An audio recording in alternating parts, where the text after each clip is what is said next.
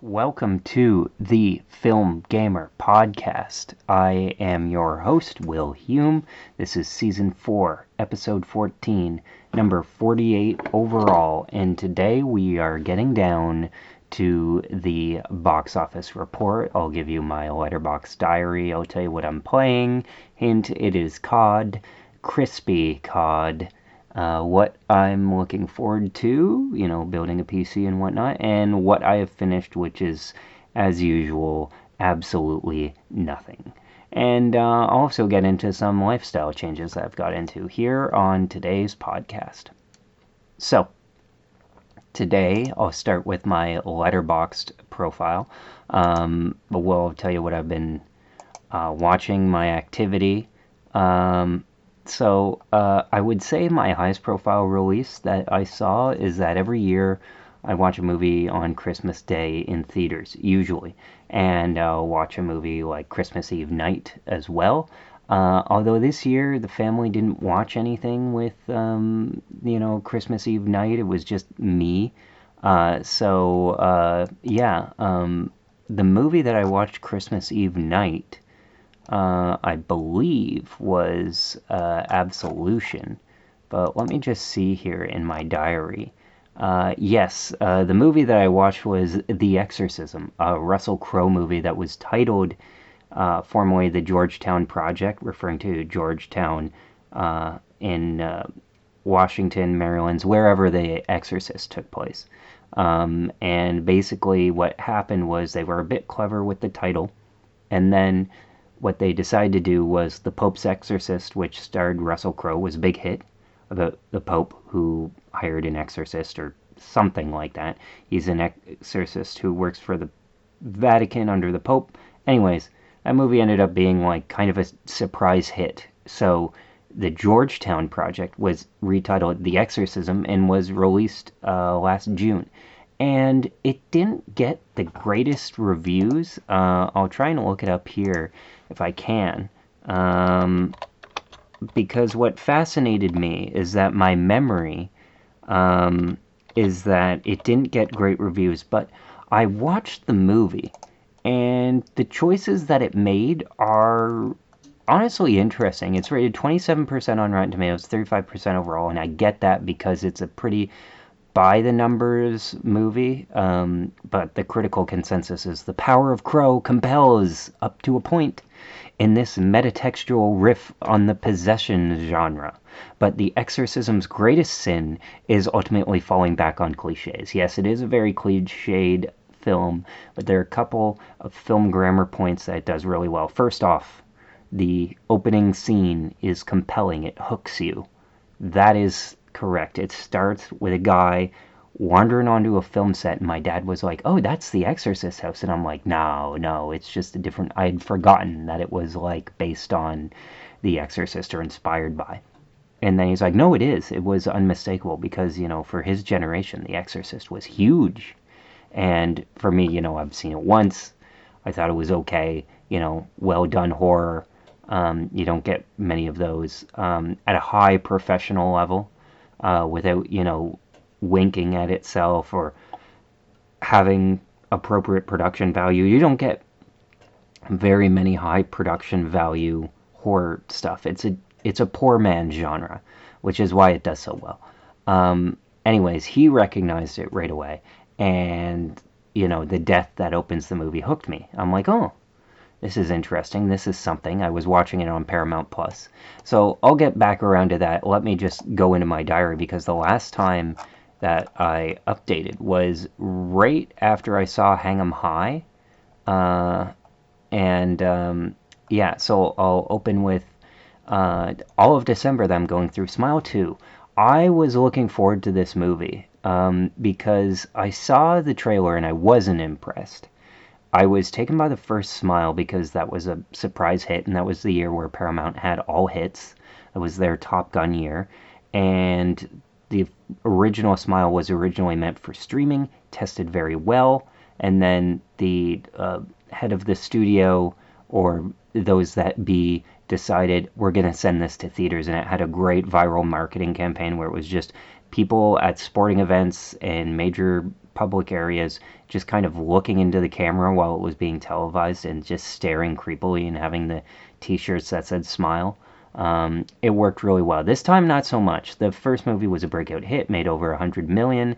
This one made about half that, in like the 60 million zone. Although I would find it to be a better movie. The first movie is basically a knockoff of Gore Verbinski's The Ring, which starred Naomi Watts, the whole 7 days thing. And the rules apply to this. It's basically somebody experiences a traumatic event. You're given 7 days to kind of turn it around, or, death comes for you. It's also similar to Final Destination in that regard, but the rules are basically the same. And I wasn't super impressed. There was some eerie stuff in the first Smile. This Smile is the same thing done at a bit of an elevated level with an incredible opening. The opening to this movie is just absolutely incredible. It's tense. It's a bit too loud, like where it springs up really high and then goes back down quietly. But the idea of following a singer on tour who's like a pop sensation really does serve the movie well, because the movie's a lot about paranoia, and that's what can cause scares.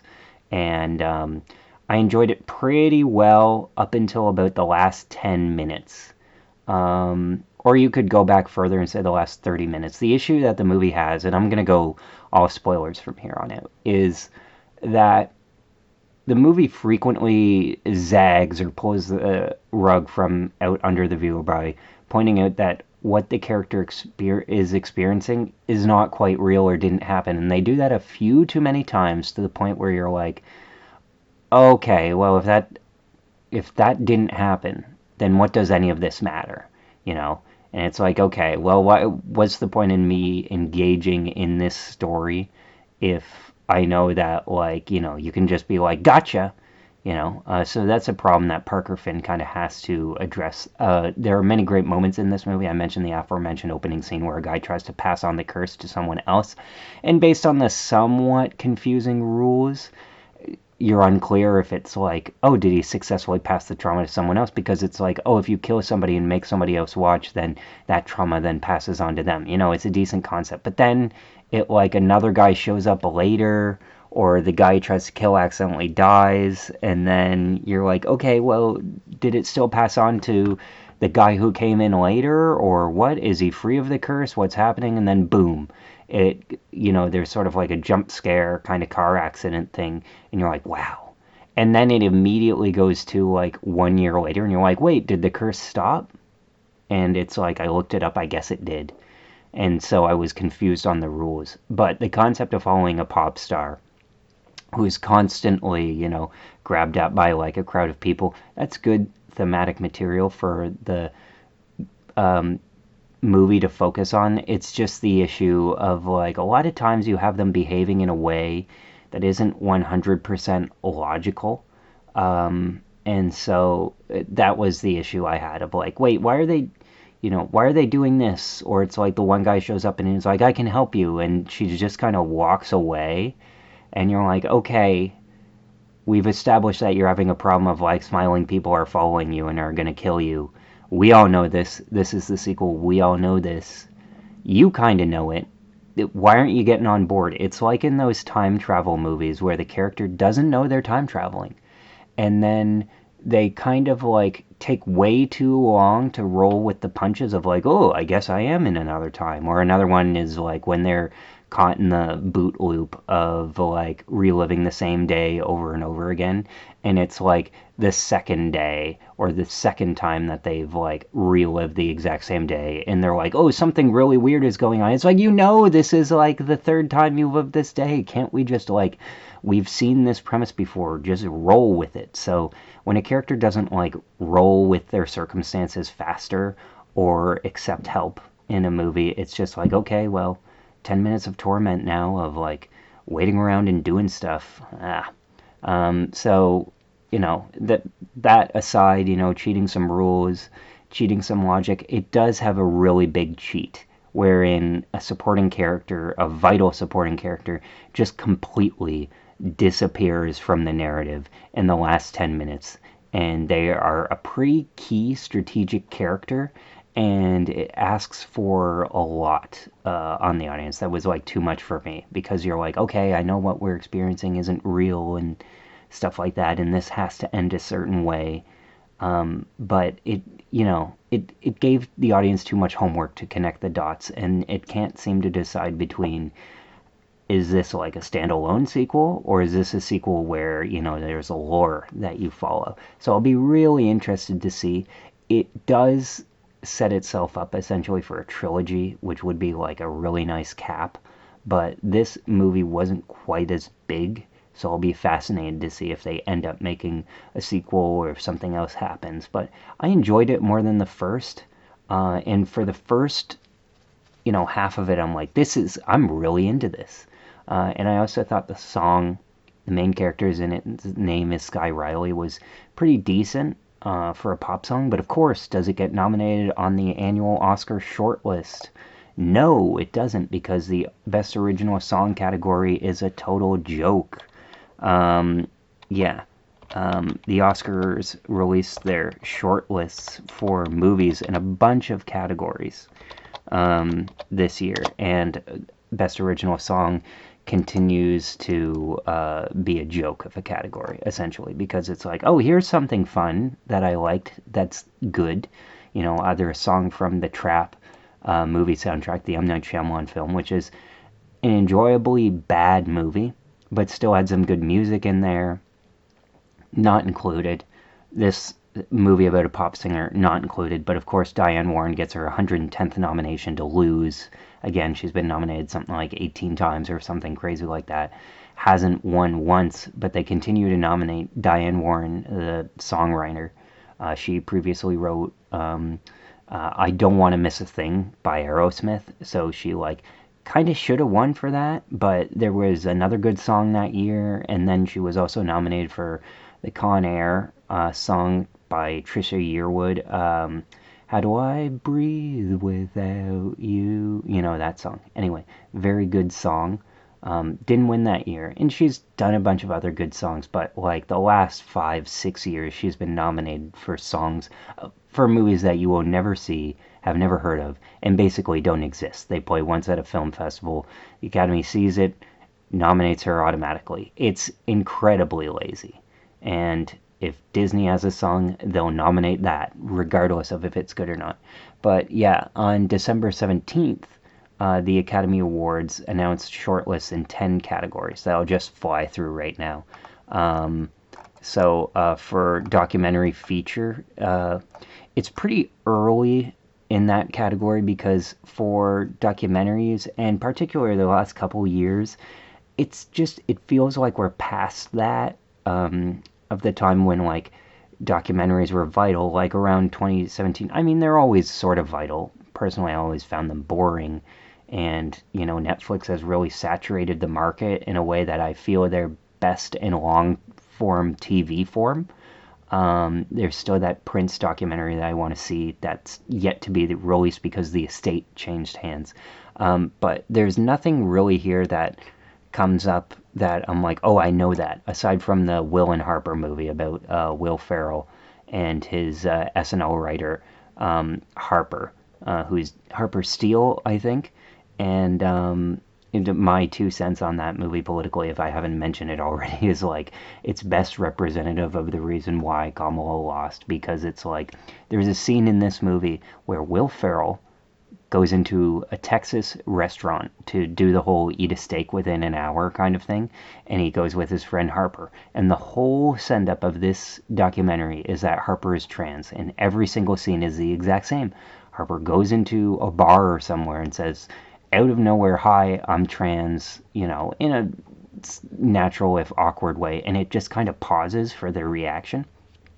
Here, Will Ferrell goes with Harper into a bar. They eat the steak, and everybody's like, yeah, Will Ferrell, Ricky Bobby. And Will Ferrell basically says, no, I'm not that character you love. I'm Sherlock Holmes, the crappy movie that I was in. And people get mad because they don't want to be reminded of a crappy movie. They want to be reminded of the thing that they like. They don't want some gimmick to be shoved in their face. And people aren't like the nicest. There's a bit of a mean atmosphere. It's the closest thing to a compelling scene that movie possibly could have had. And then afterwards, Will Ferrell's like, yeah, gee, I didn't feel good about that. And it's like, yeah, well, no kidding. And the documentary ends with Kristen Wiig giving a kind of crappy song that's not very good. That made the shortlist, of course, for Best Original Song. Um, they always let in like a gimmick song most of the time, but like, yeah, it's Netflix, so they had money to burn. So I was really looking forward to that movie. By the way, it was made a big splash at TIFF, and people had told me that it was really good. And then I went to be a filmed extra for someone's documentary, and they kind of played that on silent, and just seeing it, I'm like, oh, I'm looking forward to seeing this. And then when I watched it, I didn't like it. But nonetheless, that terrible documentary is shortlisted for best documentary because we all need some fluff. And then documentary shorts, you usually hear about that afterwards. I bet you, though, if you watched most of the documentary shorts that were Oscar nominated, or just Oscar winning, I'm sure most of them would be, good. Because the whole branch of people, it's like their job to choose the best one. So, if you're bored one day, look up the best Oscar-winning Best Academy Award shorts, and watch a few 5 to 20 minute movies that are probably pretty good. It's just every once in a while they'll nominate like some hacky, crappy thing. Like a few years ago, there was one that was about a police shooting, and guess what? The guy is caught in a time loop, and guess what? The message is racism is bad, and cops are racist. And, the funny thing is, the exact same tone and message was conveyed in a Twilight Zone remake episode, which was better illustrated than the garbage that ended up winning best documentary short, or sorry, best narrative short. Van Lathan, formerly of TMZ, now of The Ringer, produced it, and it won the Oscar for best short film. But anyways, I digress. Anything else here? Yeah, best international feature film. Past couple years, essentially post Parasite, there's usually been two directors from this list, from the international films list, that the directors branch of the Academy has been like, we're going to reach across the world and pick, the best director that year for films we think should be spotlighted. I think it was last year, or yeah, there was The Zone of Interest, which was nominated, although that was made by an American director and it was in German, but he's an English filmmaker, not German, or sorry, not American. The Zone of Interest, and that was like a foreign language film. And then there was Anatomy of a Fall, which was, another crossover hit, and then a few years before you had Triangle of Sadness. So couple of years, there's always been, in recent years, this decade, a movie that like is in another language that transcends, that really makes it worth your time to watch.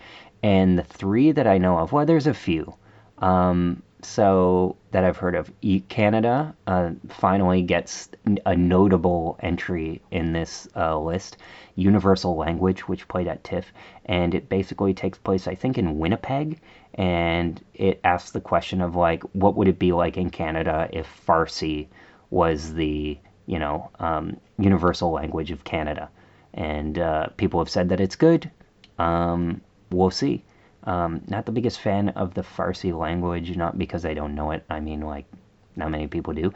But, anyone that sounds harsh, like the non-romantic languages, they call them, it doesn't, like, flow. But I'll be nonetheless interested to see the movie because people have spoken so highly of it. And, Canada never makes it onto these lists. The last one I remember was Denis Villeneuve's Incendies, which was nominated, which is a pretty decent movie to watch. Okay, what else do we got? The Girl with the Needle. That's from Denmark. I've heard of that. It's advertised on the Vanity Fair podcast. the girl with is, you know, a subgenre I follow. The, the girl who does stuff. She has a dragon tattoo. She's been on a train. You know, she has all the gifts. Um, Let me see here who's directing it, because they've mentioned this director.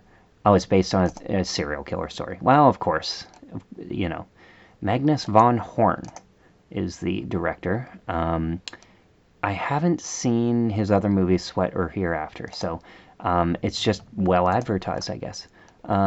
Historical psychological horror film directed by Magnus von Horn. Great title of a filmmaker. From a screenplay written by him in Lean Langbeck. Langbeck? I don't know. I butchered that. Anyway, very loosely based on the true story of Danish serial killer Dagmar Overby, who manipulated impoverished mothers into leaving their unwanted children in her care as adoptees and subsequently murdered them. She was sentenced to death in 1921, but it was later changed into a lifetime in prison. Overby remains Denmark's most prolific serial killer. Okay, so it's a serial killer story. People love those. They're entertaining. They have solid beginnings, ends, questions, judgments. The Girl with the Needle, I'm sure that'll be interesting to watch. Amelia Perez from France, because Jacques Audiard made it. It is a musical with Selena Gomez, Zoe Saldana, and the newcomer woman who I cannot mention because I don't recall her name. And I also don't care to see this movie too much. It was heavily promoted at TIFF. It's about a woman who is transgender and becomes a Mexican drug dealer, and it's also a musical. It's I watched the trailer and was intrigued. So, you know, Jacques Audiard, he made the movie Rust and Bone, I believe, and you know, Netflix recognizes that this is like their Oscar bait movie of the season, so they've just poured money into it. They showed it to a whole bunch of people at TIFF, tried to get it to win the audience award, which amazingly was given to Life of Chuck, which I still haven't written a review for. And oh boy, like, I didn't like it at all. This guy previously made A Prophet, which was really heavily given a lot of praise, and I watched it and it was like okay, kind of boring. It was nominated for Best Foreign Language Film.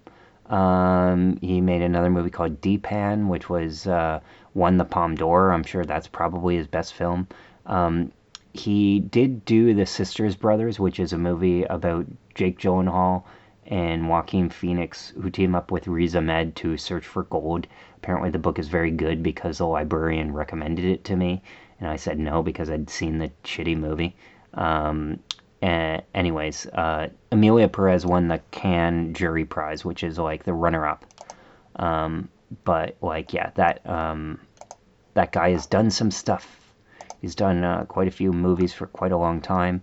But yeah, Rust and Bone is the one that I know best.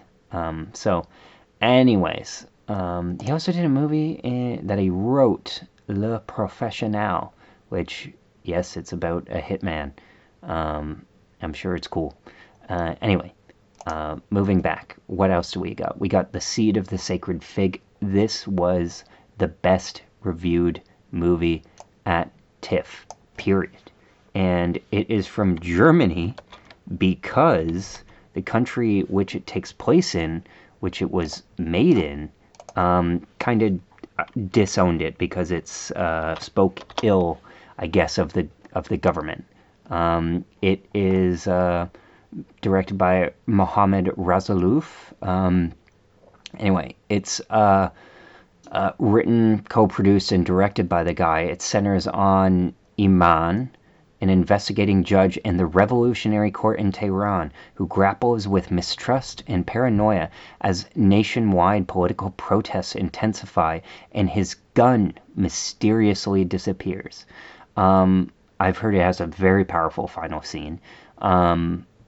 It is like what I think is going to be similar to Zone of Interest and Anatomy of a Fall, like the one of the two breakouts of the year that are like foreign language, where again, this decade, it seems like every year now, like Drive My Car was one of the, first post breakout movies, with COVID and whatnot, where people are like, okay, there's not a lot coming out. We're going to have to dig into other countries to find good movies that are coming out. And that was the first one where it's like, got a Best Picture, got a Best Director nomination, and people were like, oh, maybe I should go see this. And I did.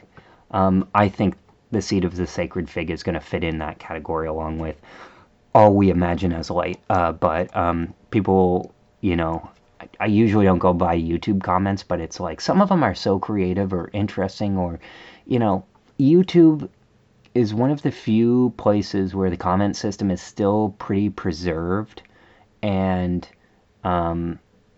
you still have the free speech not completely taken over by bots.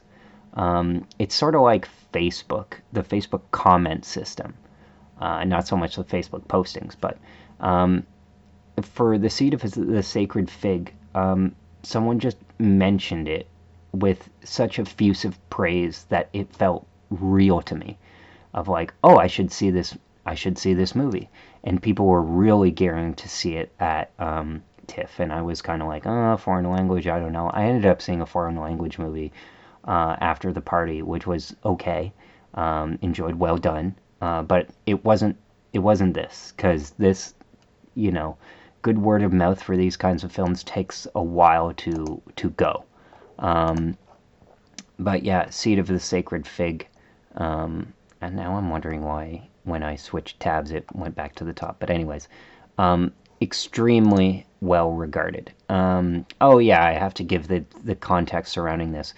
So it's a fictional narrative combined with like real images, of the Iranian protests that were violently suppressed by Iranian authorities. So Iran was never gonna choose this to be their movie.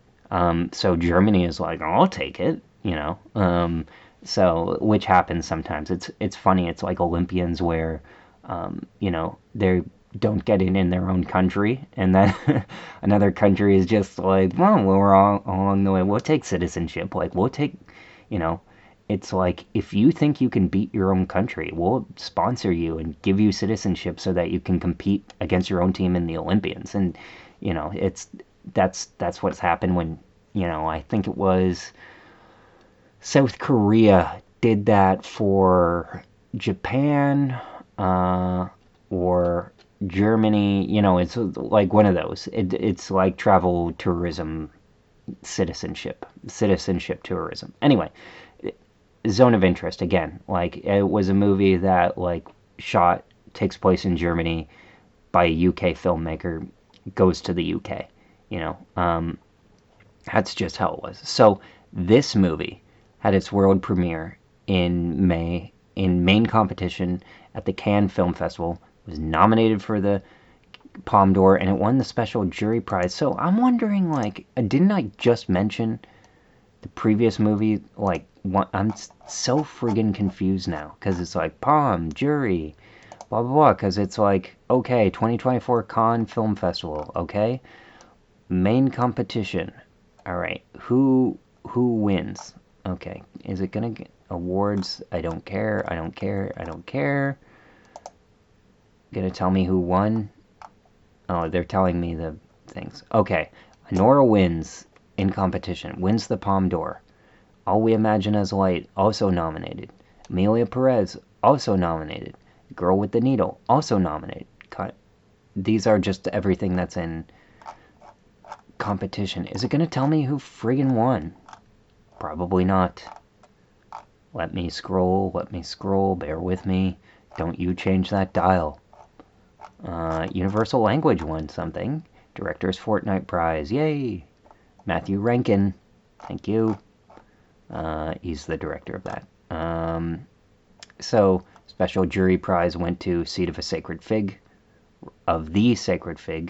and then honorary Palme d'Or, don't care, that's made up. Whatever. So I'm just so confused here. So if it was nominated and won this jury prize, I'll get back to this. But anyways, ahead of the premiere of the movie, Russelov was sentenced to 8 years in prison by Iranian authorities. So they weren't really going to select his movie, I guess, for official selection because the country selects it. He successfully fled to Germany, uh, and then the movie received critical acclaim, was released, was named by the National Board of Review for Best International Film of this year. At the Golden Globe Awards, it was nominated for Best Motion Picture Not in the English Language, and it was chosen by Germany for Best International Feature, making the December shortlist, which I am reading right now. So yeah, Sacred Fig. There's also Touch. I've heard of that. If I go to it, I'm not going to get into the who won what award at Cannes because it's like, they're acclaimed. We get it. Okay. Touch. Iceland. It's probably going to come up and reconfigure to what it was. Snerding. Don't know how to do it, but what is it about? Hey, Baltazar Kormaker. So, I love this. So, foreign language dude, he's considered visionary, but he's like one of those directors where it's like the movies that he does in his own language are like better than the American ones he did. Because I remember watching Contraband, the Mark Wahlberg movie, where you guessed it, he smuggles contraband. But I'm like, nah, it wasn't a bad movie, I liked it. And then he directed The Deep, which was selected for Best Foreign Language Film before it was made Best International Film at the Academy Awards. And then he made Two Guns, also with Mark Wahlberg. And I'm like, that movie wasn't bad. Him, Denzel, they team up for a heist. The plot is insanely confusing in that movie. It like makes kind of no sense. The guy who wrote it, I've never heard of another thing that he did. He's like a TV writer. Wrote for, Law and Order LA and stuff like that. Hasn't written anything since. Well, he did Crossbones and Sneaky Pete and stuff like that. But anyways, confusing script, that one. So after that, he made the movie, Baltazar made the movie Everest, which is about, Mount Everest, I wouldn't say disaster, but it's like a lot of people died separately because there were too many people on the thing. I wrote a review of it. You can read my review on FilmGamer.com. But it had an all-star cast. It was supposed to star Christian Bale. Christian Bale drops out. They get Jason Clarke, who's not as good of an actor. And then the movie kind of is just kind of there. Like, it's a movie that you're like, oh, wow, all these people are in it. And then it doesn't, there's nothing to take from it aside from Dario Marianelli's score, which is pretty good, at least according to Spotify views. I've listened to it a couple of times. I'm like, yeah, this is good music to listen to, the soundtrack for Everest, but like, I don't know, it's like weird because it's not like hit music or something. It's just found its way into my playlist so many times when I'm listening to, original movie score music to meditate to. Odd.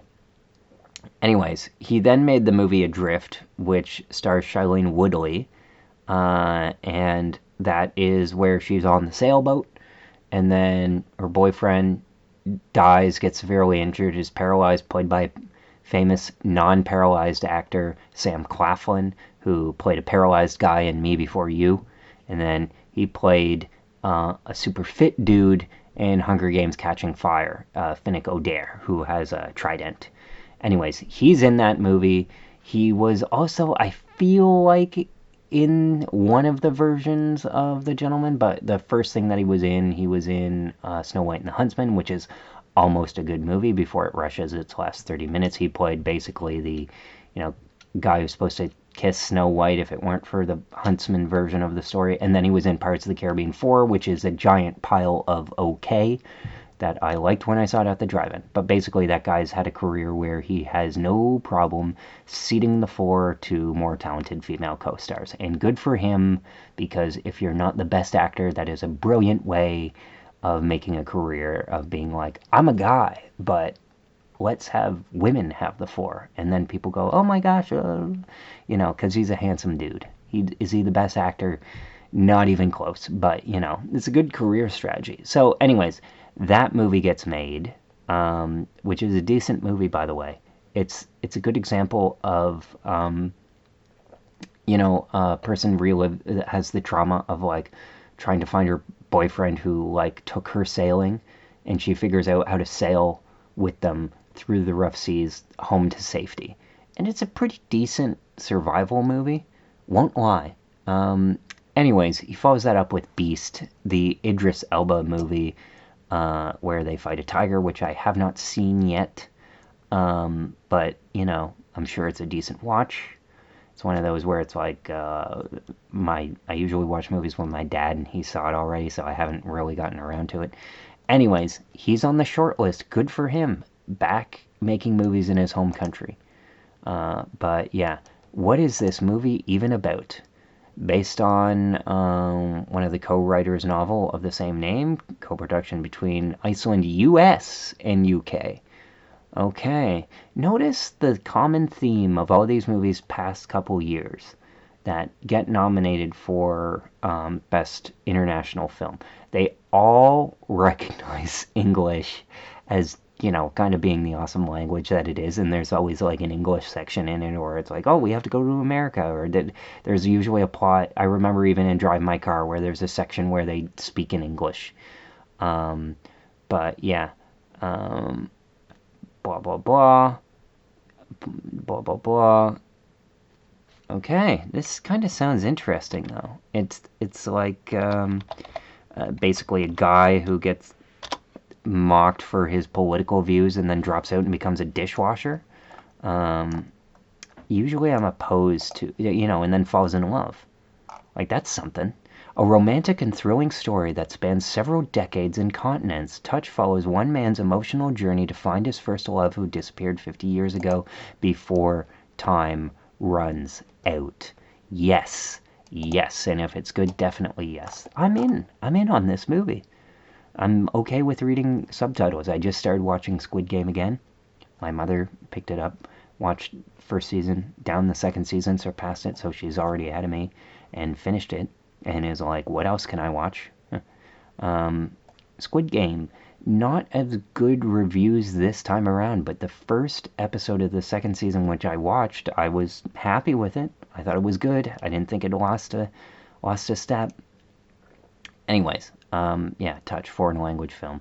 Also similarly named to the Kiefer Sutherland TV show, which I remember appearing on TV, having a decent run, and then, I've seen a lot of people watch it on streaming lately, and it's one of those Crash-esque, we're all connected kind of corny TV shows, but, I'm sure it's something to watch. So, if you're naming your movie Touch, you got something going on. It's kind of like naming your movie Crash. It's like it's been done twice, but, both well regarded entirely differently, different times. Anything else that I was going to say? How to Make Millions Before Grandma Dies. Now, the big thing was that All We Imagine as Light was not on this list. However, I think that it is going to get nominated for Best Director anyway, because people say it's very good. If I search All We Imagine, is it going to come up? Yes, it is. Top answer on Google. It is. Is it going to take me to IMDb? I need to figure that out like quickly, because I go from Wikipedia to IMDb, because Wikipedia is better organized by far, and IMDb becomes increasingly unwatchable. And I mean, like, when you're watching the screen as there's like crappy pop-ups, you have to go into multiple pages, it just gets worse and worse. Anyway, written and directed by one person who has yet to respond to me on Twitter, but maybe they will when she does get nominated for like Best Director or something, as the two, one of two foreigners in the slot. Payal Kapadia, it's a woman. Okay. Yeah, had its world premiere at Cannes, nominated for Palme, won the Grand Prix. Again, like, they have the Grand Prix, they have the jury prize, they have the Palme. So it's either like second or third place. So it's like first place Sonora, second place Seed of the Sacred Fig, I think, and then Emilia Perez somewhere in there, and then this is like Grand Prix, wherever that is. First film from India to compete in the main competition since Swaham in '94, which I just saw listed. Who did that? Nobody. I'm thinking of something else. Okay, well, that was a quick answer. All right, received a limited release. Yeah, top Sight and Sound poll is best film of 2024, named one of the top 5 international films of 2024 by the National Board of Review. Golden Globe Awards also received best foreign language film and best director. Best director, Golden Globes, foreign language movie. That doesn't happen often. And yeah, it was not selected to be submitted by either France or India, who made it, with France submitting Amelia Perez because, that had Netflix money behind it, and India submitting La Pata, the Ladies, which did not get picked.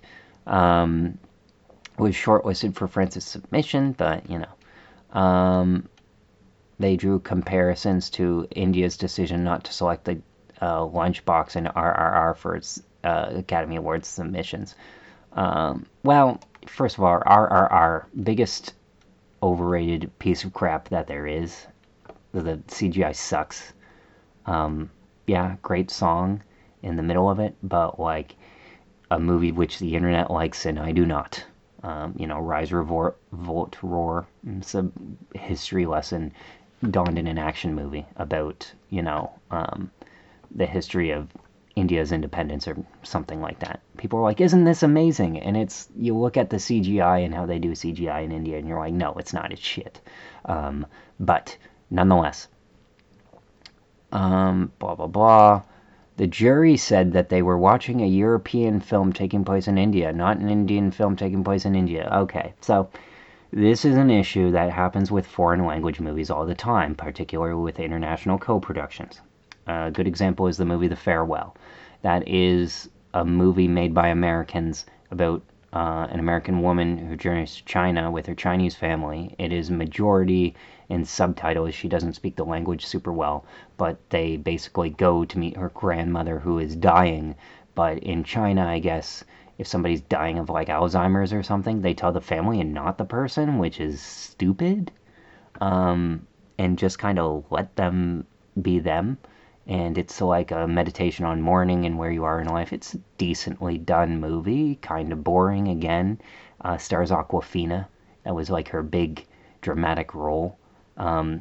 Anyways, that movie wasn't submitted by China for the Academy Awards because China was like, it's an American movie. And then it wasn't submitted by America, not for Academy Awards, but for like funding or something like that, because they were like, well, this is clearly a Chinese movie, and it just basically fell in the no man's land. Really, either could have taken it. I suspect India in this case didn't want to take it because of like political or something like that, which I wonder, like, if there was a movie made, and of course there could be a good movie made, about Justin Trudeau and his corruption, or something like that, would Canada accept it? Yeah, probably not. But unless it was like a super sweet movie, and it's like, oh my god. But usually when it gets to that case, when a movie is so good and is so high profile, it doesn't really need to be selected. Like Anatomy of a Fall, which was critical of like the courts and stuff like that, and the person was like who made it was like a protester, and she ended up winning the Academy Award. That wasn't selected for foreign language film or international film, as it's now called, by France. They chose The Taste of Things, which is supposedly a very good movie. And people were like, oh, why would they not take it? And it's because it doesn't really need the publicity. Just pick another movie. And that movie was good enough to get in, and Anatomy of a Fall still got in, and more people watched it. So it's kind of, it is splitting hairs successfully to like choose another movie because people are like, well, try this movie. And worst case scenario, the popular movie remains popular, and then nobody watches the movie you submitted. But best case scenario, people watch the movie you submitted and the popular movie. So again, it's not a big deal. But yeah. Yeah. Anyways, blah blah blah blah blah. There are two films in India doing this well. It's good that they're both made by women. Blah blah blah. Yeah, movie being snubbed. Let me get to the plot of the movie. Yeah, blah blah blah. Oh, it was an all-male jury, so of course they didn't look at it, I guess. I guess that depends who's on the jury, though, of the Academy Awards. Although they really, kind of suck. like the Academy. Like, I feel they used to. It's different. They used to be better. They're better in a lot of ways now, but worse in a lot of ways because it's like the system can be gamed a lot easier now. People know the process, but as a result, it's a bit more of an open process.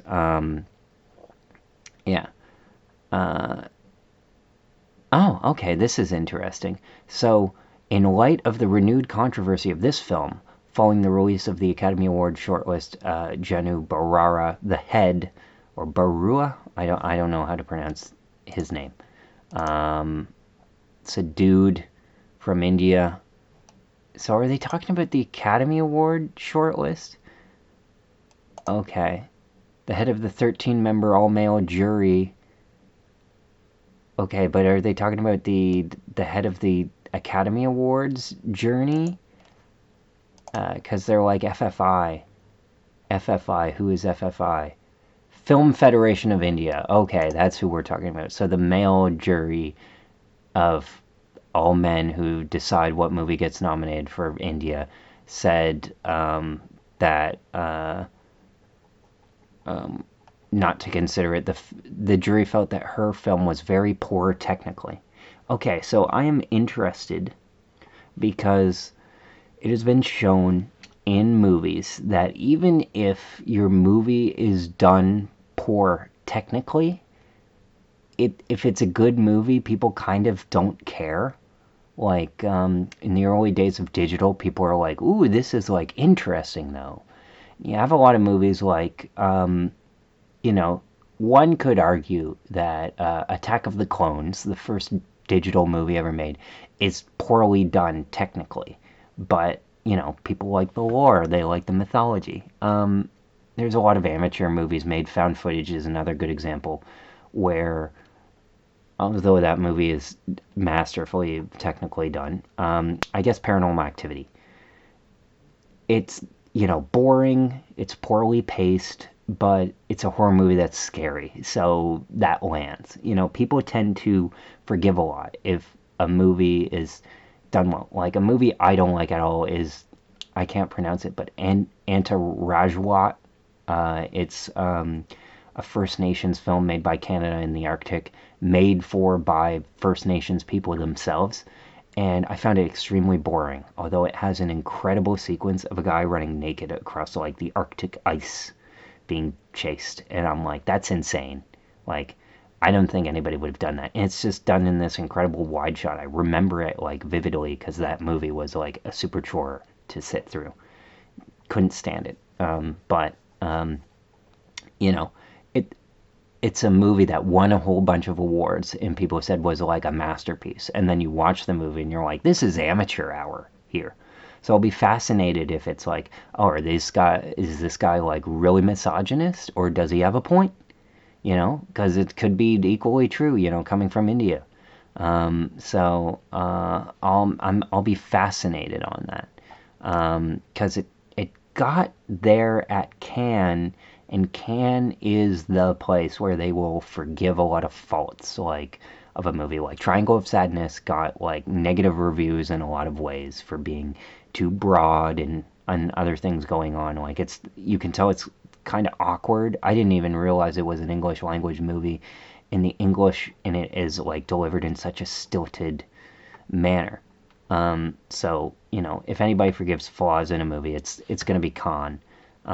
So I'm just kind of wondering because I just remarked about another Indian film that didn't get nominated for the international shortlist, RRR, which I thought was, I wouldn't say it's poorly done technically, but I would say that the special effects suck, and other people just didn't care, and they don't care on other movies today because pretty much every movie has crappy special effects now. I have another movie on my film list which has good special effects, Godzilla Minus One, which won the Academy Award for Best Visual Effects, and those were like really well implemented. But like that's the exception to the rule because most movies, like Marvel movies you see now, they look like mud. The latest Craven Marvel movie came out. They look like mud. It looks so terrible that even though the outgoing CEO of Sony Pictures was like, it wasn't that bad. And it's like, well, good thing you're leaving, buddy. But anyways, so All We Imagine as Light didn't make it. Okay, moving on. Different Man and The Apprentice get nominated on the shortlist for makeup. Both star Sebastian Stan. Right on. Small movie. Beetlejuice gets nominated. No surprise there. Dune Part 2. Amelia Perez again. Maria. Angelina Jolie playing a historical figure. Got to use makeup for that. There you go. Nosferatu. Of course, vampire movie that gets nominated. Waltzing with Brando. If you look at how they made Billy Zane, who looks like Marlon Brando, just see pictures of that. That's impressive. The Substance shortlisted, of course, that uses makeup effects because in the end, the person becomes like a deformed ball of pus and bile and stuff like that. A gargling monster, basically. So it's like, yeah, it's done practically. Of course, that would have, its own screen credit. Also mentioning makeup, just shout out to the creature effects who designed Krampus, which got their own credit in the movie Red One. That's the one practical part of that movie that's done, and it's like, that's why you do practical. That's why makeup is important. Then Wicked gets nominated. Yeah. And then, what gets nominated for score? Man, Alien Romulus. Yeah. Challengers, that's a good score. That's probably the most surprising one. Fire Inside, again, I saw this movie at TIFF. I forgot that I was supposed to do a review of it and post it by Christmas Day. We're now 4 days removed from Christmas Day, and I still have all my notes from TIFF in my Letterboxd review. And I could post it, but I'm not going to because the movie is just kind of it's enjoyable to watch. I don't think I'm adding anything posting my review of that, but I might. We'll see. Blink Twice, don't remember the score. It's difficult because a good score blends in a lot. Gladiator 2, don't remember it. I don't remember any of these scores, pretty much. Although the score of Nosferatu is good. I saw that a few days ago, and my brother leaned over to me and was like, who did the score? And I knew that it was somebody that I didn't know. So it was like a new guy who had worked with Robert Eggers before. So that was like one of the things where I'm like, yep, this score is good. So that'd be fine. Sing Sing, again, supposed to be great. 6888, I've seen it listed on Netflix. I've heard good things about the score from The Wild Robot. I don't remember the score from Young Woman in the Sea. I can picture it being good. Maybe I remember the score or something, but there's nothing where it's like, oh wow, amazing. The most notable one was Nosferatu, and even then, it's that was pretty good, but I wasn't like this score's amazing. So I would give it to challengers. Because people are going to be like, oh, I don't want to give it to Trent Reznor and Atticus Ross a third time, and it's too bad. They did good work. But Robert Carolyn did the music for Nosferatu, and he did the music previously for The Northman. And other than that, he hasn't done anything. He's not credited on anything. So good for him, because it's he brought it. And then you have, original song, the joke of a category. The Will and Harper song sucks. Song from Wild Robot, okay. Out of Oklahoma from Twisters, whatever. There's none of these, there's Piece by Piece from Piece by Piece, okay. Sure, I'm sure it's good. I haven't heard it. And then Amelia Perez. Compress, Repress from Challengers. That's basically a score song. The only lyrics to it are compress and repress. And so it's not really an original song. It's an original composition. But, whatever. And then animated shorts, whatever. I'll see it when they all get nominated. And then we have live action short, same deal. Sound, Romulus. I would argue that's good, sure. Deadpool and Wolverine, sure. Dune, knew that was coming. All of these are obvious. Wicked, Wild Robot, Joker 2, which, at least they got nominated on something. A Complete Unknown, Blitz, Romulus. Blitz has good sound. Civil War should be on this list, and it's not.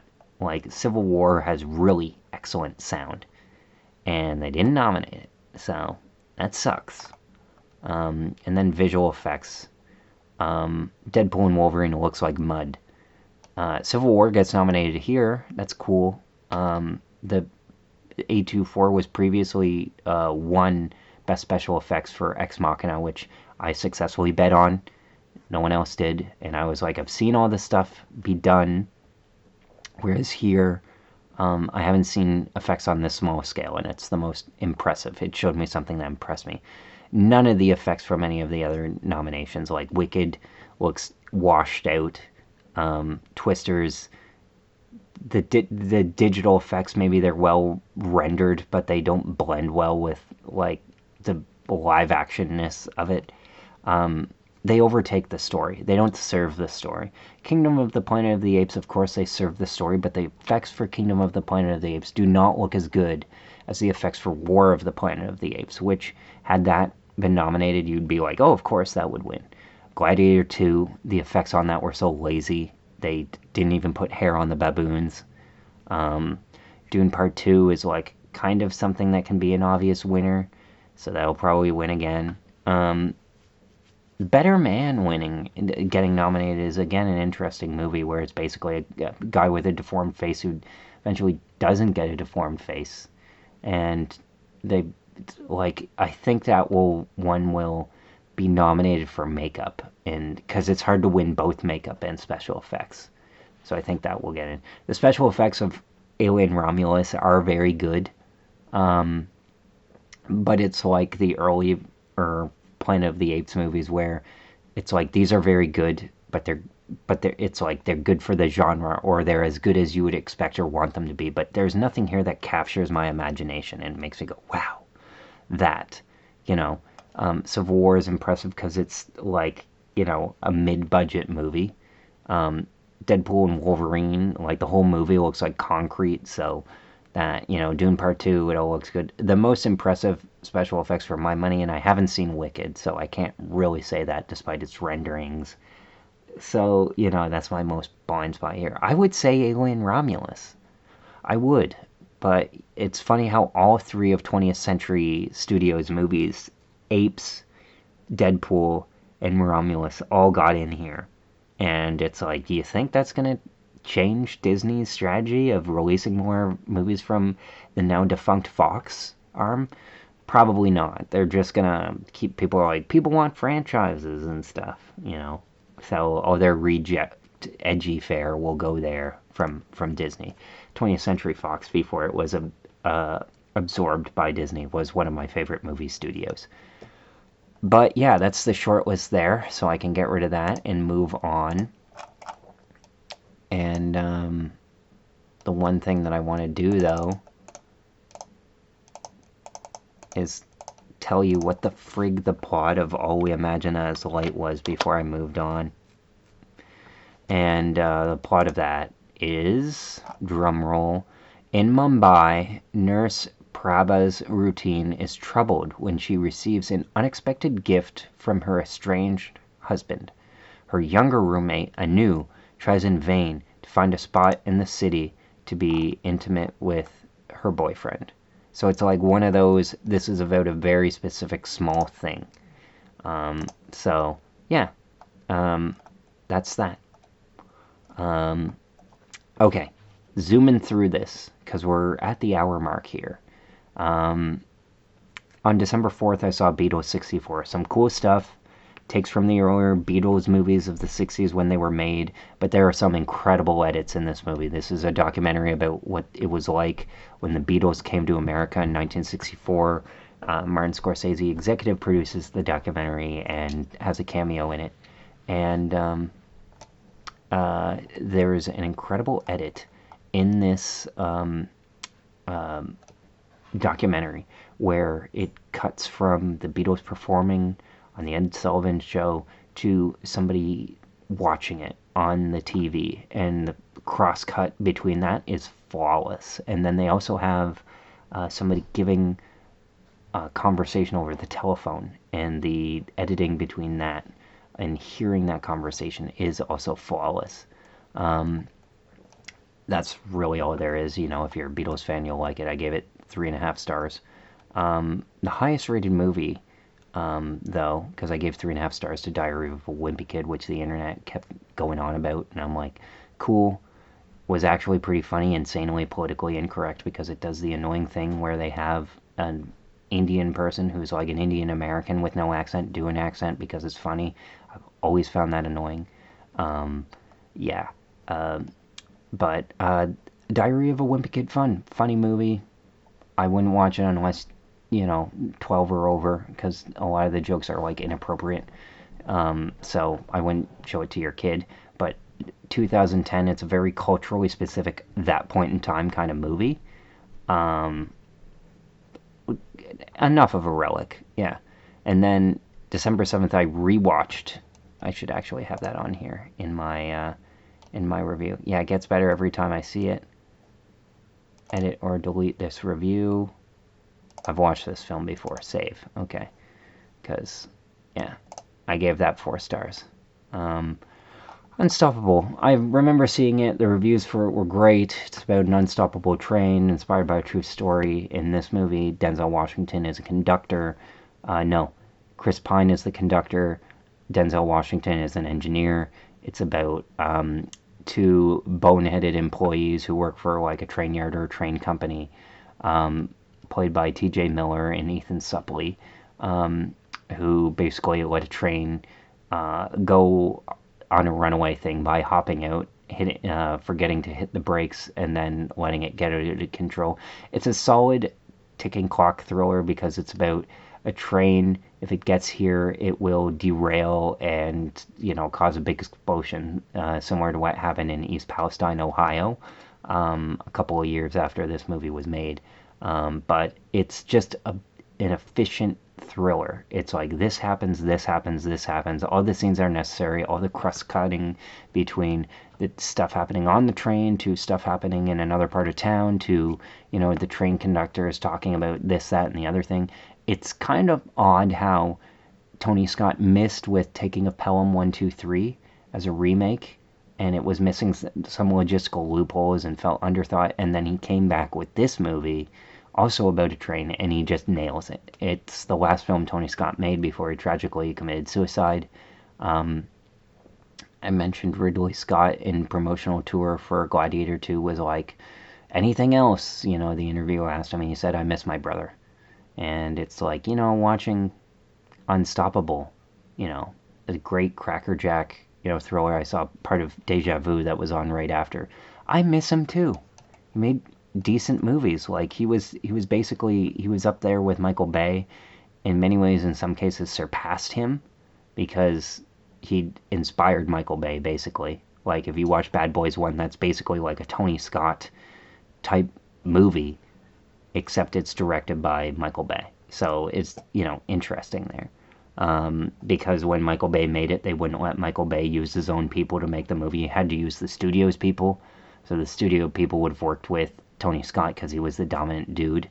And now, when you're the top guy, you take on a certain flavor of the industry, and the industry, like, kind of spits that out. It's similar to how, after The Dark Knight and Batman Begins, people are like, oh, we need a gritty reimagining because everybody wanted to be like Nolan.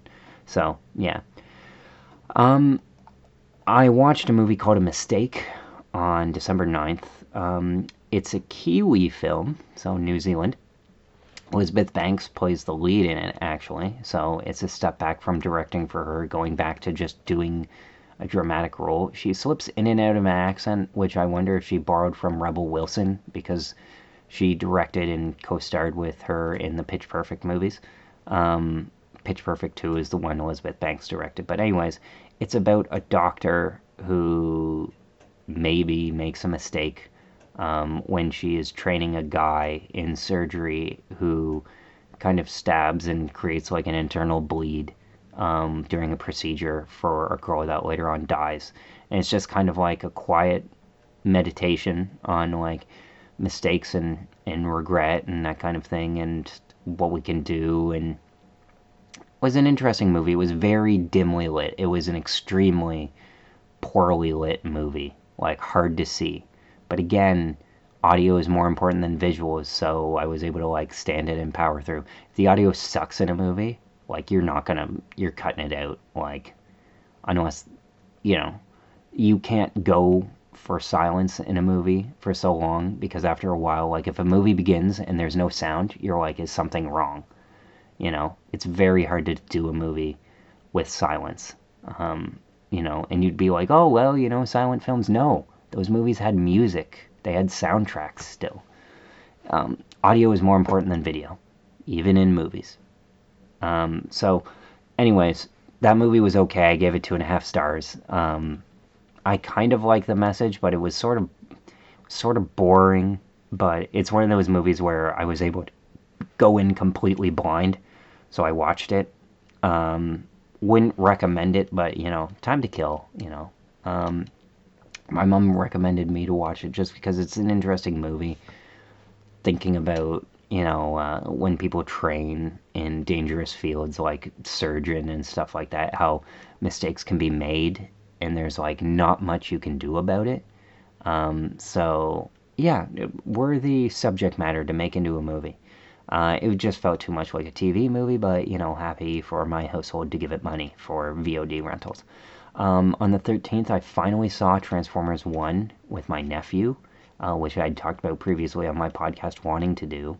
And this is exactly what it sounds like. It is a prequel to the Transformers universe, finding out, how Optimus Prime and Megatron, became what they became. And it gets the director of Toy Story 4 to do it. The animation is absolutely top notch. Bumblebee is in it as well, and then it also gets Scarlett Johansson, Chris Hemsworth, Brian Tyree Henry, Keegan Michael Key as and Steve Buscemi. So pretty great voice cast, and lets fills in gaps of things of Transformers, like in the movies that make sense. Like it doesn't violate that continuity, even though it's an animated movie. But yeah, the animation work is outstanding.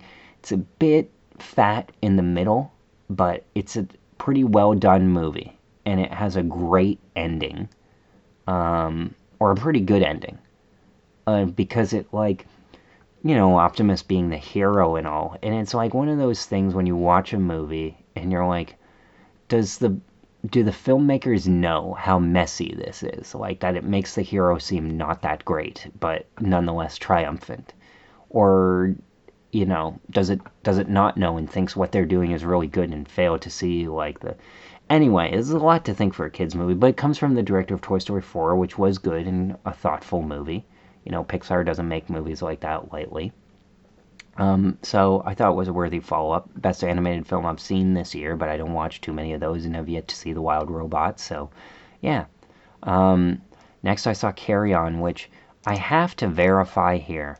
Did this movie really get 88% on Rotten Tomatoes? Because it is not a good movie. It's a Die Hard 2 knockoff. And yeah, it's at 87%. Holy crap. It would be okay, but the script isn't very good. So not sure what the critics were smoking. I know everybody likes Jason Bateman, and they want Taron Egerton to, have a career, but man, the top critic review from Empire Magazine, Die Hard Karaoke this may be, but it delivers, and eclipses at least 2 of John McClane's outings. I'd love to know. I'm guessing this guy hates Die Hard 4, which is great. It's a great movie, so if you hate it, then you don't know what you're talking about, because that's a solid movie, and it's a lot better than this. Look forward to future eye-rolling debates as to whether it qualifies as a Christmas movie. This is a thing that was just totally made up by Die Hard and Home Alone. I don't think it's propaganda or something, but now people want to entertain the debate for other things, and it's no, it just applies to Die Hard, and since people talk about it repeatedly, it's kind of insists on being a Christmas movie. Fine, if it's not regardless, it doesn't change the structure of a movie. Anybody who I respect gave it a good thing. Yes, okay. There's one big misstep. A car crash staged as a fixed shot through the windshield whose transparent digital fakery sticks out like a stuffed animal on a baggage carousel. But by and large, it's a no-frills affair, and delightfully so. I agree with Sam Adams from Slate Magazine on that. It has the worst, least believable car crash I've ever seen. And this is Movie, which is basically about a baggage handler played by Taron Egerton, who's a TSA agent, um, who gets called by Jason Bateman. That's basically the phone booth call of like, do this, listen to what I say on the phone, or I'll kill you. But it's not I'll kill you, it's I'll kill your girlfriend, who's played by Sophia Carson, who is terrible in the movie. Sophia Carson was in the movie Purple Hearts, which was a big hit. She sang a lot of the songs in it. I haven't seen it. It was a sleeper hit on Netflix, so good for her. Again, she recorded most of the songs as a singer. Not an actress. She doesn't look like she belongs in this movie. And she's the girlfriend who's supposed to be in constant peril.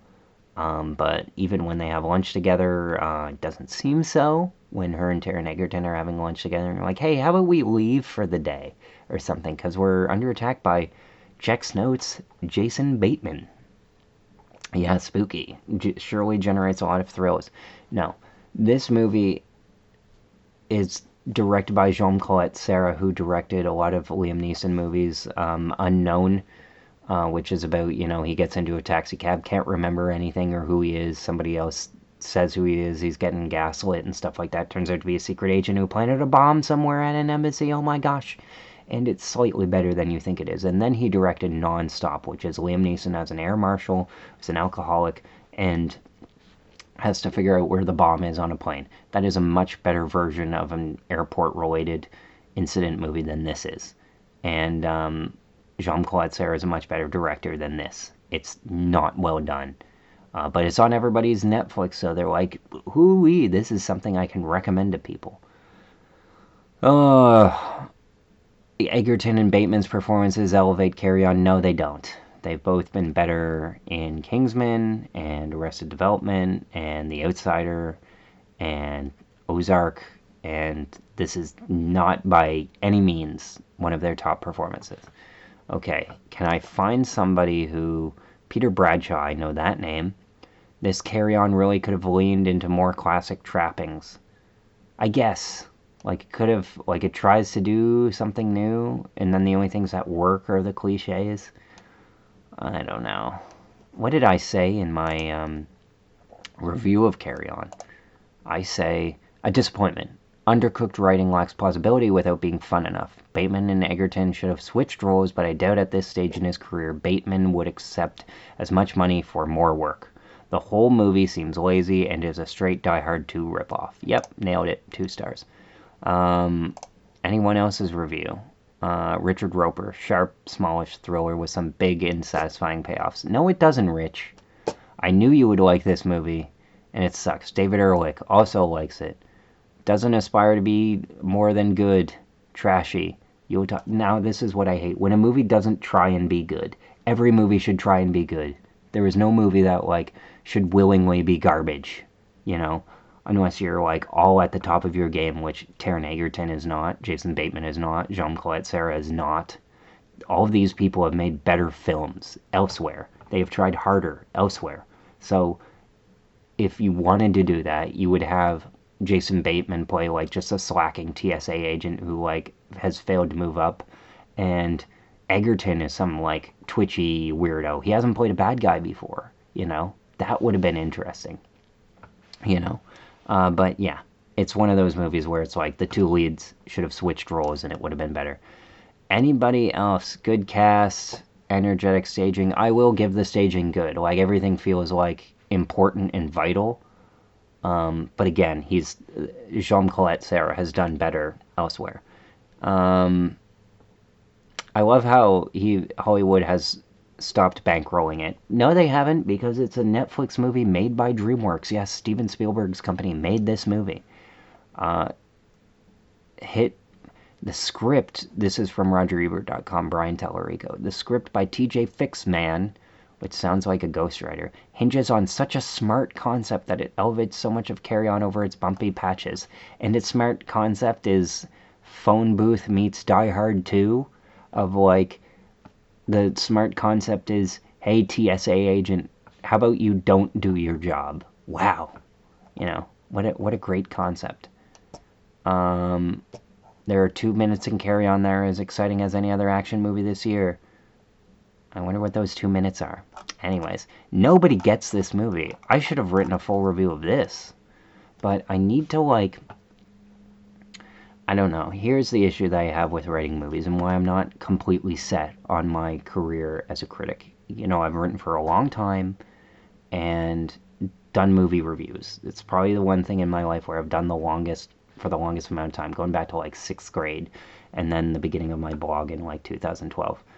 And I do it because I love it. I watch movies because I love them.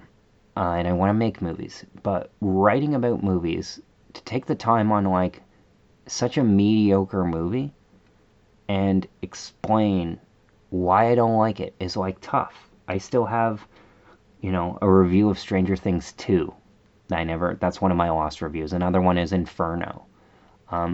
So someday, soon, I'll post those reviews and I'll get those out of my system and I'll spend time on something that like I like for individual reasons. But it has been a while, I'll admit, on my website where I have written something.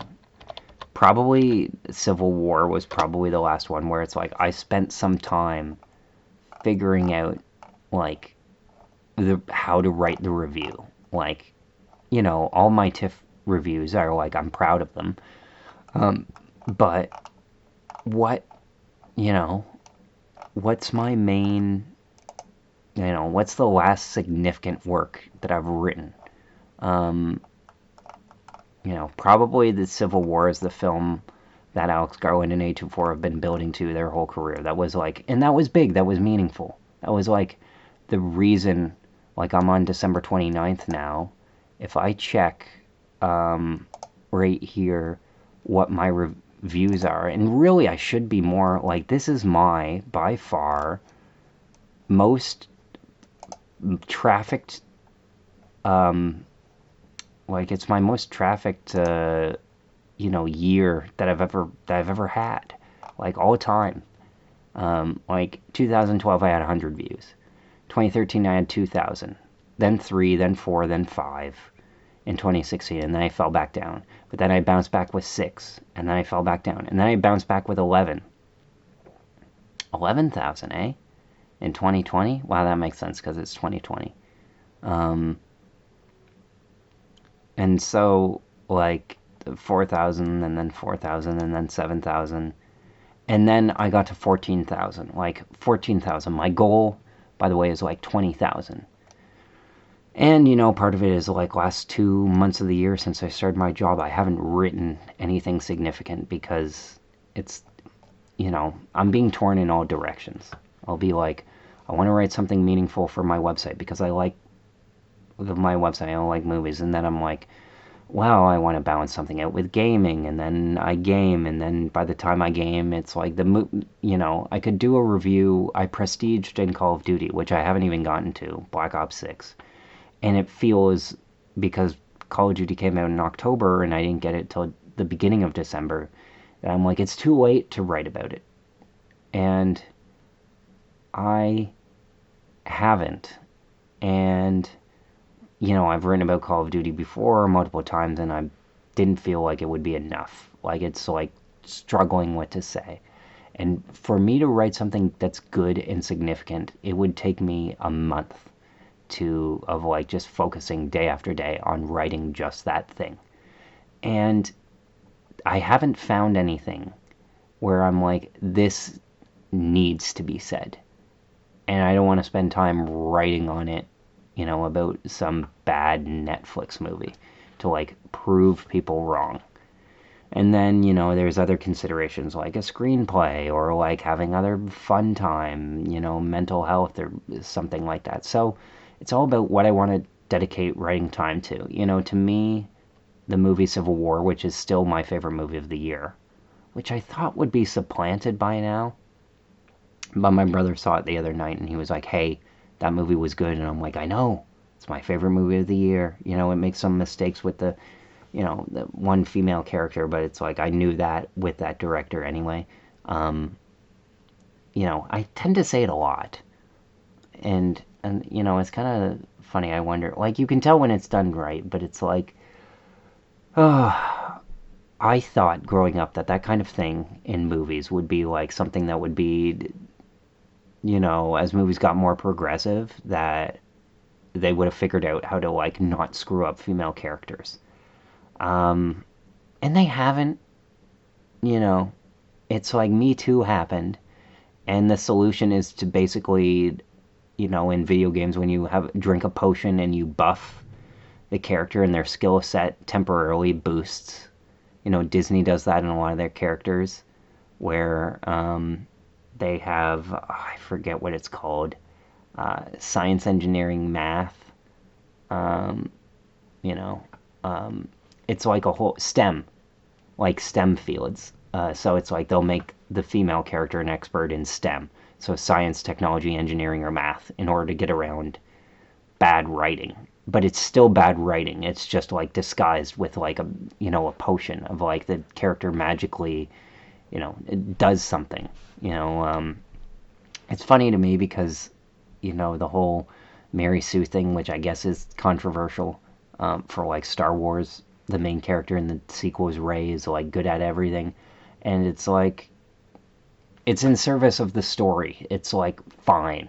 The people who are pointing out that she's like a Mary Sue or whatever are like just essentially looking for problems with that movie, because I think The Force Awakens is a pretty well done movie that's not above criticism. It doesn't do anything new.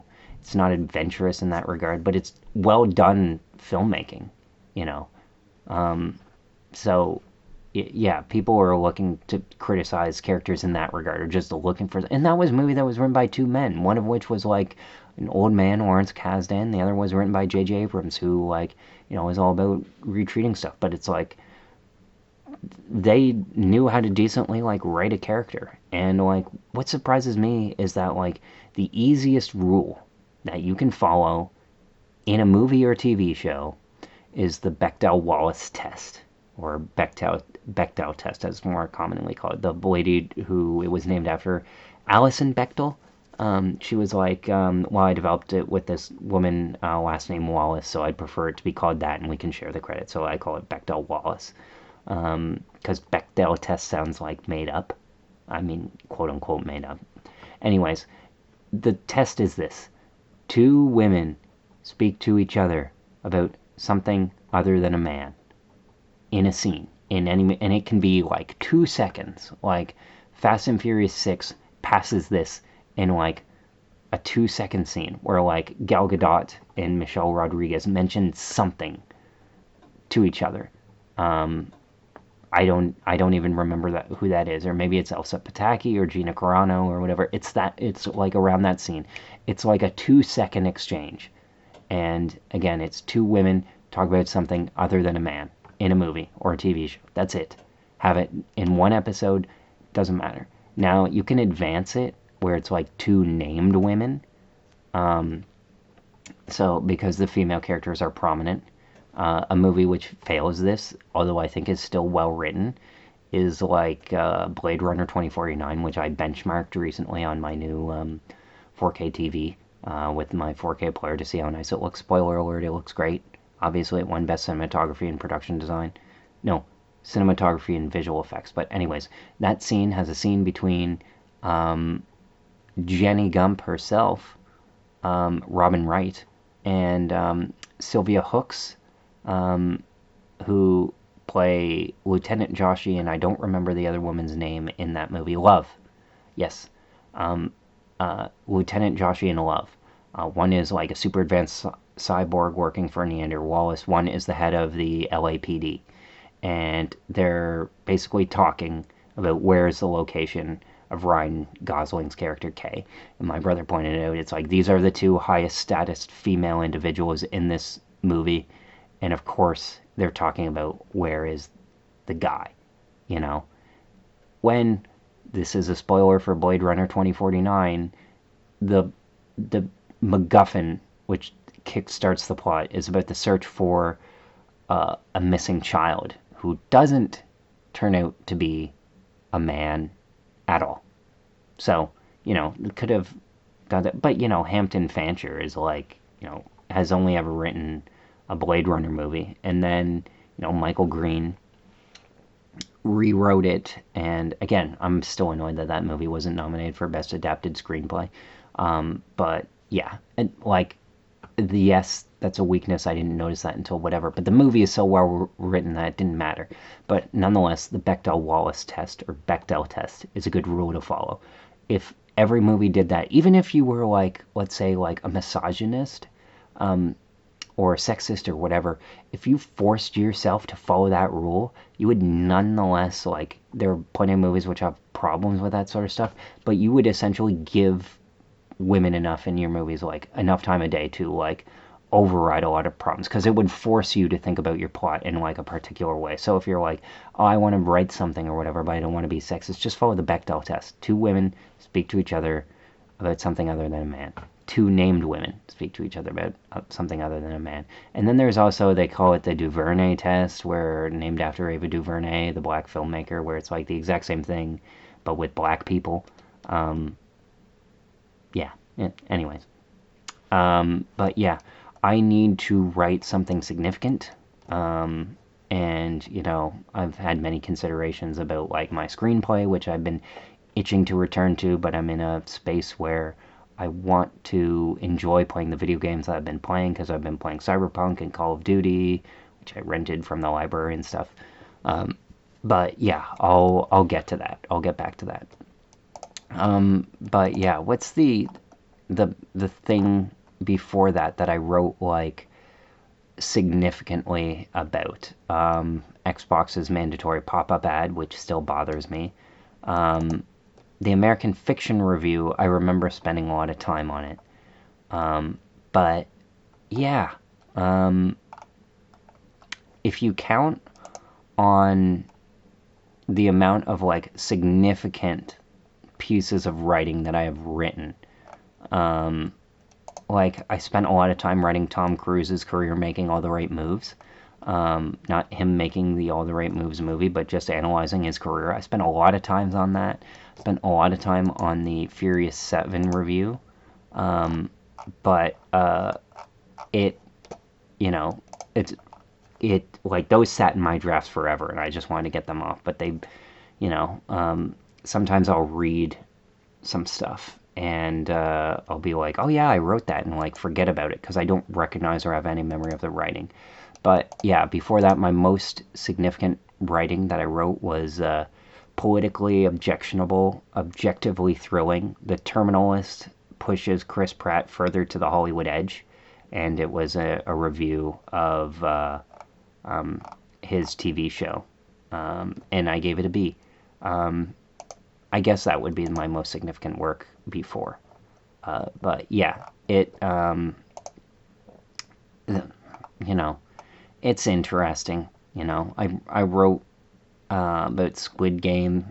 I initially did one episode, then episode 2, then a wrap up, because I'm like, okay, I'm not gonna follow this all. It's hard for me to cover an entire story. But yeah, I wrote a review of Dave Chappelle's comedy special, The Closer, which was like his first one where I'm like, he's lost it. He's not funny anymore. The Monster Inside a Nightmare on Elm Street 2 analysis. Yeah. Revisiting Orange County 20 years later. This is like getting into 2020s where, I really wrote. I wrote on Triggering Toxic Film Discourse and a Quibi Obituary, which was this something on your phone where you could, like, watch a 5-minute episode of something. Decent idea. I wrote about Raised by Wolves twice, which is funny because I never watched the second season. I spent a lot of time on a Tenet review. I even wrote 2. I wrote about them, including Mass. I wrote a Normal People review, which, when I recently went back and watched it, I'm like, this is kind of confusing. And then, The Last of Us Part 2 review is good. I spent a long time on that. But, like, Kingdom of Heaven Director's Cut is, like, up there. Again, this is, like, in 2020. With, like, the the heaviest edited thing that I wrote, and I spent like almost 2 months writing that. So it's like a question of, do I want to spend 2 months writing essentially a blog post, which is a very good piece of writing that I know I can do, but isn't gonna do much. Maybe I should just spend, maybe my resolution is going to be like just spend 3 months on 4 articles for 2025. Write one about movies, write one about TV shows, write one about, the industry, and write one about video games. Maybe I'll do that. But, anyways, that's a long time to spend talking about Carry On. I watched Red 1, 2.5 stars. It's what you'd expect. Made by Jake Kasdan, Lawrence Kasdan's son. It was fine. It's pretty good. From the writer Chris Morgan, who did a lot of the Fast and the Furious movies. It's pretty good up until like the 3/4 part when it's clear they don't know how to end it. It does a very good job of explaining the lore of Christmas and connecting it all to each other. Has some interesting ideas in it, and it's pretty well paced. The problem is that it doesn't know how to end, and it's, you know, just sitting the whole time you're thinking about it. The Rock added $100 million in budget to this movie. He got paid $50 million, and then he was late, and that caused like entire days of filming to be lost, and that added $50 million to the budget. And his production company made it. It's actually a similar situation to the It Ends With Us Blake Lively stuff, which developed further, and I might get into. I don't know. I'll just get into it now. Yeah. Blake Lively had the same thing going for her that Amber Heard had, where the exact same PR firm basically hired, instead of hiring bots, like they did with the Depp Heard thing, they basically promoted negative stories about her during the promotional campaign. With Amber Heard, it was during the Johnny Depp Amber Heard trial. And all they had to do was basically go to social media, go to Instagram, go to Reddit, and boost the post. You can pay money on Facebook and social media so that posts get more attention. And all they did was that they saw that the algorithm, or what they thought was the algorithm, was promoting or hitting really well with negative responses. If you have this opinion, in this case, if you hate Blake Lively or something, then it will do well on social media. So it basically incentivized hatred, this PR firm, by boosting negative stories about it. This was a PR move made by the director and co-star of It Ends With Us. His publicity firm did this, and now they're like turning on each other as everybody gets sued, particularly him. And what they did was they incentivized hatred for Blake Lively, who, she's rich, she's a bit aloof. She made some terrible artistic decisions in that movie, like throwing out the costume design and then picking stuff from her own collection because she thought it was like unworthy of her character or something. Which is, in a way I respect that artistic choice. In another way, it looks like you're just throwing out the job of the person who was hired to do that job. Instead of working with them, you're just going your own way, which male directors and stuff do all the time. But it's like an interesting story that I'm glad came out, because it was basically like people trashed Blake Lively. And then last week, she filed not a suit, but a complaint, which I didn't know that you could do. Like, you can just file a civil complaint in Los Angeles, basically suing this guy, or threatening to sue this guy for sexual harassment. And the funny thing is, I'm reading it on Deadline.com, and it's like, oh, she complained about this, she complained about that, and it's like all stuff that you've heard that you're like, yeah, sure, Blake, like whatever. And then it buries like the lead, because you get down to the middle and you're like, oh my gosh, like this guy was showing pornography to everybody on set, and then asking everybody about pornography. And then on top of that, he was also going to Blake Lively's trainer and like getting information from her, and then using that information to like emotionally blackmail her and make her feel bad about her weight because she had just had kids. And then on top of that, because this movie was in theaters for a long time, like he wasn't disclosing things like COVID, and then he brings COVID to the set, and then has her catch COVID, even like just basically being an asshole. And he was changing the scope of the script and adding more sex scenes and stuff like that.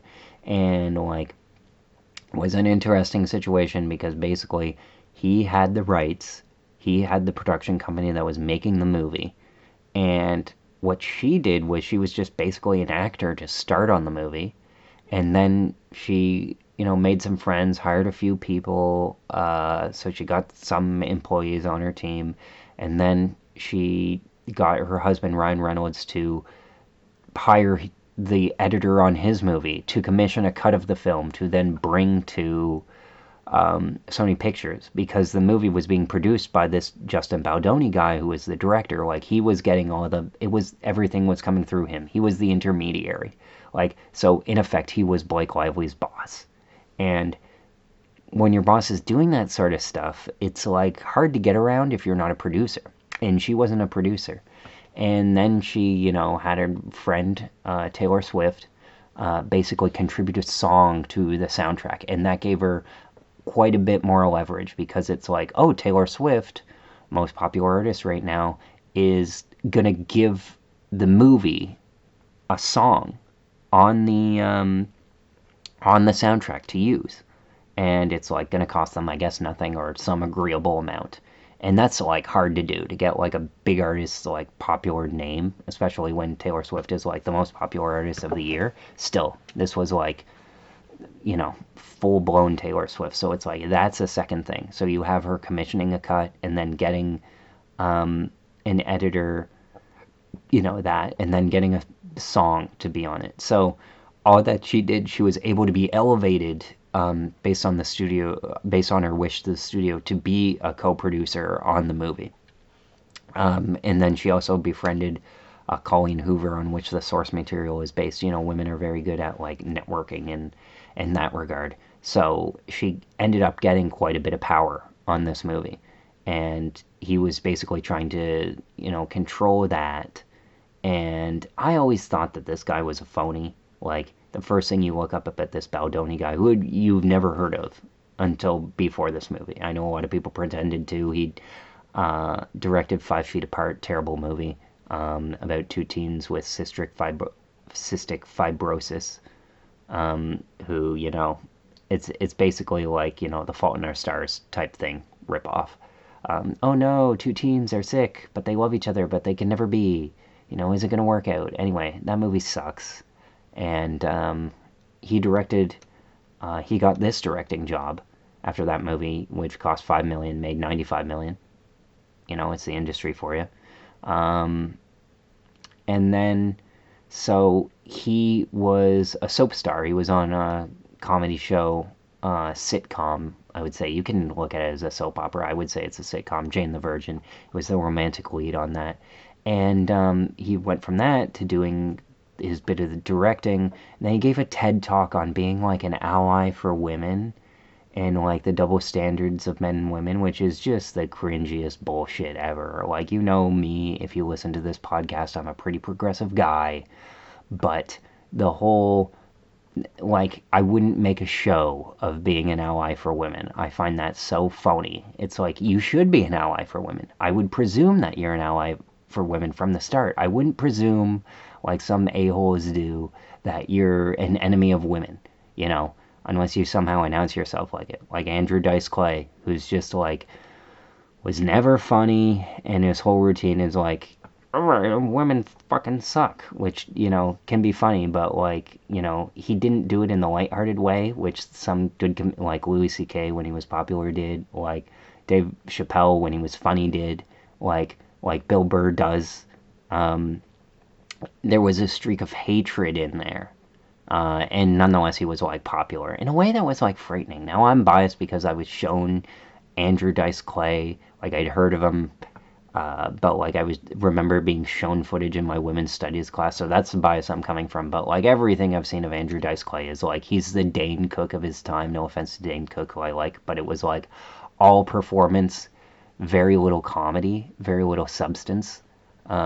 So all delivery, no substance. And yeah, I didn't find him that funny. So it's like, imagine if Dave Chappelle became famous based on just his last 2 or 3 comedy specials and talking about like being woke or anti-wokeness and stuff. Like, imagine if he hadn't created the Chappelle Show or Half Baked or done a block party or like worked his way up in the industry or been in the shitty You Got Mail, you know. Imagine if he'd or been in the Nutty Professor where he gets slammed into a piano by Eddie Murphy. Like, imagine if he hadn't done the work and he had just like basically done those lazy stand-up specials and gotten famous.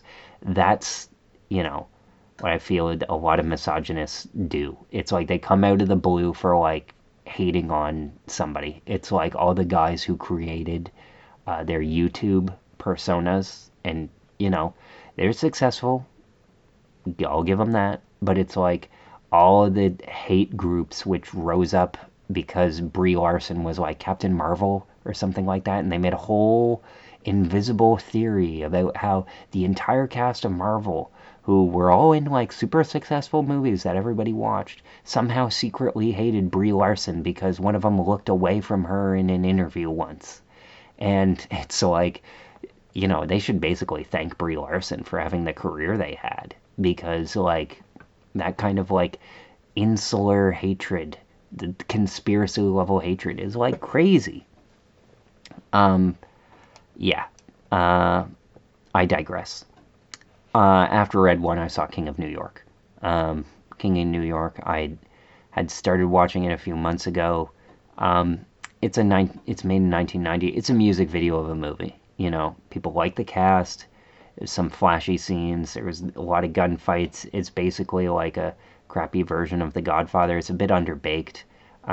It's one of those cops and criminals movies where they don't actually follow the cops and criminals do their job. It's just all payoff, no setup.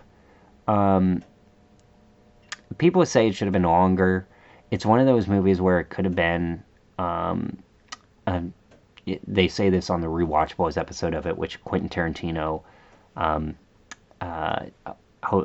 was a guest star on this episode, and it's clearly made for people of that time. I don't think it holds up well, but they remark in it that the movie should have been longer, and it's one of those things where it's like if it were like The Wire, it's like it would support a longer time frame because it's about a drug dealer played by Christopher Walken who gets out of prison finally and wants to get back into being a drug kingpin, and how difficult that is for him. And violence ensues. Young Lawrence Fishburne is in it. Wesley Snipes is in it.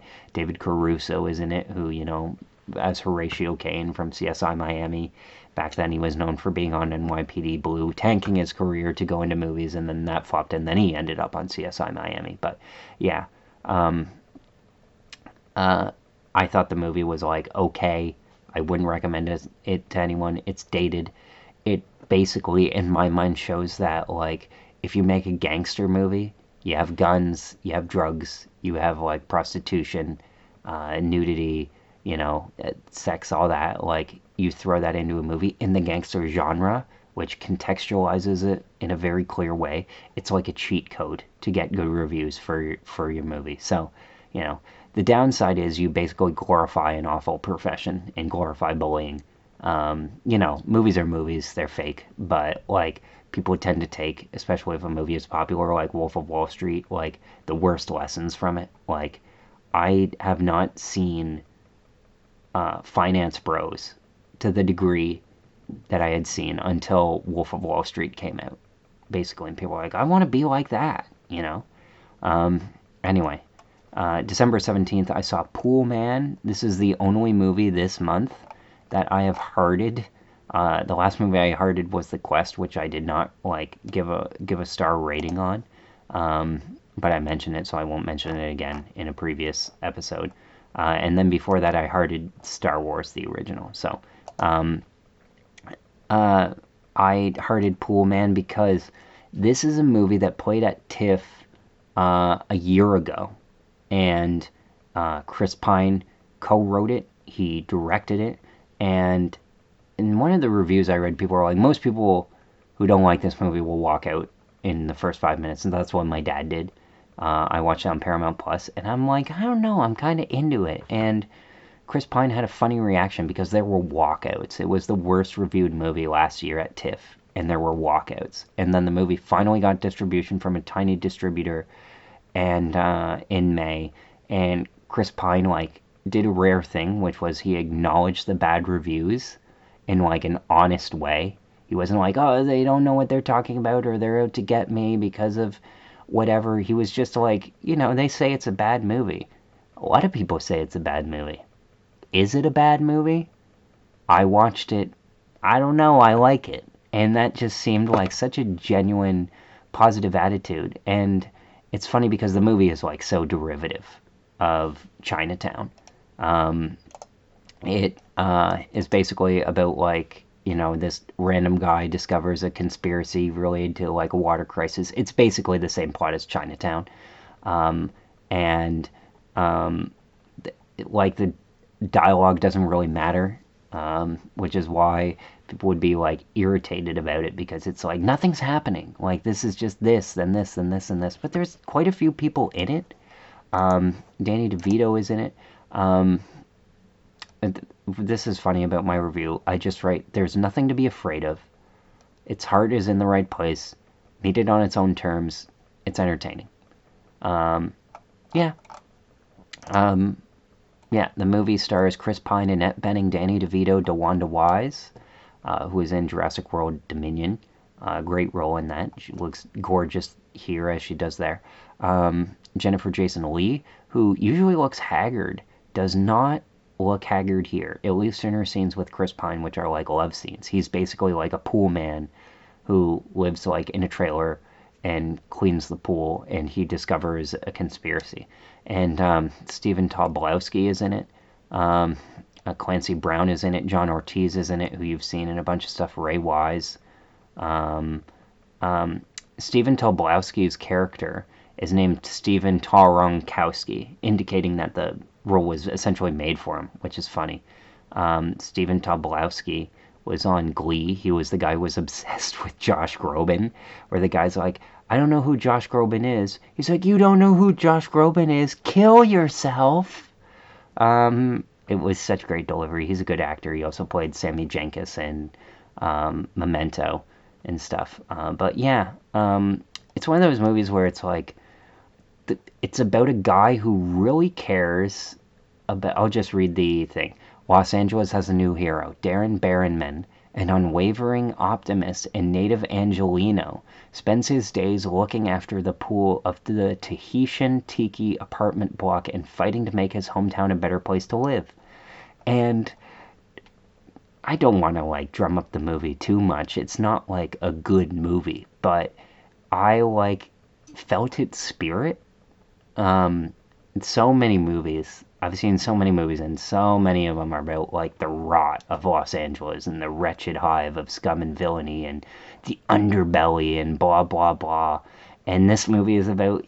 I love Los Angeles. It's a sunny place. I love the people there, and it was like I hadn't seen that for you know a while of like, what, Los Angeles is kind of cool. This is why everybody is here. So that's why I enjoyed it. It was like a real throwback.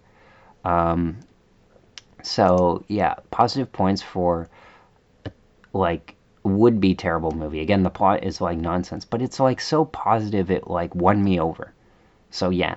Um, Moving on, Godzilla minus one. I'd been meaning to watch this for some time, but it's subtitled, so I was like moving back on it because it's like I watch movies in groups. So it's like if I can't get a group to like watch it or read the subtitles, I don't like watching in dubbing. Um, if people aren't gonna watch, I like watching in subtitles because I want to get the performance. I find dubbing always sounds terrible and it sounds stupid. It sounds fake. I'm not immersed in it. The voices never match up with like how I imagine the character should sound because they basically play how the character should sound on the page, not how the original character delivers it. It's like you could be a tough guy in your own language, like Stefan Dion, who I wouldn't say is a tough guy, but it's like people would say that this member of parliament who headed the Liberal Party, when he speaks in French, he is very, convincing and effusive, and that when he speaks in English, he kind of sounds like he doesn't know what he's talking about. So it's like if you're dubbing him, then they would basically dub him as like, Denis Villeneuve, you know, but Denis Villeneuve speaking English, where you're just kind of like, I think I know what he's saying, kind of thing. And it's like you're supposed to play how you're perceived. I'm getting in the weeds here, but if I could simplify my point, which I've been working on doing, it's this: it's you play somebody how they are perceived, how you think that they are. You shouldn't play them as they ought to or want to be. But yeah. Anyways, watch Godzilla Minus One. It's pretty good, and I'm like, this is like a Best Picture worthy movie. This is like all the hype. This is great, and then it kind of gets to the ending, and I'm like, no. There's this thing where if you pause the movie, which I had to do because there was a sports game going on, or some live thing that I was watching, and that I wanted to see the end of, or my dad wanted to see the end of. So I put that on. And as a result, I didn't like, there was a break in the movie. It still had 20 minutes left, but it was the action scene. And I was like, whatever. I came back to the movie, the second half wasn't as good. And it's like that happens all the time where you're vibing with a movie and then you restart it after a while and the vibes are off. And, that's unfair to the movie. So I'll include that caveat. But I still find like a movie can still technically be good even when you finish the bit. Usually when I finish it and it's still good, there's only a little bit of time left. But yeah, it was pretty good up until the end. Like, I even like their theoretical plan and stuff. It's just I thought it ended a bit too conveniently, and it's one of those things where it's like it should have killed its darlings. Yeah. It's a good movie though. Like, I gave it 3 stars. My review on it said pretty good. The ending feels like it betrays itself because the movie fools you into thinking it's a lot deeper due to taking the legacy of its subject seriously. Like, it never winks at Godzilla being there of like how ridiculous it is. It takes Godzilla so seriously that makes you forget, like, just how like I had never actually seen Godzilla taken super seriously. My favorite version of the story is the 1998 Roland Emmerich one, which everybody hates, but has cool action scenes and it's a fun action movie, in my opinion. And I still think it's made well, good production design and stuff. People just hate it. People are haters. And then the 2014 version has an amazing trailer, but is really boring. And the second one, King of the Monsters, goes into like action territory, and then Godzilla versus Kong fully goes into camp mode, and then King of the Monster or the New Empire from like this year is kind of boring, like mind-numbingly boring. So like like, so to come back to watch Minus One, and which won the Oscar for visual effects, as I mentioned earlier, it was refreshing because I continued. The human performances in this movie are good. Like the 2014 Godzilla movie, Bryan Cranston is amazing in, but he's only in the first half of the movie, and when he's gone, there's nothing holding the movie together. It's good human performances for a story that could have been a lot more, because it gets into the whole, this country is facing a disaster. What are you going to do for your country? And it's Godzilla has that subtext of like he was made in response to the nuclear drop on Hiroshima and Nagasaki, and like how that basically rocked Japan, of like changed them, of discovering that there was something like bigger than themselves, like a bigger threat, and it did for the world. So like as a result, that came about these monsters, essentially, which dominated Japanese culture, still do to a time. It's led to some really great fiction. Akira was another similar one, where it's like it has to reckon with its fascist history, and then at the same time, this uncontrollable threat. Uh, Chernobyl did like the same thing, and I would like to see a movie that takes on that subject matter for America. That could have been V for Vendetta had they adapted it as an American story, but instead they kept it as a British story, which is why Alan Moore hated it, because he's like, you basically have all the tools to make a criticism of like Bush era conservatism, and then you don't. You just kind of do it as a shield, and like that's why he hated it. So I look forward to V for Vendetta being like remade in that way, because it's like a really good subject for that. I don't know, maybe we could do it in Canada. Maybe I could write it. But could have been a lot more, but it really gets Godzilla right. Like, Godzilla doesn't give a shit about, like, if there are people underneath him. He will stomp and kill, and his tail wags and, like, creates full destruction. And in these movies, I always feel like Godzilla gets caught up, and it's like, well, how much destruction can really happen? And this movie uses the full weight of that. The guy comes back to a destroyed shanty that is his home, and it's about literally a post-nuclear family being made. And I found that like really fascinating. I really liked Godzilla minus one. I'm like, this is an A movie going into the finale, and then it kind of ends in a way where you're like, oh right, I'm watching a Godzilla movie, not like the best movie of 2023. So yeah, maybe I can update my list though of Godzilla 2023. You know what? That's what I'll do, because I usually totally forget about after the year is done or after the Oscars, I completely forget about like the best movie of that year, and I rarely go back. Even if I do see a movie that's like better from that year, I don't usually go back. It's funny, I have one for the MonsterVerse. I can adjust that, I think, because I saw the new Empire. But top 30 films of 2023. Okay.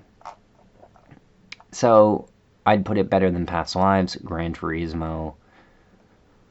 Oppenheimer, I guess not. Anyone But You. Yeah, so it's like basically I can kick Past Lives off the list. So I'm going to do that finally. If I can add that. Okay, let me just see here. Minus.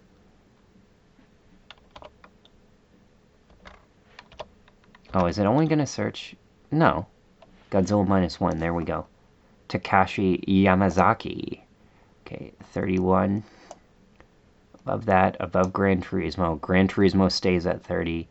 Past Lives drops off because I respect that movie, but don't really like it. There we go.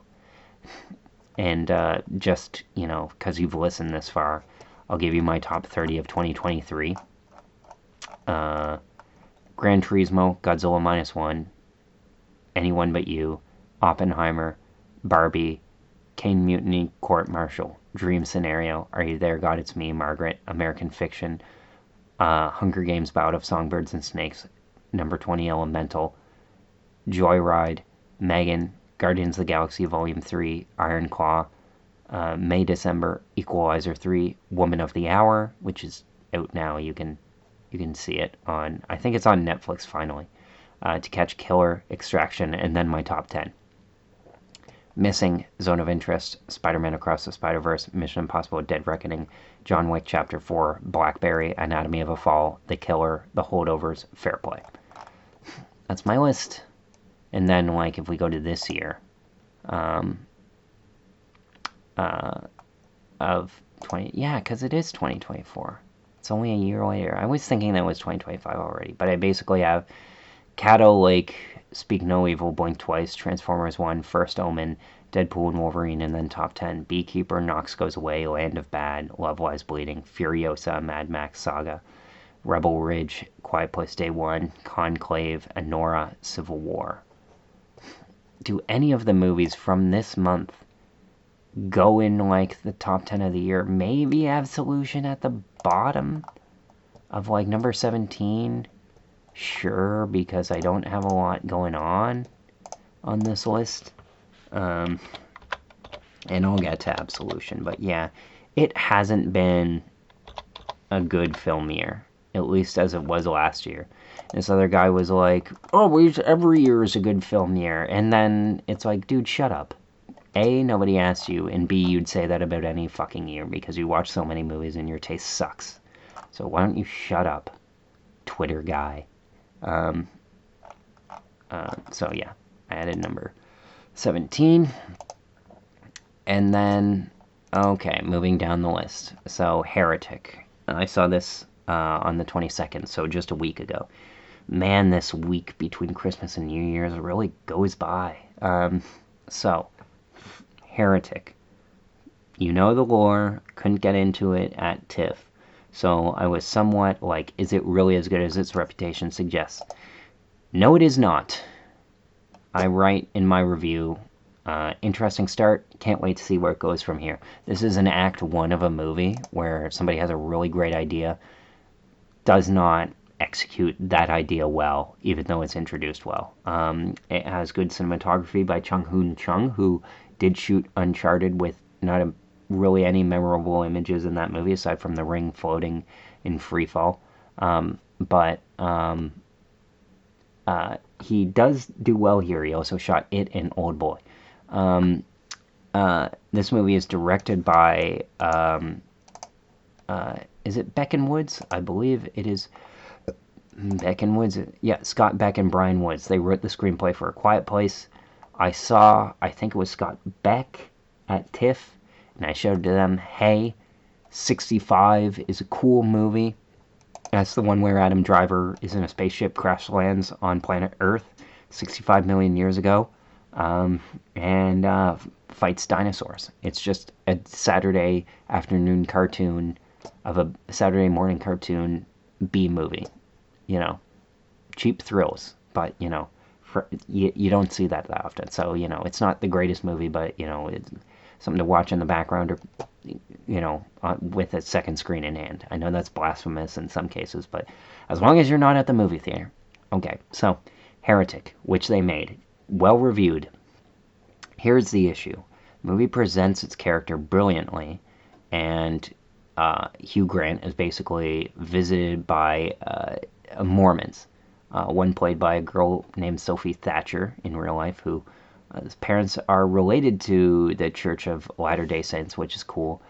Well, it's not cool, but like it's cool that it has that kind of commonality. Also, she has such a cool name, Thatcher. You know, that's just such a sharp, sizzling, hot name. Ignoring the Margaret Thatcher of it all.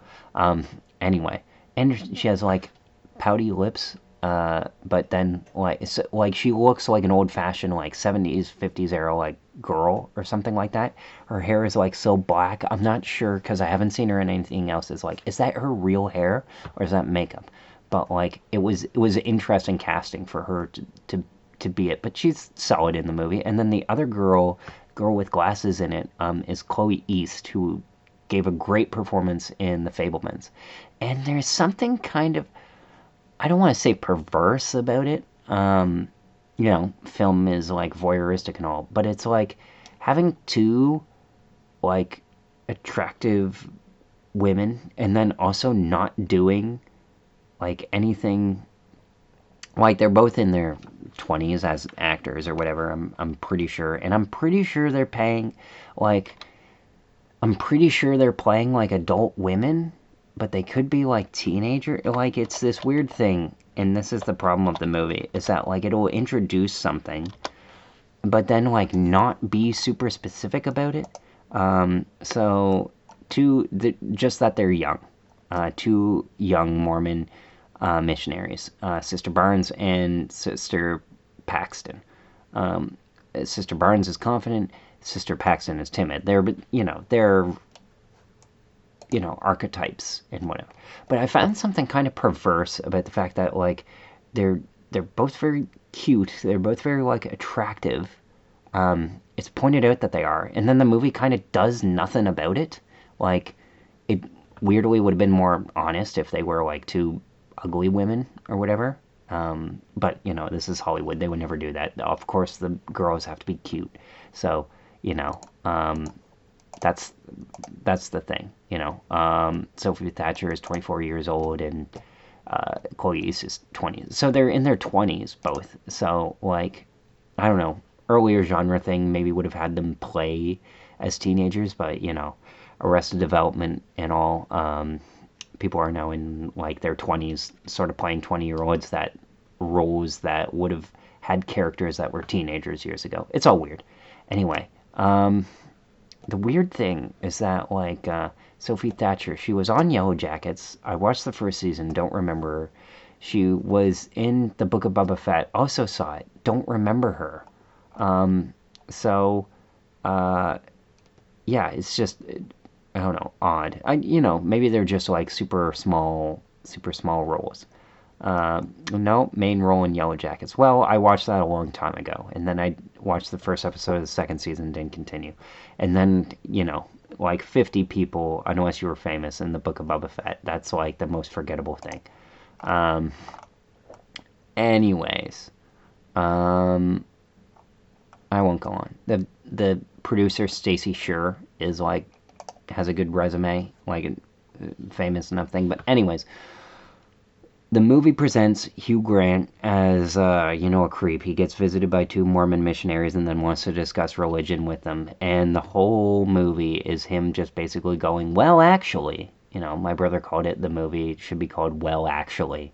But he's just like, he was like, I wonder what, Reddit moderator section he was a part of, because that's like who Hugh Grant is. He's just basically telling the whole time these two missionaries, well, actually, religion is like this, and like, it has some compelling points about like, oh, Judaism is like the original, and then Christianity is later layered on top of it, and then Islam is layered on top of that, and then Mormonism is layered on top of that, and the whole movie is like about layers and stuff like that. And you're like, oh, okay, that's like an interesting idea. That's like something there. And he's like, basically like, I'll have you exit through one of these two doors. You can go, if you're a believer or non-believer. And then I'm like, oh, okay, so it's going to be like Cube based on the trailer, you know. Yeah, have her like running in a maze, and it's going to be like that. Oh, sweet. And then they exit through the door, and it's just like a well basement that they go into, and they spend like the whole movie there. And then, as it gets towards the end, there's like a lower layer that's basically another like cubby that they go into. And it's just like, oh, okay. So the movie literally has nothing going on past the first door, essentially. Like, because it's about people going through doors. They pass the first threshold into the living room, then they go into the study room, and then they are studied in the basement. And that happens like maybe 45 minutes into the movie, and you're like, okay, now it's going to get going. Now it's going to finish the thought, but it doesn't. And it's just basically like it has nothing up its sleeve. It's like somebody who wants to, and I'm guilty of this, like point out something but doesn't have any ideas of their own. It's like a visual representation of Pierre Poilievre's plan for Canada. There, I said it. Yeah, it's just no. I'm kidding. You can say that for like any politician who's like the opposition, like literally any opposition in politics, of like, I have all these ideas, like, come look at me, I have the best point. And then it's like that person is given power, like Hugh Grant is in this movie, and they basically are forced to follow his lead because they get locked in his house. And you are like, oh, okay, well, at least he'll take us on a journey and we'll see his vision. And then it's just like, no, it's just like a well. It's just the same shitty place as before. And it's like, that's so disappointing. Because it's 111 minutes. It starts to feel long. It's enjoyable. It's like well presented. Its point of view has a strong point of view that is hard to do. It is such a great setup, the best setup of any movie that I've seen this year. And I don't mean conceptually, which I talk about a lot of the time. I mean the movie brings you into its world so efficiently, where you're like, I am locked in. This is an A movie. This could be like the best movie of the year.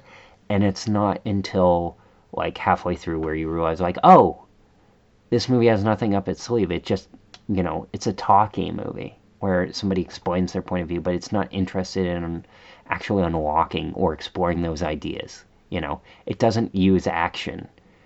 And then you figure that out, and Hugh Grant has more monologues to give, and you're like, okay, buddy, I get it. Like, you've made your point, but there's still like half an hour of the movie to go, and then it gives like the bullshit, like, ooh, is this all real or not? Kind of thing. And it's just, I thought that was hacky. So I applaud the ambition, but yeah, the movie's not carrying the day for me. Um, so then I saw, The Exorcism, which I spoke about. This is a movie where it's like the opposite. It's a very basic setup of like, remember those cursed movies where stuff was happening on set? Well, let's make an actual horror movie out of that. And Russell Crowe is great in it. My dad even remarked at one point of like, man, Russell Crowe is a good actor. And you kind of forget because of all of his roles seem sort of, the samey or whatever. He seems kind of like a dumb brute. But it reminds you of like, oh man, he is good. Like he plays in this movie kind of a shitty actor who was once great, and somebody was like, oh really, another exorcism movie by Crow? Maybe he was going through something. Maybe he was going through a divorce or something. You know, and it reminds you of like, yeah, Russell Crowe is still here, still making good movies. And what's interesting is like a lot of the movies he's made, particularly in the pandemic, they've been straight to video. It's similar to Mel Gibson. However, like it's the son of a bitch no story structure, because even in his straight to video movies like this one, which I wouldn't say is straight to video, it got a minor release again after the Pope's Exorcist was a big hit and stuff, and like got a limited release. But it reminded you of like, you know what, this guy's good. Like he knows movies, he gives good performances. Um, yeah. And then he's like in Craven the Hunter. And I never asked my brother how he was in that. But yeah, I've seen one, two, three. This is the third Russell Crowe movie I've seen this year. Um, he's not in Gladiator, although he's credited with being in stock footage. My brother saw Craven. He just said it was okay. It was like fine. Um, but yeah, Russell Crowe. He's been he was divorced in 2018. He was married in 2003. He has two kids, so he is single. So that makes sense, actually. And so, like, with the divorce and stuff, he needs to keep working. Um, yeah, I enjoyed it. It's just, I mean, again, doesn't know how to end. So, like, towards the ending, it's like you can think it's like they have no idea how to end this, like, how to end the possession, because it's basically about a great subtext of a character played by Russell Crowe. He's an actor. He was once good. He's not anymore. He takes on a role in a movie, and it starts to affect him. But he starts to basically become possessed, and he has a daughter who he's trying to patch things up with. And Russell Crowe like never stops playing it, like playing the character, which is good. And then the movie makes a couple fascinating decisions. Number one, it has a good supporting cast. Adam Goldberg is in it, and he plays like a director who like takes a chance on Crowe, and Crowe is like screwing it up, and he like does a few things of like trying to whisper in his ear and get him into the scene, and he says some like pretty dark stuff. And then Sam Worthington is in it in like a thankless role, and David Hyde Pierce is in it and as like the priest consultant on the movie, and they all play it well, and you're like, oh, this director is like pretty good with actors. This I think his name's Joshua James Miller. It's yeah, Joshua John Miller. And I said in my review, there's something going on here. Like quite like a few of the decisions director makes. He gets great performances out of his actors. Great opening, great cast, great performances from Crowe, David Hyde Pierce, and Adam Goldberg. It just runs out of steam, doesn't know how to end. I'd like to see this director make more. He's decent at staging scenes, and there's a genuine jump scare in the movie of something that like happens on set, and the way that they do the shot, it's basically like a stunt, like a near-death experience, and it's like the same stunt is like played for laughs in like the Saturday Night Live movie, and then you see through like excellent use of wide shot, how like it made me jump, and I don't jump a whole lot, so I thought it was effective. It just again doesn't know how to end. It's like, oh, is he possessed? Is the role gonna take him over? If you don't know how to end your movie and there's killing or death in the movie, forget about a happy ending. Just end it satisfyingly with like everybody or as many people as possible dying, and then like don't wrap it up. Like that's how you end those movies that you don't know how to end. Just, oh, is somebody in peril? I don't know what happens. I know that they have to live. No, they don't. Just let them die, and then the movie can like earn its ending because there's no more story left to tell. You know, a couple of movies like Fallen, the Denzel Washington movie from the 90s, kind of goes that way, and then it like kind of cops out because it's like, well, we need a sequel, so we need somebody to survive, and it's like, no, you don't. The Departed did that extremely well. You don't. Um, yeah, um, yeah, well staged scenes and stuff like that in the movie. I forget what the other point that I was going to make about it. Yes, the one directorial decision is that it's a movie about making a movie, and in the scenes where they are making the movie, the director decides to film it the exact same way. Like there is no tricks. They film it through the camera of the people on set making the movie. So there's essentially no difference visually between the movie we are seeing and the movie the characters are making, which is a decision I wish more directors would have made. I would have done the same one. But it's like a fascinating thing because it like really brings you into the story and adds layers of meaning to it. And that was like my Christmas night movie. I was like super tired and kind of ready to go to bed. There was 10 minutes left. I think my dad left 10 minutes before, which is the time to leave because there's not much going on. Or no. He finished the movie with me, but it was like that 10 minutes is like forgettable. The priest even says like, when the time comes, run, and then the time comes and they don't run, and it ends like differently. So it's like they clearly had no idea how to make the movie. It's like one of those things where it kind of turns into a slasher movie, and then there's a few characters left, and you're like, oh, okay, we still have 4 characters left to die, and there's like 5 minutes left in the movie, and then one of them walks around the corner, and you're like, is he dead?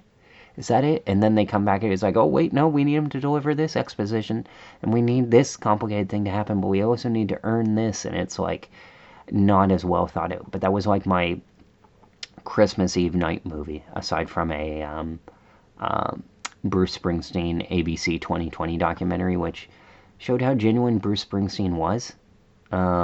Really respect the boss. So much so that I won't get into it because I want to end this podcast sometime soon. Yeah. So, Nosferatu. This was a movie that I didn't really want to see. It is directed by Robert Eggers, who made a movie called The Witch, a New England folktale. And it had such an excellent trailer. And it was like his first film. And people are like, wow, this director is like something. It's the scariest movie, whatever. And I was so hyped for it. And then I watch it, and it is extremely boring. It looks good. It's conceptually great. But yeah, it's not very it's very boring. Not a lot happens in the movie, and it's very slow. Yeah, and it's funny because like in the development of The Witch, Eggers realized he would have to make a more conventional film. So anyway, the screenplay was like read in 2013 by Alfonso Cuarón, and then I don't really know. Like, yeah, he wanted to film in New England. He filmed in Canada because of tax and yeah, of course. Like, the dollar is so friggin' cheap here. It's like giving money away. There are industry executives that said like our dollar is the cheapest that's ever been. It's at the lowest value, which personally never really affects me aside from the price of video games, which sucks. I'll even get into my PlayStation thing if I have time. But like, if you're making a movie, like they're shooting Last of Us season 2, or they've finished it. Maybe I think they're shooting season 3 as well on top. I'm not completely sure, but it's like It is so favorable to make a movie in Canada now. It's like the second best place to make a movie. There's a shitload of tax incentives in Britain, which is why they make them, because otherwise it'd be expensive as heck. But here it's so cheap, and we have a national film program. So many movies film here. And now that the dollar is cheap and it's not even that far away, people are like going. Like, I'm pretty sure Hot Frosty, the Netflix Hallmark type movie that Lacey Chabert made, was filmed in Brockville, if I am not mistaken, because I heard somebody mention that today. Let me see here. It was filmed took place in Canada, Ottawa, Brockville. Yep. Yeah. Again, I wish I was, like, there's a website where you can, like, pay to get auditions sent your way, which I think I actually might do. It's called Project Casting. And then, go around and see if I can be in a lot of these movies. Because now that I have a job, I can afford to do stuff like that. But, yeah. Anyway, the thing that's weird to me, though, is just like, okay, was it as simple as somebody just really liked the script and gave this guy a movie? Because I don't, get, like, like this guy's father is an English professor. They lived in New Hampshire. He went to film school, like a New York Drama Academy. He, designer and director of theater productions in New York. Okay, well that transition makes sense to me. Okay, yeah. All right, yeah. Well, that makes sense. It was made for $4 million. So in today's money, that's like nothing. Anyways, uh, do do do. I got out of my Exorcism review. So, Nosferatu. It's his third movie. This Robert Eggers guy, and I don't like The Witch. And then his second movie is his second movie is The Lighthouse, which I got 10 minutes into, and I'm like, F this. I just don't want to put myself through it. It just seemed torturous. I don't like Robert Pattinson. I don't think he can act. And this movie, like, illuminates the fact by also casting Aaron Taylor Johnson, who was a decent child actor. And he was good in Bullet Train, but I don't think he's, like, a good actor. And it kind of shows in Nosferatu. It's funny to me that people are like, you should play James Bond. It's like, guys, you're just saying that because he's British and young and in his 30s and you know him. Like, now that they're doing the same for that guy from Challengers, whose name I can't friggin' remember, who played young Prince Philip. It's Josh something. Hang on. Yeah, it's Josh O'Connor. And first of all, Josh O'Connor shouldn't play James Bond because he is not good looking. He's very rat-faced. That comes from the New York Times, I kid you not, Rat Boy Summer, where it's like Mike Face, Josh O'Connor, very ratty looking. I would agree. I do not want something like that to be James Bond. James Bond should not be hard to look at, and he should not be, like, niche attractive. I understand it, like, brings up the idea of, like, something specific of, like, how James Bond, who is James Bond? Well, to me, he's, like, a male British spy. And he's, like, the embodiment of, like, masculinity, of, like, what it should be. And, obviously now people disagree on what that should be and that kind of thing. And it's like, oh, well, James Bond is a misogynist alcoholic, so blah, blah, blah. But it's like, that can still be the character, or dispel with that part of the character. But it's basically, it should be a male British spy. And people who, disagree with that, in my opinion, don't understand the character. But, like, the whole trying to guess who James Bond is going to be has gone down nowhere for a long time. It's like, oh, it should be Idris Elba. And people are like, oh, that's stupid. And then people are like, wait, hold on. good idea. But then they're like, we love Idris, but it's a 12-year commitment contract, and Idris Elba wants to make other shitty films, so that's not going to happen. Okay, bummer. And then people are like, it should be Henry Cavill. And I'm like, no, it shouldn't be, because he played fucking Superman. Everybody knows who he is. It shouldn't be somebody who plays a spy that you associate heavily with another role. That's not going to happen. So that's passed. And then, see Ministry of Ungentlemanly Warfare. Thank God that he wasn't that. And we get to see him do other stuff. Like, he can do an awesome video game adaptation one day. And then people are now like, oh, it's Aaron Taylor Johnson. It could be Aaron Taylor Johnson. And I'm like, no. He seems like a guy who'd be short, but also tall. ATJ. Height. Is he famous enough that I can just use his initials? No, he is not, because that's a common acronym. Okay. I have to put out his whole name. Aaron Taylor J. Height. I see where you're going. My only concern is his height is 5'11". 5'11" is tall enough. Like, they are getting shorter and shorter. Like, Daniel Craig, I think, is 5'11". I think 5'11" is enough. 5'10" is cutting it close. But it's not short. Like, I wouldn't say height matters too much, but, like Craig is 5'10". So, he is by far the shortest person to play Bond, but he made up for it by being the most built, the most thick. So, 5'10" is the cutoff. There you go. Yeah. Anyways. So now that people are like, oh, it should be Aaron Taylor Johnson, who's like 5'11" and stuff. And then that's played out, and now people are like, oh, it's going to be Josh O'Connor. It's like, you idiots. Like, you weren't around when they picked James Bond the last time, and it was a guy who nobody fucking knew about. Now, before that, people all knew that it was going to be Pierce Brosnan. But, like, Pierce Brosnan couldn't do it because of contractual issues. But basically, this time, anytime somebody's floated as James Bond and they want to do it, it doesn't happen. So the fact that, like, it hasn't happened means that, like, if they agreed that it should be Aaron Taylor Johnson as James Bond, he would have been cast already.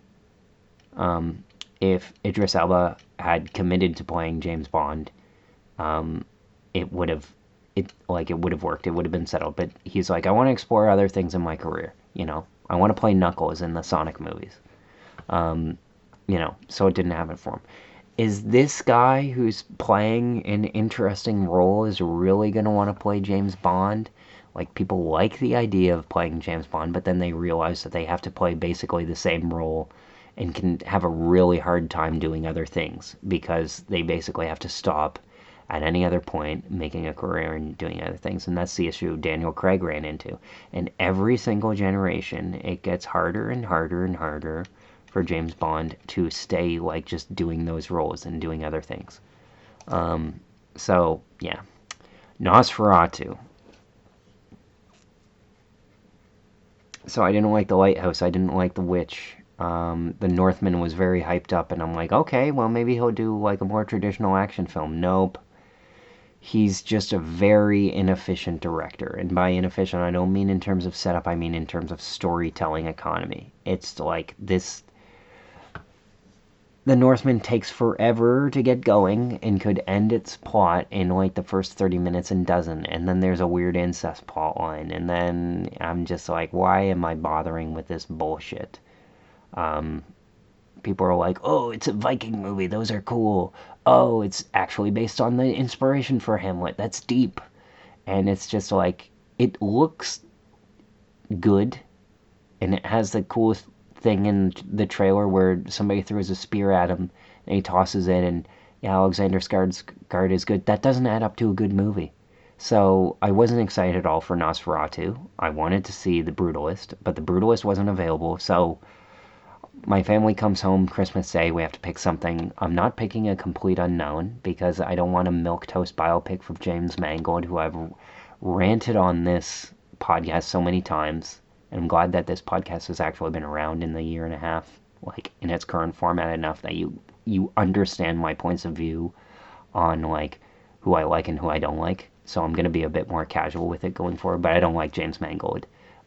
He's decent, but he can't execute a third act very well.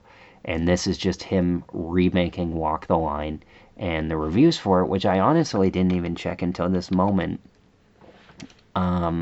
which I'm gonna check now. Is it gonna appear? Of course not, because everything has terrible, like I'm on Rotten Tomatoes now, and there's nothing here. First of all, Day of the Jackal being at 84%. Fuck off. That is not an 84% thing. Gosh, these are just useless. What's opening? New Rent Buy Home. Movies in theaters. Okay. Where the fuck is a Complete Unknown? There it is. Like 8th on the page, on the second page. 77%. 96% Hot Popcorn. Wow, but 77%. Timothy Chalamet's electric performance. Yeah, he's a good actor. Do people actually know what good acting is? No. Might not get under the artist's skin. Okay, well then it's a fucking waste of time as a biopic. But it will make you think like you've spent time in his company. That sounds terrible. Why would I want to spend time with Bob Dylan? This is why I don't want to see I'll listen to his music. He has good ideas. But, yeah, I don't care for it. People are like, oh, he gives such a good performance at Oscars, Oscars, Oscars. It's like, yeah, being in a musical biopic is a cheat code to becoming an Oscar-winning actor. Biopic by itself, like Eddie Redmayne, not a great actor. He's on the Day of the Jackal now. That guy won an Academy Award. You know what he did? He played Stephen Hawking, and then he just hawked at every single Academy Awards event up until the Oscars. He was at every party, talked to everybody, shook everybody's hands, was nice to everybody. He's a nice fellow. And he campaigned hard for it, and because of that, he won. You know, that's all it is. That's all it takes to win an Academy Award for Best Actor, when you have, the advantages of, like, being in a good enough movie. And you convince, the acting branch, who's the most shallow branch of the Academy Awards, to win an actor. Like, this guy won an Academy Award for Best Actor and was also nominated again for The Danish Girl, and then was like, oh, I shouldn't have been nominated, I shouldn't have played that role. And it's like, but yeah, but you took the role, and you knew that when you took it, so you can't just be like, oh, well, my bad. Like, I hate it when actors don't own it. They're like, yeah, I made the movie, I wanted to do the movie, blah, blah, blah. Meanwhile, the Academy Award-winning director of Cats, who made The Danish Girl with him, and won an Oscar for directing The King's Speech, and then did Les Mis. People are still convinced he's a great director. He hasn't done anything since except for a Chevrolet commercial and UFA Championship commercial. So, it'll be a while before he does another movie. But yeah, Eddie Redmayne won an Oscar, and he's not, like, the best actor. Yeah, season 2 of Squid Game, 84%. How's it doing, though, on Metacritic, though? Because I watched the first episode of season 2, like I said, and I liked what I saw, so I'll finish that this week. 61. That's really low. Nosferatu was at 78, and I didn't like Nosferatu. It was exactly what I thought it would be. Well done craft, excellent camera work. Again, good score. You've heard me mention the camera work and score on this movie before I even talked about it, but it adds nothing new to the material. It's long, and although it's better paced than Coppola's version of Bram Stoker's Dracula, which was awful, but, like, well cast and, good production value, it lacks a reason to exist. Yeah, like, I wouldn't have cast Lily Rose Depp in this movie. Why did they cast her? Who knows? Like, she does fine. It's hard to tell if she's a good actress yet or not, because this, when you're given a lot to do in a movie, like, you're given, like, a very physical performance, if you're animated, which she, like, I guess she was, yeah, but it's also emotionally remote role. So, again, hard to tell. But she was fine in the role. Like, I wouldn't say that she was like amazing, but you have to physically commit, and then I wouldn't say that she bared it all, but she's like topless in the movie. So like, that takes courage as an actor. So she had the commitment. The movie itself, all the actors they cast in it are like purposefully flat because of the material. Of course, you get people who misunderstand the movie. I was talking with a guy on Twitter, not fighting, I would say. I was just talking with him, and this one guy was like, feeling delighted Nosferatu is a big box office hit and is scoring well. This is Brendan Hodges, who is at Metaplex Movies. Oh, he's on Next Best Picture. I hate that blog. It is basically full of pundits who don't think critically about movies. It's run by Matt Neglia, who's a fucking loser. Straight up, he messaged me privately and he's like, hey, don't you go after my people about, your opinions. And it's like, oh, you mean the people that you don't pay? Like, F off with your phony ownership. He doesn't have good opinions. If somebody on Twitter, which is, famously described as a town hall, doesn't have a good opinion, and the comments are open, I'll say why their opinion is wrong, and then they'll say why I'm wrong, and it'll be a discussion. Anyway, this guy constantly has wrong reviews, but he phrases it, this Brendan Hodges guy, not his former boss, or current boss. I don't know the structure of Next Best Picture, but he's very good at, or maybe just because he built up a following, he's very good at phrasing his tweets. I'm not good at that. I'm super blunt. I'm way too straightforward, down to business. It's why you can see me talking around a lot of things, particularly on this blog. It's because I'm worried if I'm just super blunt going forward, then I'll just completely turn off, who I'm talking about or what I'm doing, and which I often do. So, that's why I like to tiptoe. But this guy is better at phrasing and wordage and verbiage and prose, and I'm not, which is why it takes me 2 months to write something good. He says, feeling delighted, Nosferatu is a huge box office hit and is scoring well with audiences, especially because it's still a relatively austere and quote-unquote weird mid-budget movie we always say don't get made anymore. We really need to celebrate these wins and hope studios learn from them.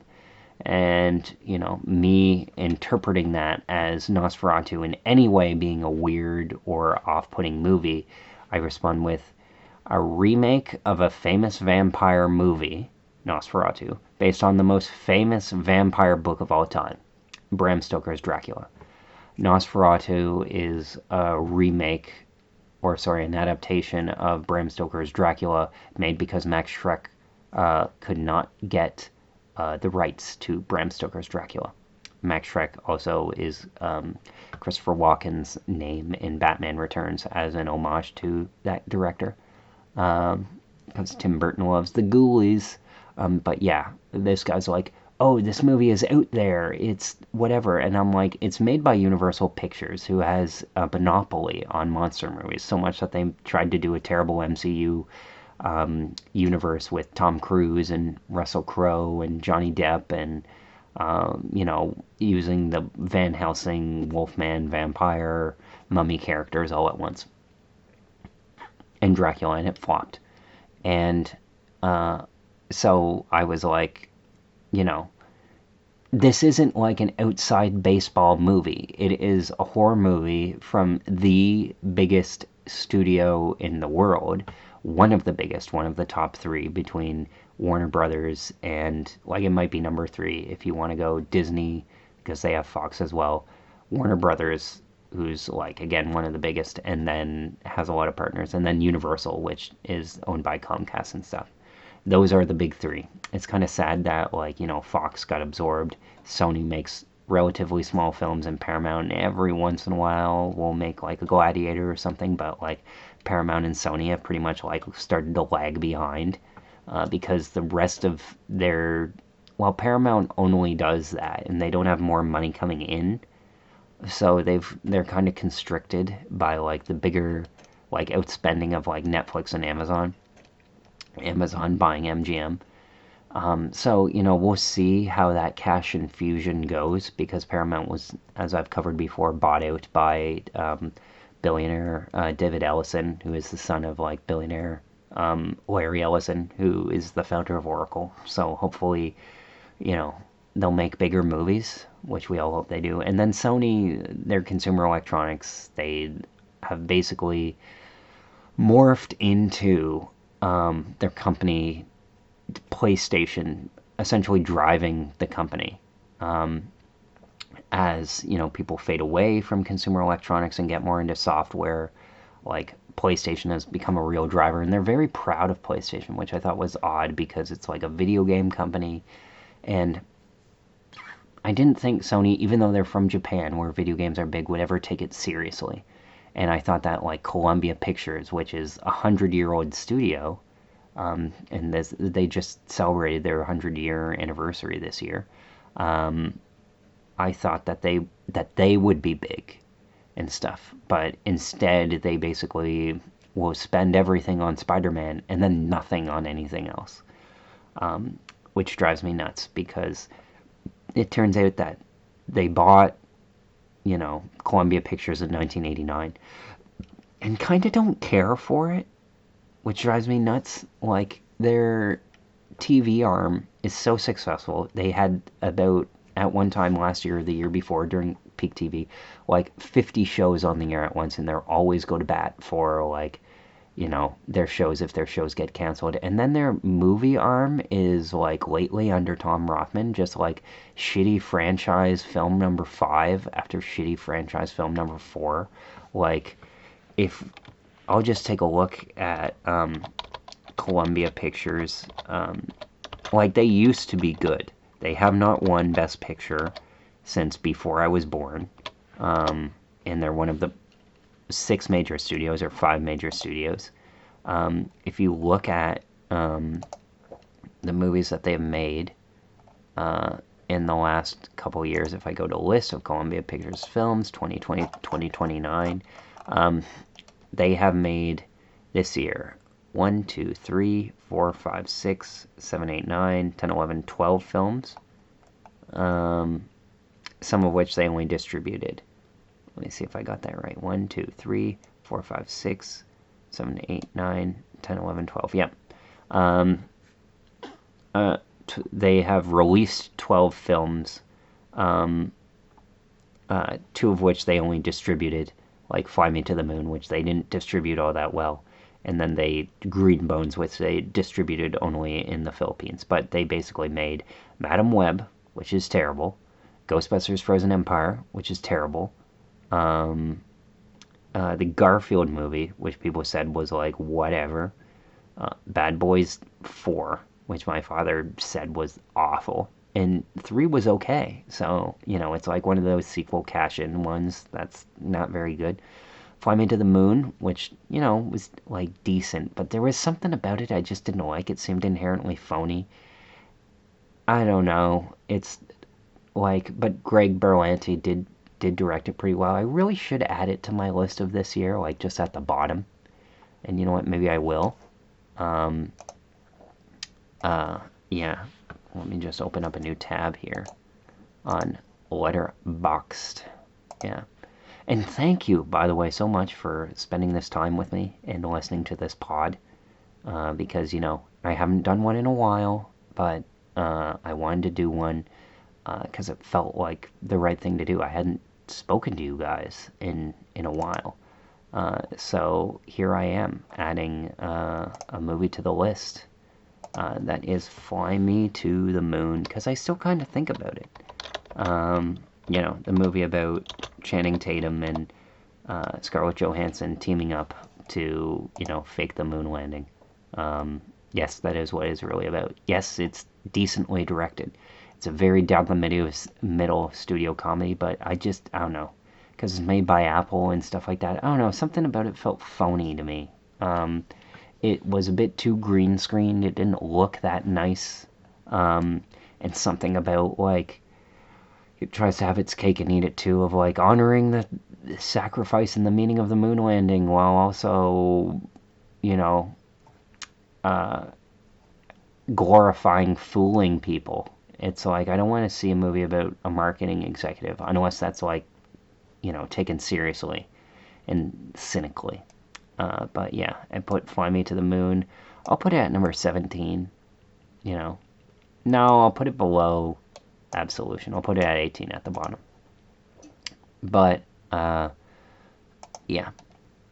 Anyways, the best movie they made this year. It's not a good year. It ends with us. Props to them. A lot of the movies that they've released, I've covered on this blog. But like, what's the best movie they made this year? Saturday Night. And that movie, which was like made by the same people who did Ghostbusters Frozen Empire, like they basically made those movies back to back. But like Saturday Night was their best film, and that movie was like a 6 out of 10. None of these movies are good. Last year they made Anyone But You. That was like an enjoyably like bad movie. Equalizer 3 was okay. Gran Turismo was alright. Across the Spider-Verse feels like an exception to the rule. Now we're going back into 2 years. Like, what's the last genuinely great movie they made? Like, again, Spider-Man No Way Home feels like it coasts on nostalgia.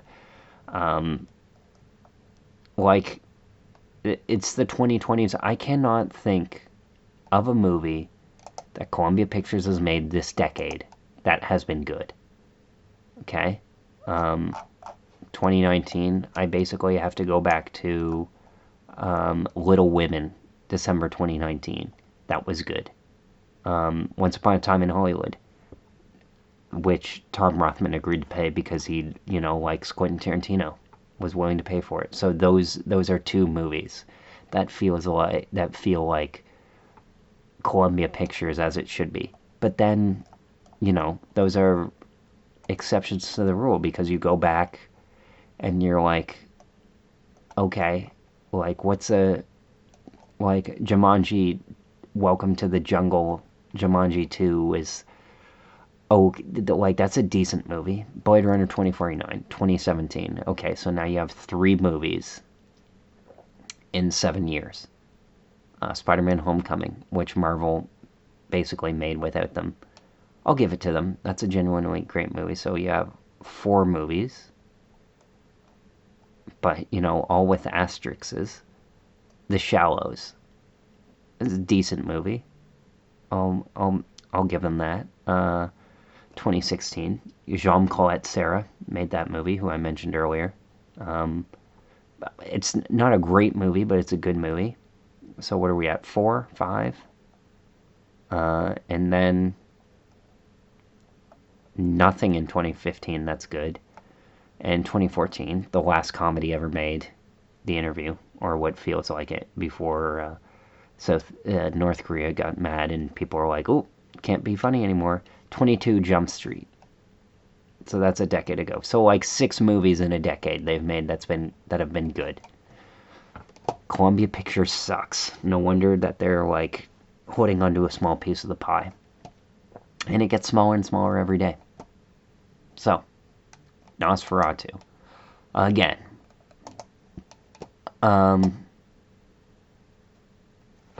Yeah, I kind of have nothing to say. It's exactly what I thought it would be. Looks nice, the craft is nice, lacks a reason to exist. It, adapts a book which, frankly, in my opinion, sucks based on the plotting. It's sort of about, essentially, a woman who is plagued by a madman who vows to return to her and commands his love to her, which is, in her love to him. And she has an internal conflict in it. That's kind of, I'm getting heady on the themes of a vampire movie or whatever.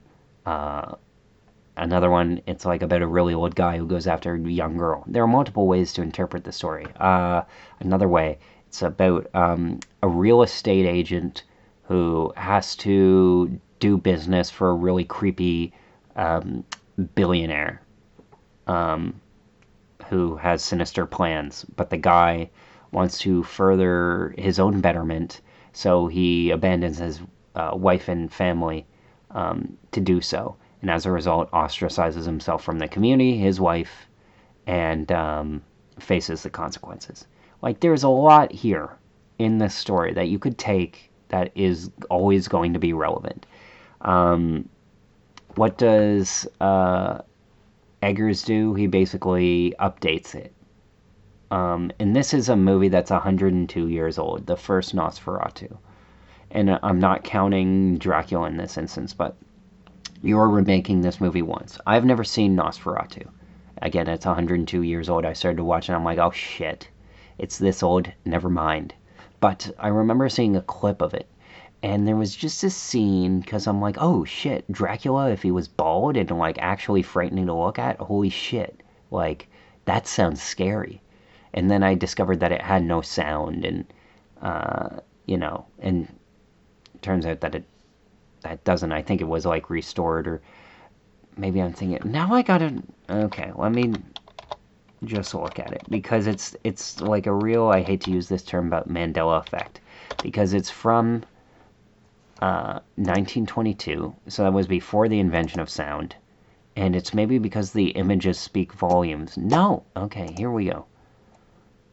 Yeah. German expressionist, yeah.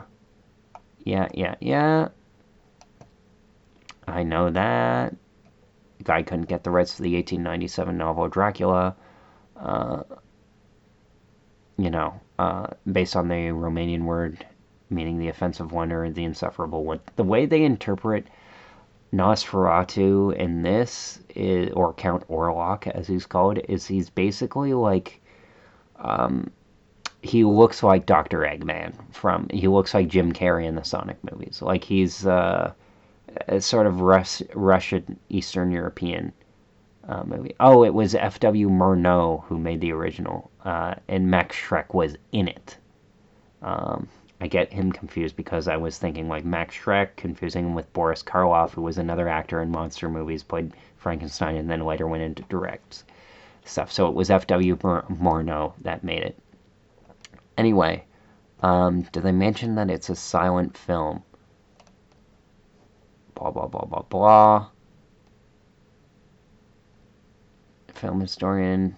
Yeah, a low-budget film made by Germans for Germans, setting in Germany, with German characters, makes the story more tangible and immediate for German-speaking viewers. Blah, blah, blah. Stoker sued. Court ruling ordered all copies to be destroyed. Several prints survived. The film came to be regarded as a masterpiece. Blah, blah, blah. Declared as a film that sets a template for the genre of the horror film. I agree, sure. But yeah, it's like, what if Dracula was actually scary and not a campy loser? So it's like, in my head, I'm imagining this as like a movie. Now I want to find out. So it's like, if I go to Dracula then, and then I go to movie adaptations, and then I go to the one that like when Bela Lugosi, 1931. There we go. So if I do that, Bela Lugosi, I think that's what I'm thinking of. Now I'm going to look it up just to be sure. Dracula, 1931. So yeah, I'm just looking it up. Classic trailer. Greeting scene. Yes. Tim's Donut and Tim's Coffee is yeah, everything has an ad now. What doesn't? So that is what I'm thinking of. I'm thinking of the scene from 1931 Dracula, and confusing that in my head and blending it with that. There was also a compilation on that. Okay, is there a scene of him walking down? No. So that has to then be coming from Nosferatu. Okay, best scenes. Like, movies from that time look terrible. Yeah, he's scared. It's that. It's that. So the image of which I'm thinking doesn't exist. It's like a combination of like Edward Scissorhands and stuff, where it's like you have an empty cavern, and then, yeah. Huh. So odd. Huh. Yeah, I had an image in my head of Nosferatu basically walking down the staircase in a wide shot, casting just a very large haunting shadow, which of course is a rule break because Dracula the vampire has no shadow. He's the Prince of Darkness. Darkness is all around him, blah, blah, blah. So, yeah. Uh, Interesting. Huh. Very interesting. Oh, okay. Well, maybe I'm creative. Um, yeah. Uh, anyway, so it could be about a lot of things. Instead, all Robert Eggers does is takes the things that he likes and updates it to be more modern. I find it kind of lacks sexual energy. People can disagree with me about that, but that's what like should be about. I don't find it remotely scary at all at any point in the movie. Um, the cast is like fine, but they're subservient to the material. Nobody goes beyond the material. The person who understands the material best are Willem Dafoe, who, of course, it feels like the role was chosen for him. He's basically the Van Helsing type character who's supposed to, defeat the vampire. And then there's also he's not even in it that much. Anthony Hopkins was in the Francis Ford Coppola version. Is more substantial, and then there's the girl Emma Corrin, who does a good job, kind of playing a crazy person. But there's some people who you can just innately tell are good actors. But those are the two because they're exceptional actors who do well. But yeah, the movie did nothing for me. Really enjoyed seeing it with my brothers. Enjoyed seeing something on Christmas Day. But yeah, I mean, I'm struggling to say stuff about it. I mean, I could get into it in a discussion with somebody on a later episode, but yeah, it's just nothing worthwhile saying. So, I get to Boxing Day, I watch Absolution. Absolution. And Liam Neeson movie. And I think, okay, this is gonna be a movie. Liam Neeson is like a driver, fixer, whatever, hitman, mercenary, goes to do a job, it goes wrong. His employers go after him, he goes after his employers, kicks ass, right? Wrong. No. This is a straightforward drama about a driver who does his job and is losing his memory, and he starts to reckon with like what he's done for his life, and he's like an alcoholic and embarrassment and can't connect with his kids, and on top of that he realizes that he's sick and he has Alzheimer's. And in my review I wrote with my 3 stars, I'm like, I'm surprised that this was a drama rather than an action film or a thriller. It's well done, but extremely boring. I liked it, but I'd never watch it again. If it's the last Liam Neeson action film, it would be just a way to go out on. If we go by reviews from friends, David Ehrlich, talks about blah, blah, blah, blah, blah, blah, blah, blah, blah, blah, talking about the history and the context surrounding the movie without the movie itself. Is Absolution any worse than the awful likes of Retribution? No, but it makes it uniquely skilled. Blah, blah, blah, blah, blah. Even the most forgettable of his Red Box specials, see 2022's Memory, which is the one Liam Neeson film I haven't seen, have found their own special way to iterate on the aging tough guy with a deep growl and a soft heart formula. Absolution, the third and final installment of Neeson's very unofficial Nouns trilogy, is the first of these films that fails to bring anything new to the equation. Anything that it is, aside from the lusciously Selikian mustache that Neeson grew for the role, which is so big and bushy that it starts to seem like a bad disguise of some kind. He still does good writing. There isn't enough to hide the fact that this madlib of a movie amounts to an extremely self-serious remix of the same old tropes Neeson has already tortured to death. It's like watching his last 20 action vehicles projected onto the same unmasked AMC screen all at once. It's not even the first time in the last few years that Neeson played a grizzled enforcer who turns against his employees after being diagnosed with a severe neurodegenerative disease. Oh yeah, memory. Yeah. Yeah. Blah blah blah blah blah. Yeah. He's always blah blah blah blah blah. Trying to. Okay. Yeah. It continues on IndieWire. Okay. Well, see, he could link to later stuff. How does he end it? He says, Neeson's performance isn't the problem, but even the most probing elements in the movie reverberate with self-parody. The film's apparent mandate to make room for every one of the tropes ensures that Absolution can't probe any of them all that deeply. Only one scene manages to make a real impression, the one where the thug advises his grandson to know when to walk away. It's a lesson the thug himself had learned in the hardest way imaginable, and one that Neeson seems to be heeding without a moment to spare. Okay, well, boring review, but well written. Okay, but who gives the best review? Popular review on Letterboxd, 3-star. Would be easily to write Absolution off as just another generic Liam Neeson action movie, but you'd be wrong.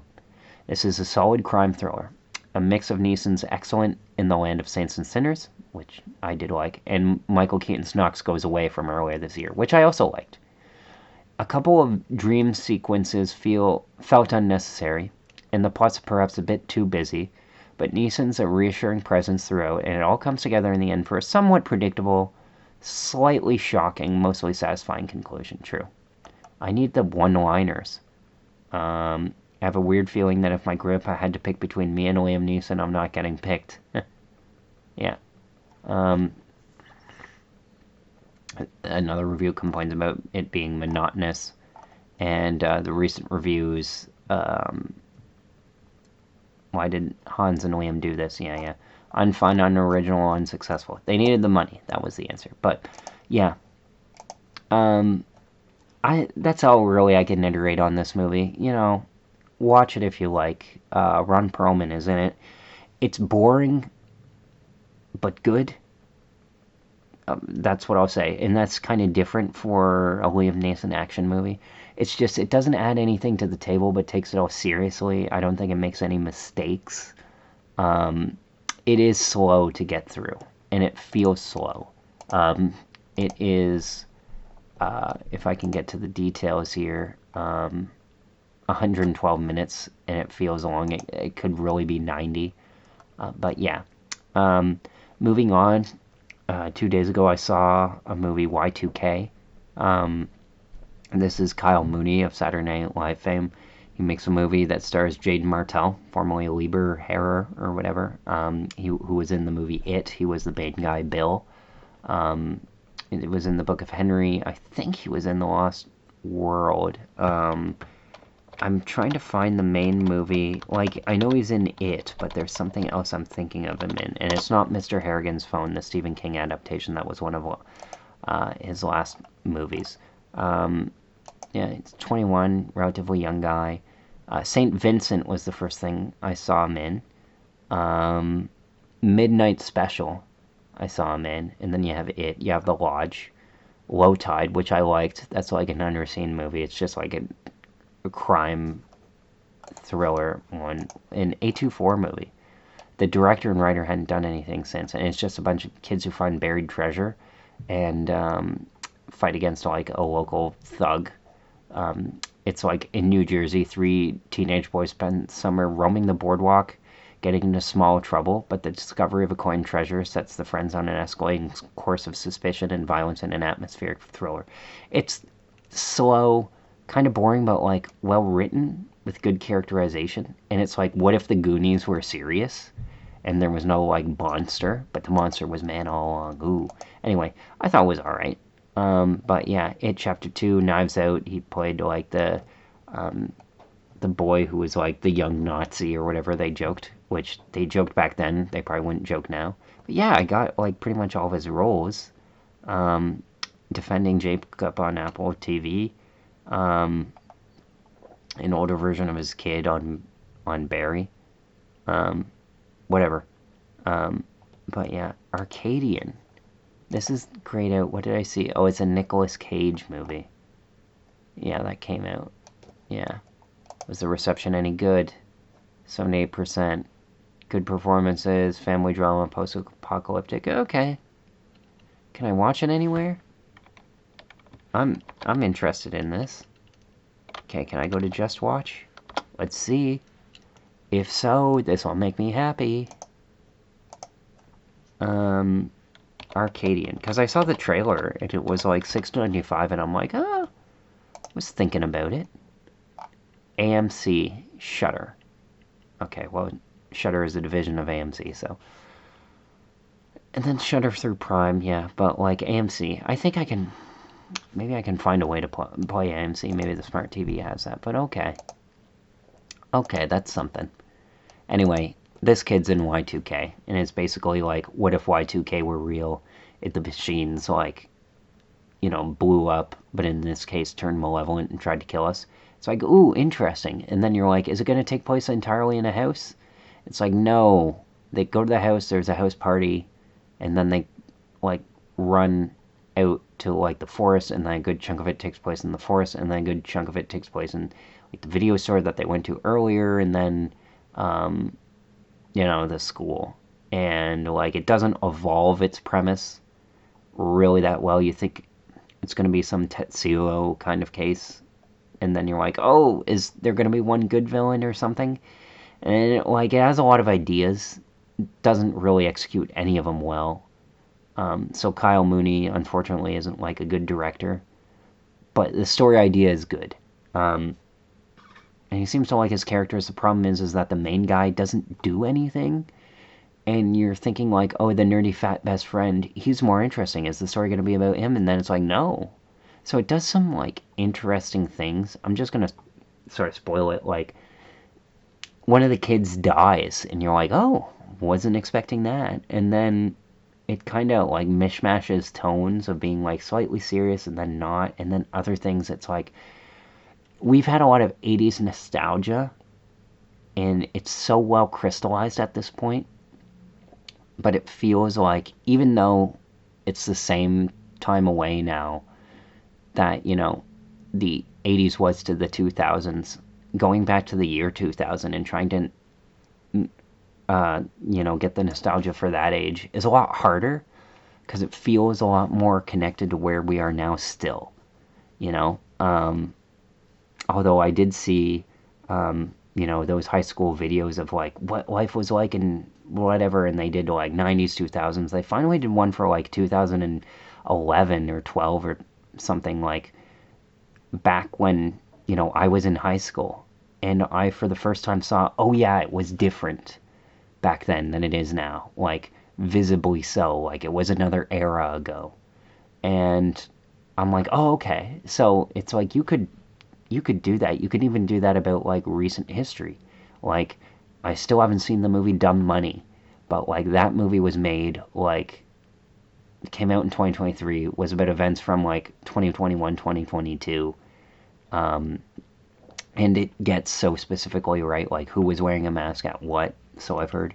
And then I'm like, oh, that had to be made in that time recently, so you would know, like, so you could be specific about it, about a time that was like, because even if you go back, and you have all the documents and stuff to do, you get the right hair, you get the right style, the right cars and stuff, it's still an imitation. But if you're fresh enough in the memory, you can be very specific. So that's why I'm interested in seeing that movie, I guess.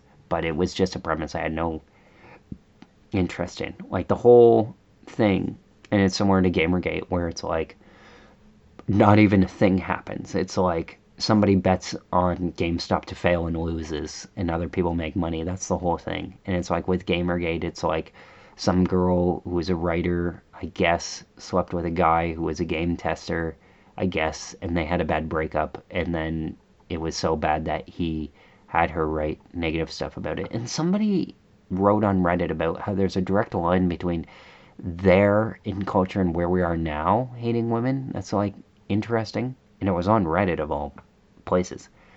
So, yeah. Interesting. I'll give it points for style because the next movie that I finished last night was, or the night before last, was Werewolves, which is the opposite of Y2K. This is a movie directed by Stephen C. Miller, who made one of the Escape Plan movies. Stephen C. Miller, did he make he made Escape Plan 2, which sucks. Like, it straight up sucks. It was horribly reviewed, but he like sort of made like a sequel to a pretty popular movie. So like he brings with him, a set of tools, a competent professional team with experience. So that's what Werewolves is and does. It has a great premise of like, what if, and it was well reviewed. I saw it as having 87% on Rotten Tomatoes. If I go now and see it, is it going to have the same? That's what I'm wondering. Werewolves. And there aren't many werewolf movies. So I'm like, oh, okay, well, I liked The Wolf of Snow Hollow. I liked Werewolves Within. Now it's down to 50%. It's not a good movie, but a tight little time passer. Yeah, Frank Grillo plays a molecular biologist. And I'm like, really? My dad's like, anybody can be a molecular biologist. I'm like, yeah, you're right. You know? It's pulp.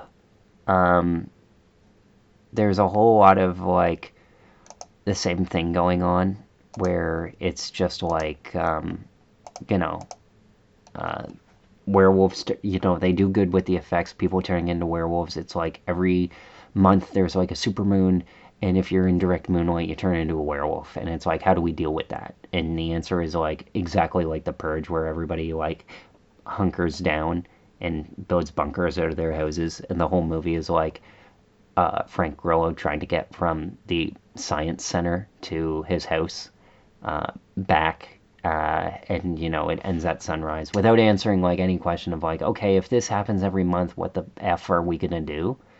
And there's nothing unique or super fun or really any new ideas behind it, and despite like the inventive premise, and it's all competently done. Like, there's shootouts, the production design is really great for the low budget. I wrote in that review, just like, Stephen C. Miller has the technical chops and the professional crew around to make the most of a low budget C movie.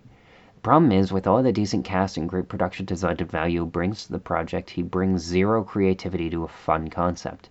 As a result, the movie is a waste of time. This could have been vampires, it could have been demons, it could have been poltergeists. Apart from the use of makeup effects, there was very little that made this werewolves movie a werewolf movie. Other movies like Werewolves Within and The Wolf of Snow Hollow inject some intrigue into the fare, as most werewolf films do. However, with its clever twist on the premise, this movie dispels completely the intrigue and instead a Purge knockoff. I would prefer a movie that does something different and fails, like Y2K, compared to a more professionally mounted film like this that takes no risks with its premise. What are we making this movie for? What are we making movies in general for? What I wrote about Y2K was Rachel Zegler is as cute as ever, but the main character doesn't do anything in this movie.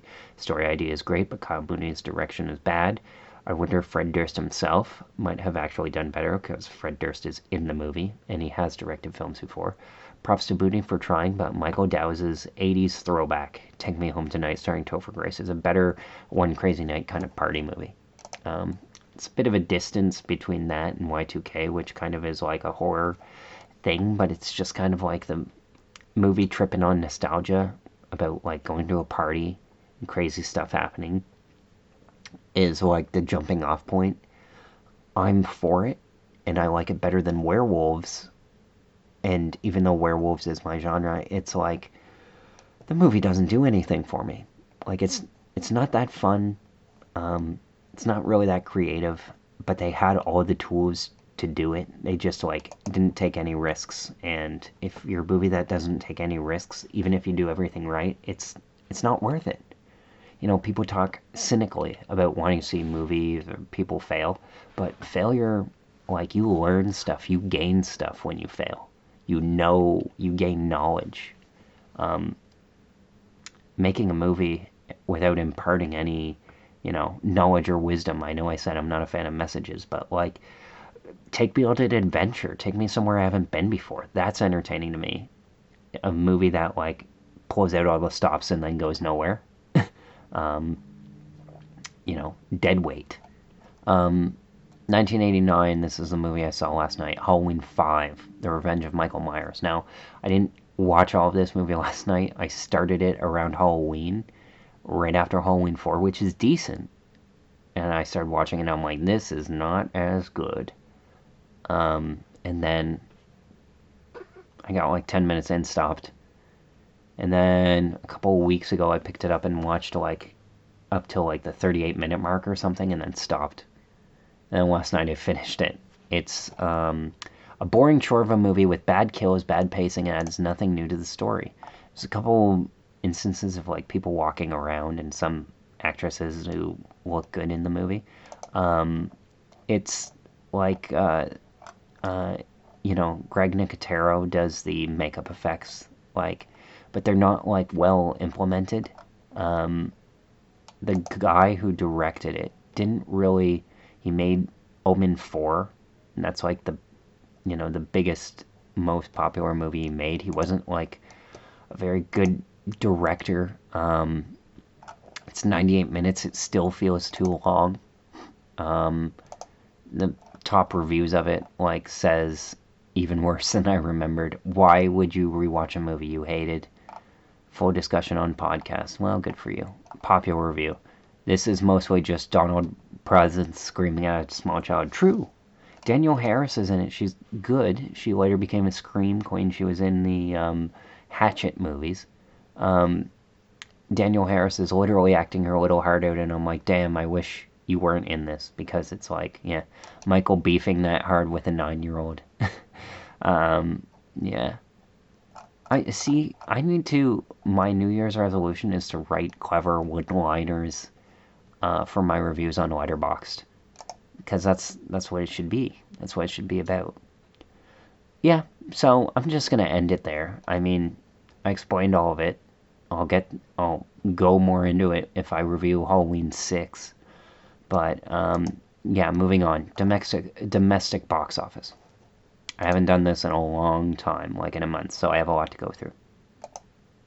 Okay, so we have at number 1 this weekend, over Christmas weekend. It's been a while, so bear with me. Sonic the Hedgehog 3 did not open as high as the last Sonic movie, which was an insanely crowded corridor, but it similarly crowded at Christmas. It's kind of like when Ice Age 3 opened.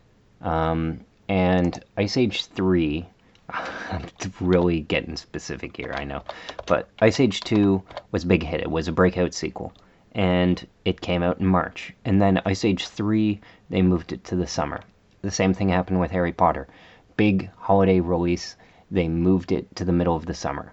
And basically, it opened softer, but the weekdays played bigger. And that's the case with Sonic 3. It appears to be. This will likely outgross the original's 190 million. And obviously the most highest grossing video game trilogy of all time. It's over 100 million now. It's over 200 million worldwide. It's kind of like an A-level franchise for Paramount. I'm not sure on the budget of it. If I check here, but the animation, like, they made an entire show based around Knuckles. Well, 6-episode show, of which I've seen 5. I wanted to watch it with my nephew, but it's kind of, I wouldn't say inappropriate, but like, it's boring. And the funny thing is about Sonic is that, like, it's a video game character who has successfully transitioned to like TV and like movies, so like kids know it as like a movie and TV show rather than like the video game that it started out as, which is kind of odd. I mean, they do have Sonic Generations now, which has reviewed really well and I'd love for my nephew to play. The budget on this one is 122 million, and it's just doing a movie about Sonic, versus Eggman, and then doing a movie about Sonic versus Knuckles, and then doing a movie about Sonic versus Shadow. It's just such a very easy ascension. They've already dated a sequel for Sonic the Hedgehog 4. The fourth one is set for release in 2027. So it's like a big hit. It's kind of funny how it outgrossed Mufasa the Lion King, which is the highest grossing animated film ever, the original quote unquote Lion King from 2019, which is a remake of the 1990s film. This one is basically Godfather 2 Mamma Mia's it, where it's like, how do we go forward with a sequel? We make a movie that's about the origin of a major character in the movie, usually the main character, in this case the main villain, Scar, and it basically makes Mufasa a usurper to a family of lions, where he's like adopted, brought in, and then eventually takes over the kingdom. But like positively, and the funny thing that somebody pointed out, I'm like, ooh, what a great story idea. What if the hero, the father that Simba looked up to, turned out to be a usurper? And then somebody was like, well, they're lions. They don't actually give a shit about family because they will tear your face off. They just care about who can tear the most face off and who's like the deadliest, biggest lion. And that's like literally all it's about, like in the animal kingdom. And I'm like, oh yeah, realism, with the lions and stuff. Anyway, that this movie was scheduled not to do so well going into the weekend, even though the other one made like $1.5 billion and was one of the most successful animated remakes that Disney has ever done. If I can just look it up here, the Jon Favreau film from 2019. It's hard because that year, like that movie made so much money, but that was the year 2019 that Disney like printed money, where they became like super status. Like The Lion King made 1.6 billion, but that year, like if you just go, if I can go here to calendar, and then I can go to domestic year 2019, year of our Lord, yeah, 2019, and then if I go to yearly, it will like number 1, Avengers Endgame, Disney movie. Number 2, Lion King, Disney movie. Number 3, Toy Story 4, Disney movie. Number 4, Frozen 2, Disney movie. Number 5, Captain Marvel, Disney movie. Number 6, Rise of Skywalker, Disney movie. Number 7, Spider-Man Far From Home, Sony movie made by Disney. Number 8, Aladdin, Disney movie. Number 9, Joker, Warner Brothers. Number 10, It Chapter 2, Warner Brothers. And then, Jumanji, Sony, and then Universal had its Us, Fast and Furious. Lionsgate had John Wick, and Universal also had How to Train Your Dragon and Secret Life of Pets, and Warner Brothers also had Detective Pikachu. Even Sony had like Once Upon a Time in Hollywood, and then there was Shazam, Aquaman, still doing decent numbers. Knives Out for Lionsgate. Like it was the last time there was a totally healthy marketplace. Walt Disney's like Bomb, Dumbo still made over 100 million, and Maleficent still made over 100 million for Disney, but that's like number 22 and 23. And then you have like Glass, King of the Monsters. We're getting down to number 25. Like an STX film made over 100 million. Like The Upside, they had two, The Upside and Hustlers. Like a number 7, no, a number 8 studio. Ford versus Ferrari was number 27 at the box office. The Addams Family even made over 100 million. This is number 30 by United Artists Releasing. Like, this is like huge. And Disney had like the top 10, essentially like 8 of the top 10 movies of that year, which is just crazy. 1, 2, 3, 4, 5, 6, and then 7 was Spider-Man Far From Home, and then 8 was Aladdin and Joker. I misread the list first because the way that Box Office Mojo does it is they go by calendar year. So of course they split up like movies arbitrarily between December and January, even if it opens in December and makes a lot of money. It's stupid. Nobody cares what a movie made in December versus January, or it's ridiculous. Anyway, The Lion King made 1.6 billion in its time, and it was estimated that this one would really fall down the well. It's already made 300 million, so that's pretty good. So yeah, I mean it'll collect money. Nosferatu has made 40 million since opening on Christmas Day. That's very very good for the independent arm of Universal Pictures. It cost 50 million. Wicked again, printing money. It's the only major movie of the year that's not a sequel, although it is based off on the popular form of intellectual property being Wizard of Oz, and then being a super famous Broadway adaptation that everybody has heard of at least. I know I haven't seen it, but yeah, it's so that connects to people, and the songs in it are good. I'd like to see it. It's just that policy of like singing in the theaters and stuff like that didn't inspire confidence, and so I didn't go see it.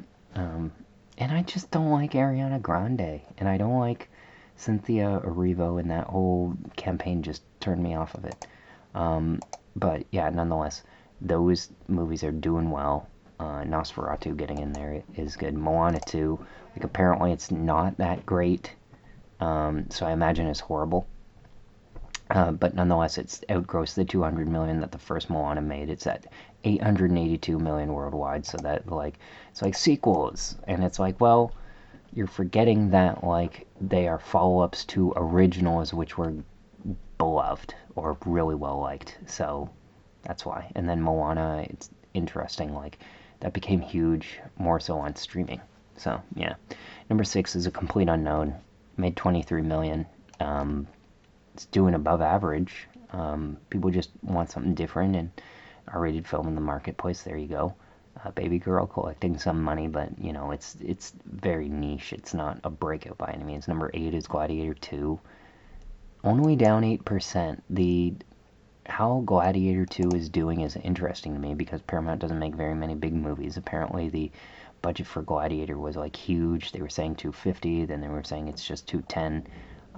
But yeah, it's very interesting. It had a major drop post Thanksgiving. Everything does, but then it's had sub 40% drops since. So I'm anxious to see if it can end up over the holidays, like at the 187 that the original Gladiator had. Will it top the original? It's basically a Lego sequel similar to Twisters, where it's basically like the audience has diminished, but those people who would see it probably will see it on video anyways. Yeah, I got the gross of the original right. Yeah, it was 187, then 465. So with this one, it has 30 million to go. So a bit of an uphill climb, but I think it can do it. Yeah. The Fire Inside came out Christmas Day. Saw it at TIFF. Straight down the line, like what if Creed was kind of real, but also a woman? You know, it's kind of like the style of this movie. It's from the director who was the cinematographer on Creed, and the writer Barry Jenkins who did Moonlight. It's interesting. It could have been elevated more, but it's a straight down the line boxing drama. I talked about it in my TIFF schedule, so yeah. That was the movie before I went to the big long line at Anora that gave me the fire inside to keep going and wait in line for 7 hours. So, you know, if the movie was bad, who knows? Maybe I would have quit.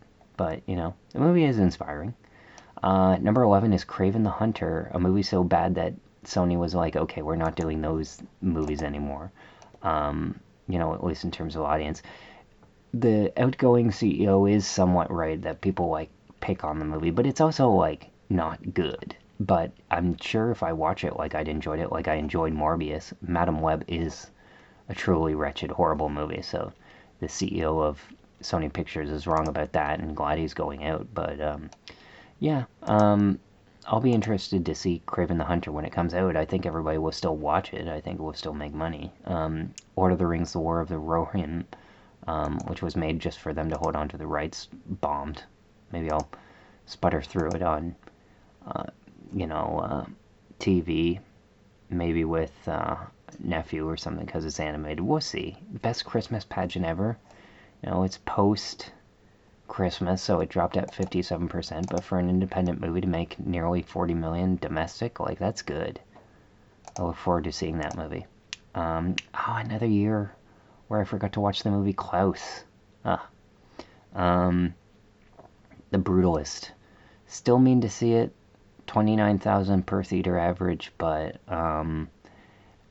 they're waiting for the Oscar nominations to drop and then they're going to expand it. Which, that worked for the zone of interest, but it's like, I wanted to see that on Christmas Day. Like, that would have been something.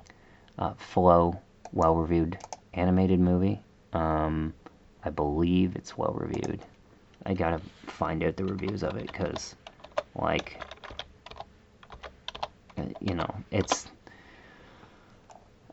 it's playing at the screening room. That's cool. Animated fantasy adventure film, completely rendered on the open source software Blender and containing no dialogue. Okay. Premiered at Cannes, critical acclaim, numerous awards, blah blah blah, New York, LA, National Board of Review, Latvia, Best International Feature, 97th. Okay. This might be like the I Lost My Hand, where it's like, this is weird, kind of cool, well-reviewed thing. Okay. I'm into it. Black cat wanders through the forest when a pack of dogs arrive by the river to catch fish. Two of the dogs fight, the cat takes the fish and is immediately chased by the dogs, and we're off. Okay. Yanis Films released it. I'm in on this. Like, this is like Stray, I like it. It's silent, like no dialogue. This is universal. This is what filmmaking is about. I don't even need to see the trailer. I'm in because I played the video game Stray, which was a fun game available on Xbox, which is where I played it. About a stray cat who like falls down a dam and then has to climb its way back up, and it's like a platformer jumping game. Really fun. Yeah, I'm into Seaflow. Add it to the list. I legitimately want to see that. Like maybe I'd take my kid to see it. Well, I don't have a kid, but I'd take my nephew to see it. I make that mistake all the time now. I keep saying like my kid, and it's like my nephew is not a direct descendant of me. He's like distantly related. But yeah, I'm getting my other nephew is visiting, who I don't get to. Well, I mean it's the trade-off. It's how close family are with one or both of their parents.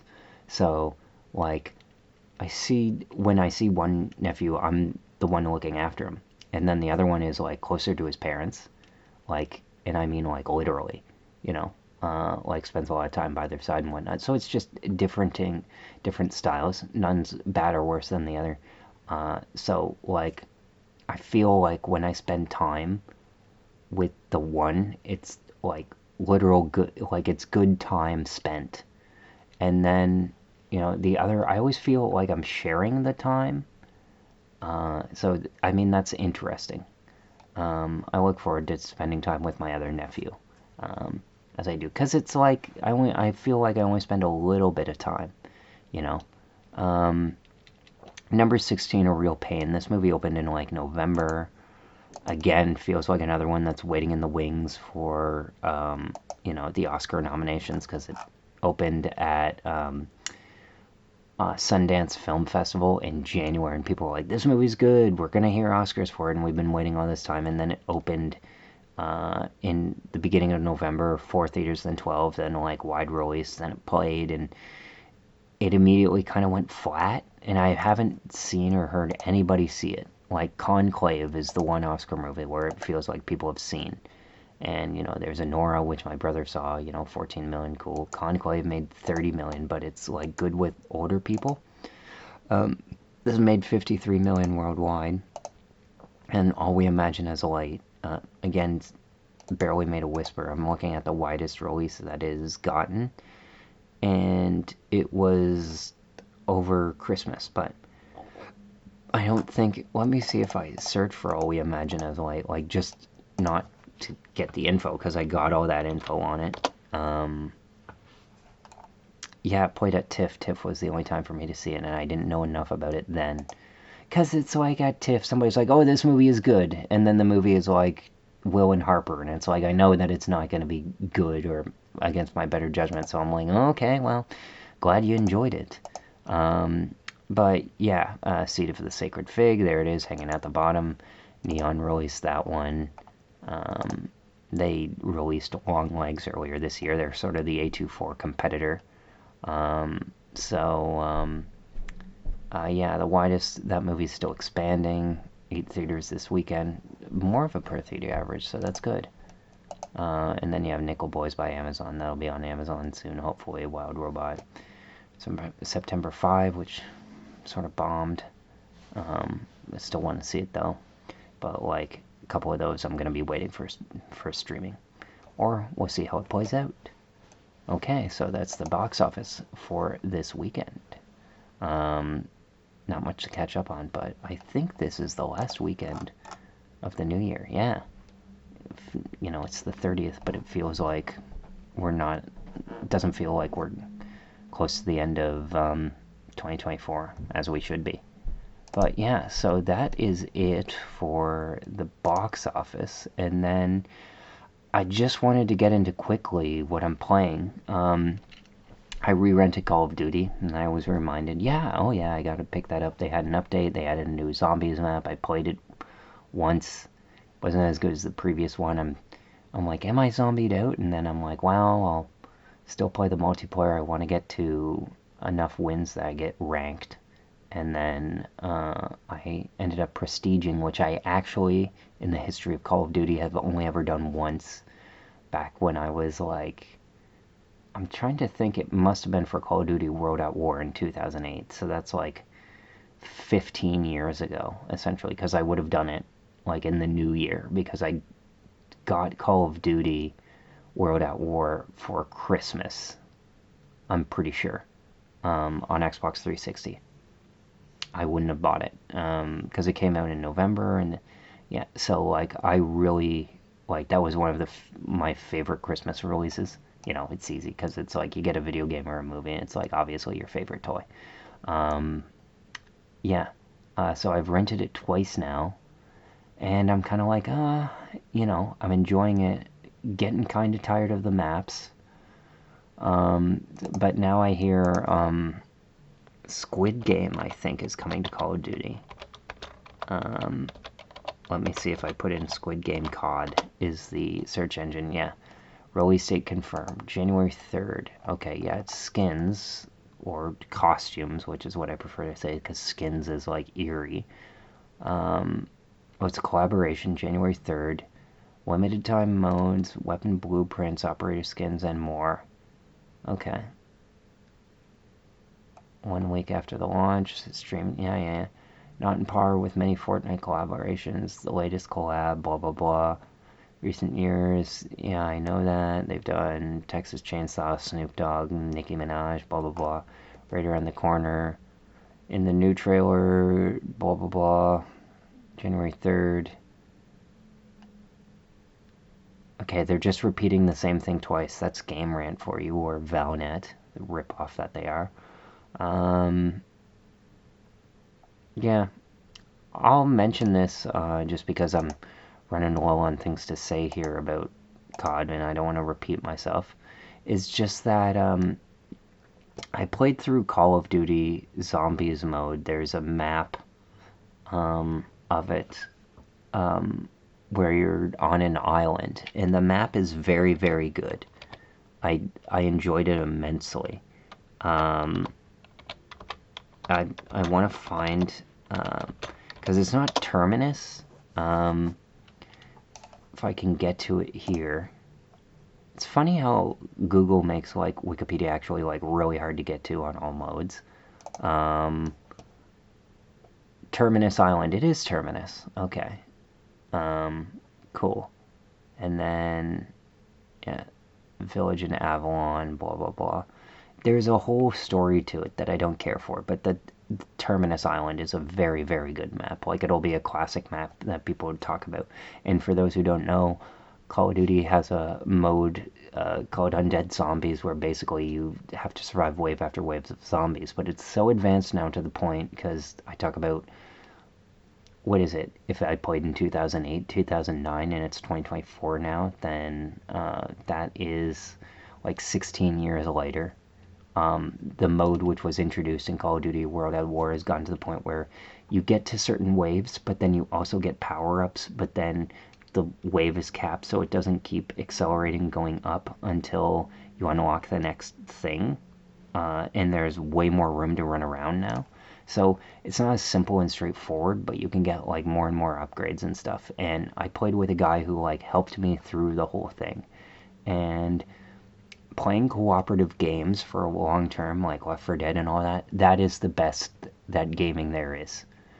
You get to like know someone exclusively for how they play, and because you're both anonymous, sort of, and just know each other through playing game, you can essentially you're free to talk to them. However, like I've trash talked people on Call of Duty, I've done this and that kind of thing. It feels good to get that out in trash talk, but it feels just as good or better to collaborate with somebody. And when somebody helps you, you're like, oh, you're carrying me, and you just want to be confident or competent. So it's really reassuring when somebody's like nice and is good and fun to play with, and you beat the game together. You feel like you've achieved something. Really, my best achievement all this month is beating Black Ops 6 Zombies. Like, that felt really good to me. And I had people to help me with Liberty Falls, which is the other zombies map, and that took 2 or 3 tries, and that was fun. That was a good map, but didn't feel quite as good as this. And then the other one, it's like, somebody is good, but they play off on their own. They don't collaborate, and you're eventually, it's like, I'm down, and then they can't come and help you, and then it all crashes. But yeah, that was a really good. It's a really good map, that one on Black Ops 6. So it's like worth renting from your local library. And again, I know I'm lucky because my local library does rent video games, but still, yeah. Speaking of which, I'm wondered, because I asked them to do the thing remastered, but they couldn't get it from their local collector.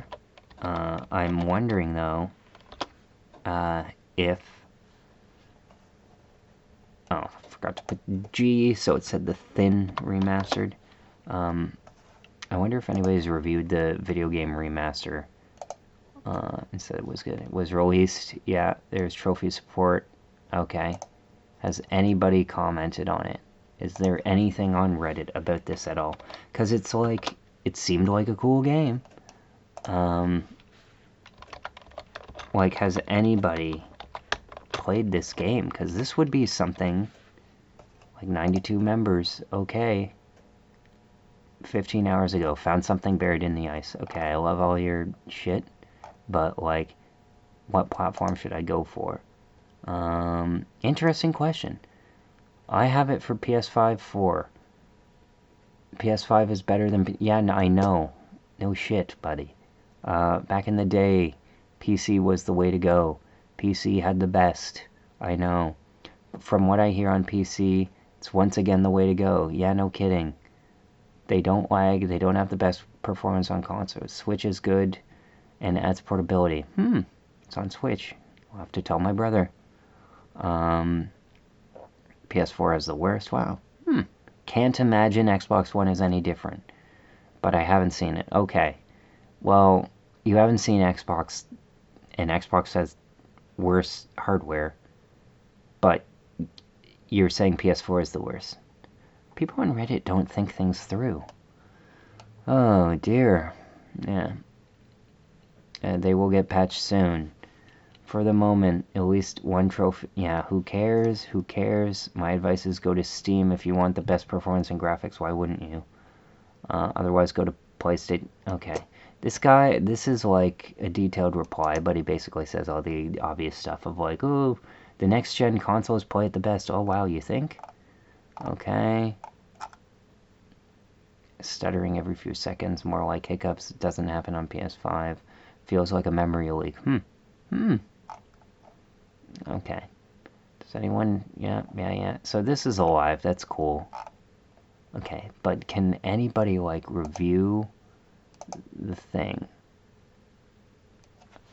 Why can't I get this? I don't want. I just want. Yeah, the posts. Okay, 26 days ago. Waiting for this for months. Release tomorrow. Okay. Limited one, so physical will. Yeah, hoping for it. What platform? Yeah, I know that. So I don't know anybody who has played this. This sounds like it's a good candidate to actually use my $50 Xbox gift card on. I might have found it. A remaster of a game from PS2. Now the problem is that I got the remaster and played the Night Dive remaster of System Shock and didn't quite love it. So I don't know. It requires more thought. On the other hand, what else am I spending it on? It Takes Two. I'm also playing Cyberpunk 2077. Still playing through it. Haven't reset it up since I moved the PC away to make way for a new TV. Yes, I got a new TV in my household. My father got it. It's a 75-inch Sony Bravia 7. It's interesting. I'm wondering about the local dimming and stuff. It's very bright. It is way brighter than the previous TV that we have had. It's 10 inches larger. My dad was contemplating even going to 85 inches. He probably could still change his mind if he wanted to pay like an extra $1,000. And I think I might nudge him in that direction because I previously thought it was too big and it wasn't. So maybe I'll say to my dad, it's like, hey, we're willing to pay the extra money, and you'd also have to pay for the service for installation. But like, why not go bigger? The issue is like, what if he goes bigger and then we have problems with it, and then I have to log in on everything again. Ugh. Yeah. Yeah, that's new to get rid of. The issue I have with the TV is that it's a smart TV, and as we know, TVs aren't that smart.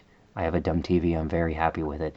This smart TV is a Sony TV with a Google operating system, which means that there's settings of a Sony TV which are completely different from the previous Sony TV we had, which was a 2015 TV. This one's from like 2022, 2023. So it's like a lot changes in 7 years. But the issue is this: the operating system is basically that of my Google phone, which does not suit itself well to a TV because it's like you're going in to the settings on your phone and changing the settings, but the phone is the screen, and you generally like that's following a template that Apple established and whatnot. It's all good. When you're opening up a menu on a TV, you should be viewing live picture at all times to tell how the picture is changing.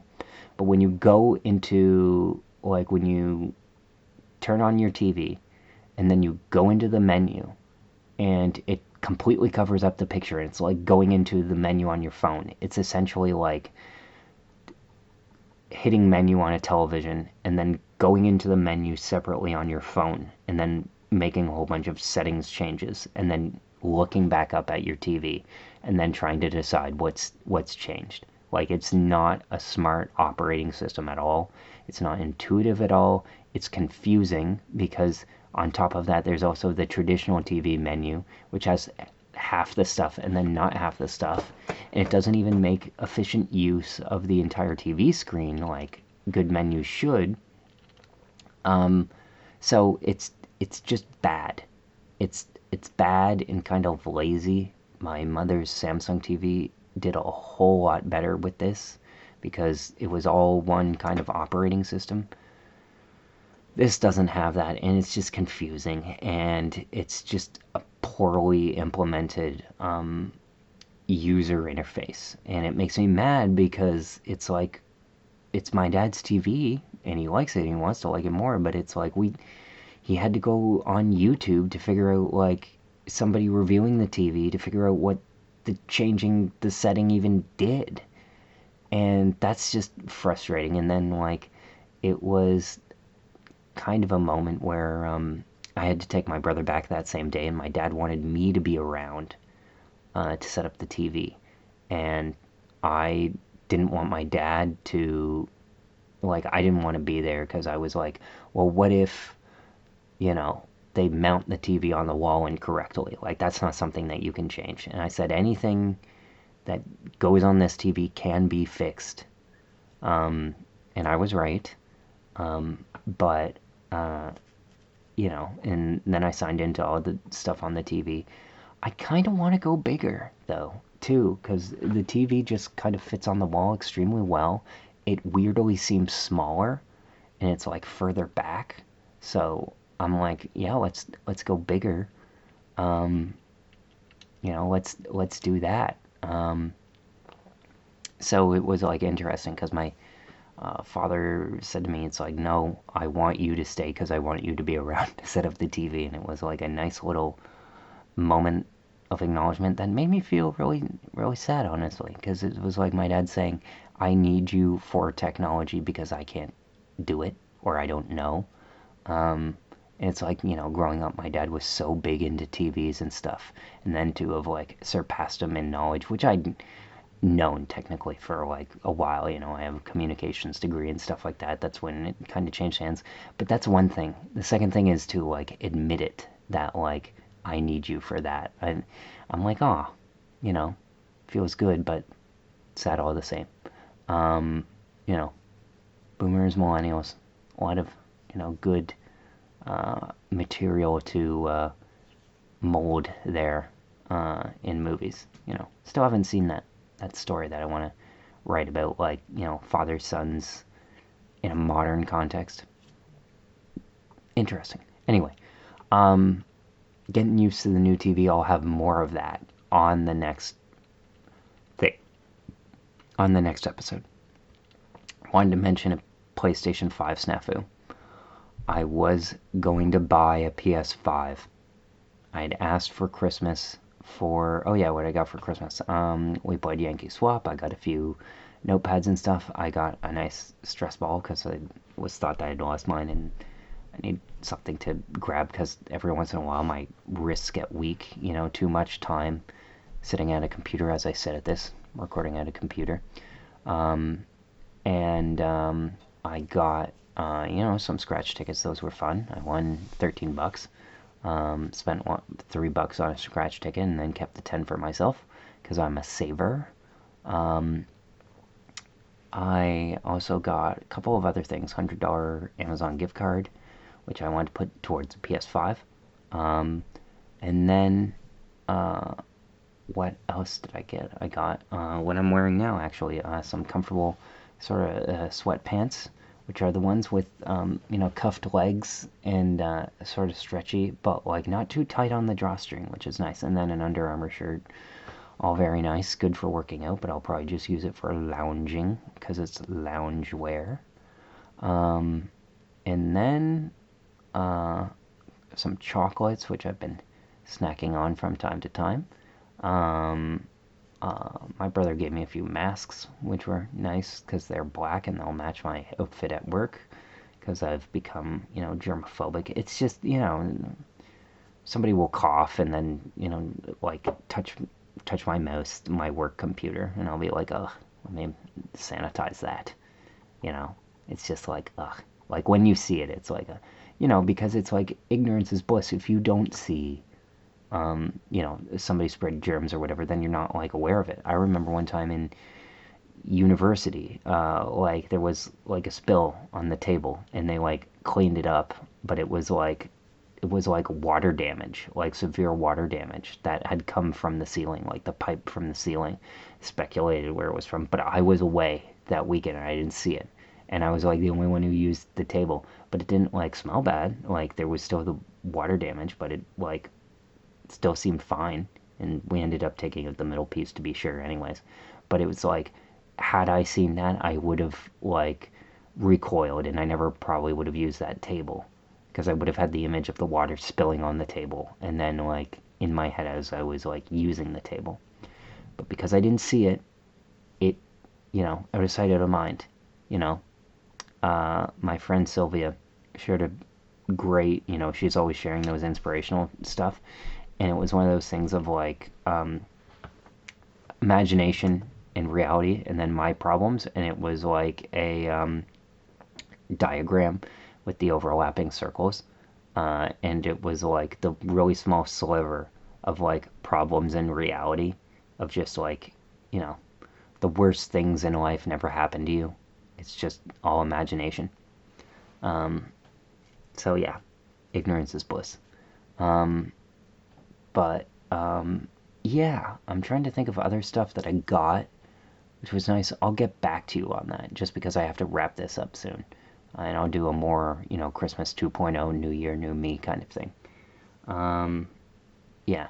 So I was gonna buy the PlayStation 5, and I'd gotten an $100 Amazon gift card, and my brother even gave me $100 towards it, and I had it on my list, and it was like 450 bucks, way more than I've ever paid for a console aside from the PS3, which was worth it because they had a whole bunch of dope games coming out. The PS5, not so much. But I was saving up for it. I was ready to get it. I was going to get something that can take advantage of this new TV that we were getting. And then what happened was it was Christmas Day. Boxing Day was the next day. And, there's always sales on Boxing Day and stuff like that. And somebody's like, maybe you want to wait for Boxing Day because, it might be a further discount or a flash sale or something like that. I'm like, okay. So then on Boxing Day, for whatever reason, on Amazon specifically, they decided to get rid of the holiday sale where they had discounted it by $100. So it went from like 550 to 650, which is the same price that it launched at 4 years ago. And I'm like, oh man, like it was gonna be 550. On top of that, I wouldn't have to pay taxes because of, the Trudeau, liberals deciding we don't need taxes from here until February. So it's like, oh, great. So I wouldn't have to pay, 700 some bucks. It's just 650. And then I still have my Amazon gift card from last year that took off 88 bucks. And then I was going to get one this year. So it was going to take off 188 bucks. So it was going to be 550 no taxes, then 450, then 370 or 380, and I'm like, that's doable. I can pay for a console that doesn't have like any major games, and I can use those with my membership from the library and play like Silent Hill and play these games and make good use of the display that I have. And that's all gone now because the discount ended and is just not coming back. I was so distraught on Boxing Day morning of like, geez, like it's kind of put a damper in the rhythm of my flow of like, but then I had a really busy day at work because it was Boxing Day, and so it kept my mind off of it and sort of numbed the pain. But like, man, it just shows that like this console generation 9 really has not done well for gaming. I mean, you have the Nintendo Switch, but which is doing well and sort of reasonably priced, and you can for 250 you can get a Nintendo Switch, light in handheld mode. But every time my brother's around, he'll play. He just bought Kingdom Come Deliverance, which is getting a sequel, I think, in February. It's just gaming on the go, but it's gaming with like PlayStation quality console games now, and that's kind of what people demand and want. And now the PC games are getting there, and I'm just slowly, the reason I haven't been getting at my screenplay is because I've been enjoying playing games like Cyberpunk and getting back into video games, and I'm don't know how long this feeling is going to last, so I want to ride that out just a bit more before I finish my screenplay. So I haven't gotten into that. But, yeah.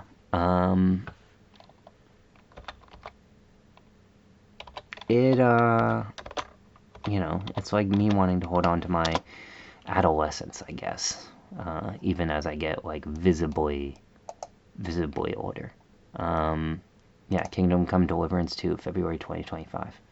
And it's based on the Cry engine, which was made by Crytek, who made Crysis. What did they do on Wii U? I'm curious.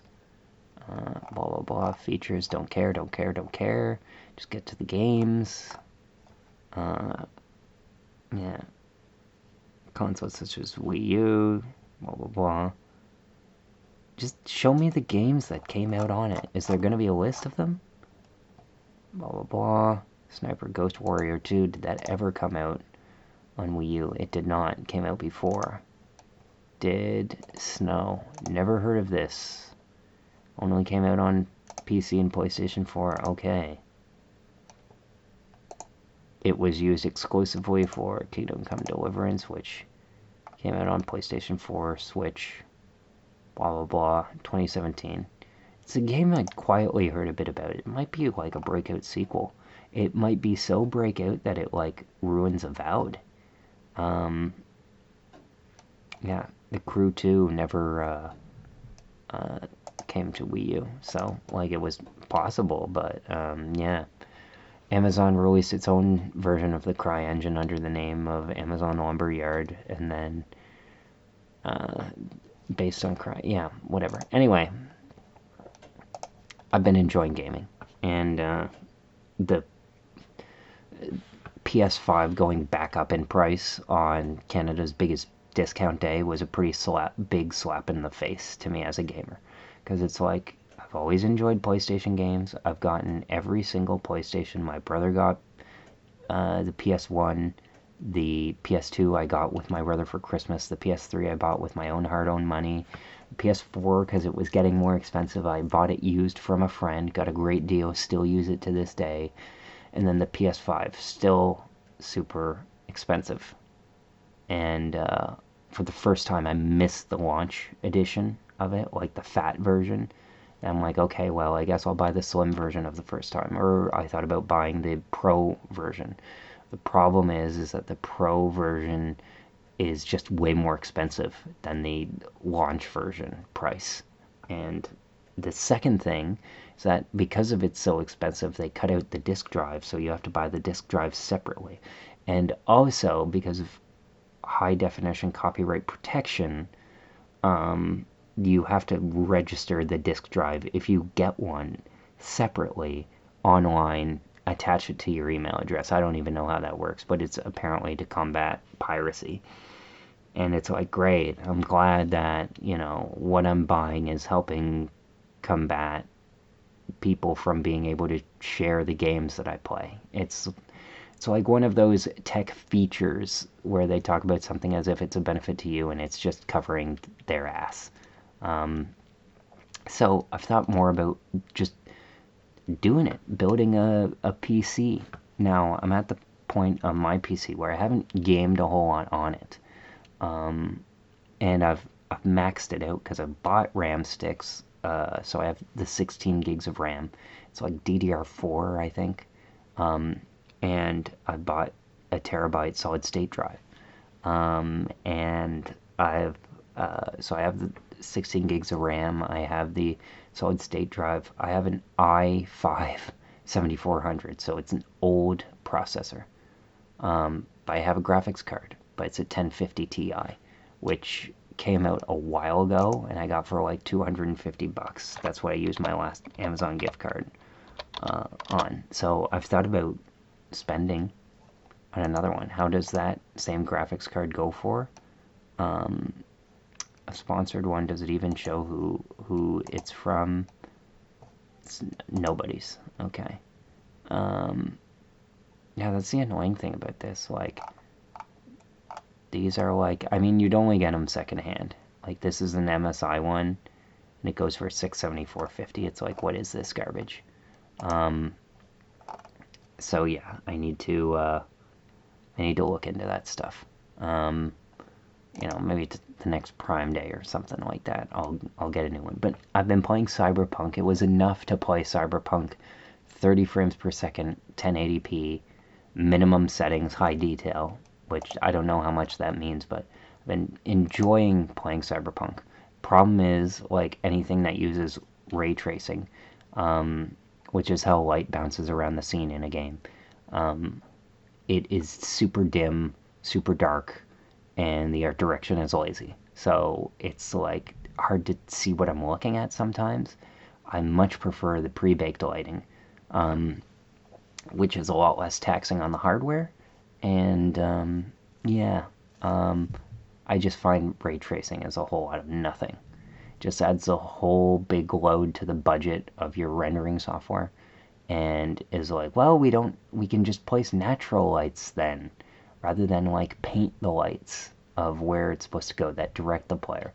It's like, I get you want something to be dynamic, but it's like, okay, you have to program and account for where the light is going to bounce off, and then so you have to give specular detail on top of direction, and you have to calculate that every given way at any given time, depending on where the director is and where the player is in space. And it's just like, it's a waste.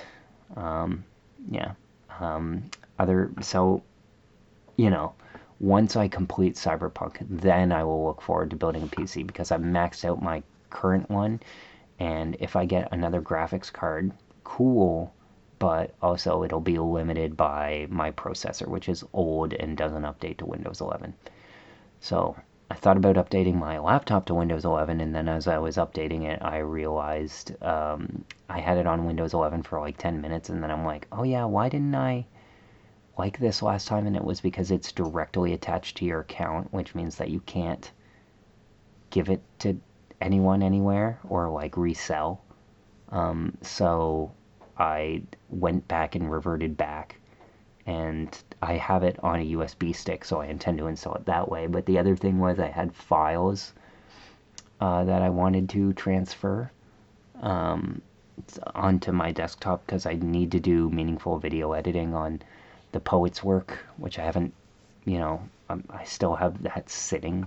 There's still like 9 episodes of a playthrough of a game coming up on a year now since I've done that, so I can revisit that, but I need to transfer it off my laptop first. And once I do, maybe my laptop will run games a little bit better. So there's that going on. And then, you know, I looked it up and it'd be about $700 to upgrade my gaming thing. And then there's the big gap of like, prices of console and graphics cards. And it's a question of like, all the good stuff is like so expensive now, and I'd like to buy it all. I'd like to buy a Samsung S24 Ultra phone, or Google 9 Pro, or a, you know, iPhone 16 Pro, which I, repair for a living.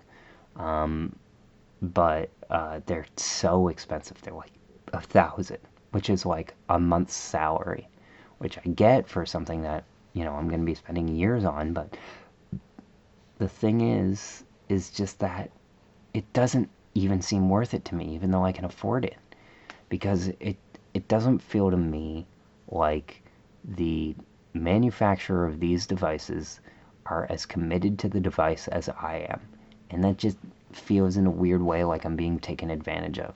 So, I need to find a price that's right for me.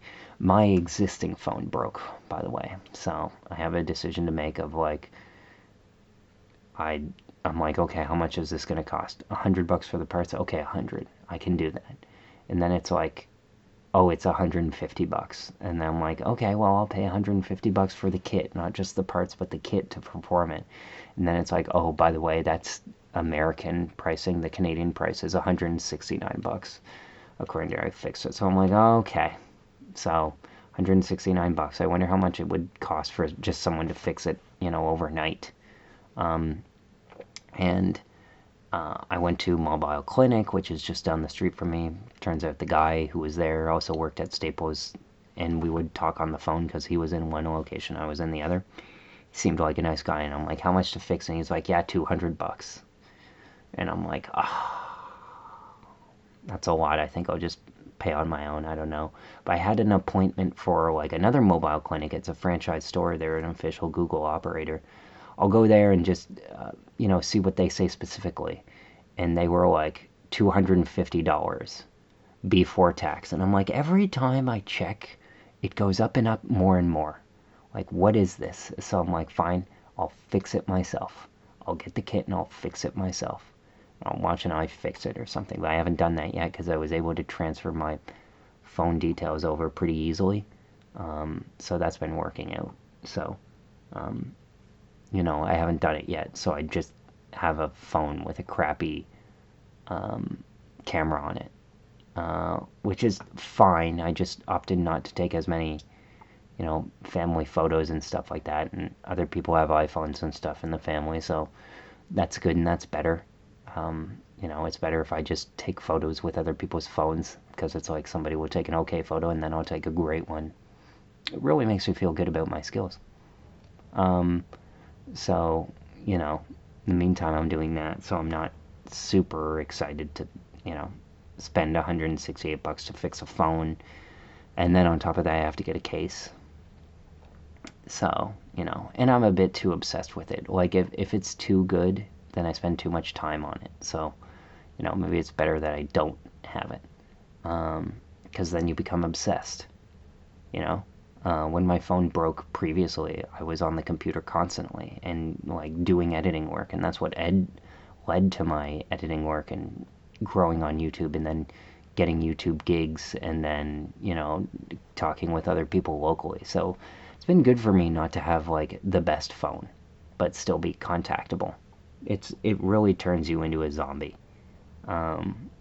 These having a good tablet or something like that. It's good to have an activity machine that's dedicated to one thing.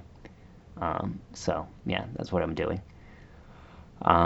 Building another PC, which I essentially have to do because I have to get a new CPU, which is like computer chip, main computer chip, mainframe. In order to get a new updated one, that computer chip has to fit the motherboard, which is the circuit board of the computer I'm using, and the motherboard is like outdated, so I have to get a new motherboard. So you can get a motherboard CPU, and then when you do, you have to change out the RAM as well. So motherboard, CPU, and RAM together will be like $700. So eesh. And then I'm like, well, I put all of this money 7 years ago into this computer as that my dad gave me as a graduation gift. I want to make the most of it. Um, so I don't want to just throw it out. Or selling it kind of feels wrong. So I haven't maxed it out yet. I'm basically in the tail end of that on my PS4, on my Xbox One, on my PC now. And I don't feel ready to take that leap. But that's what the new year is for. Because as of right now, what I've finished. I have nothing. I rented a book that was recommended to me from the librarian, the Book of Kali. How much I read? Nothing.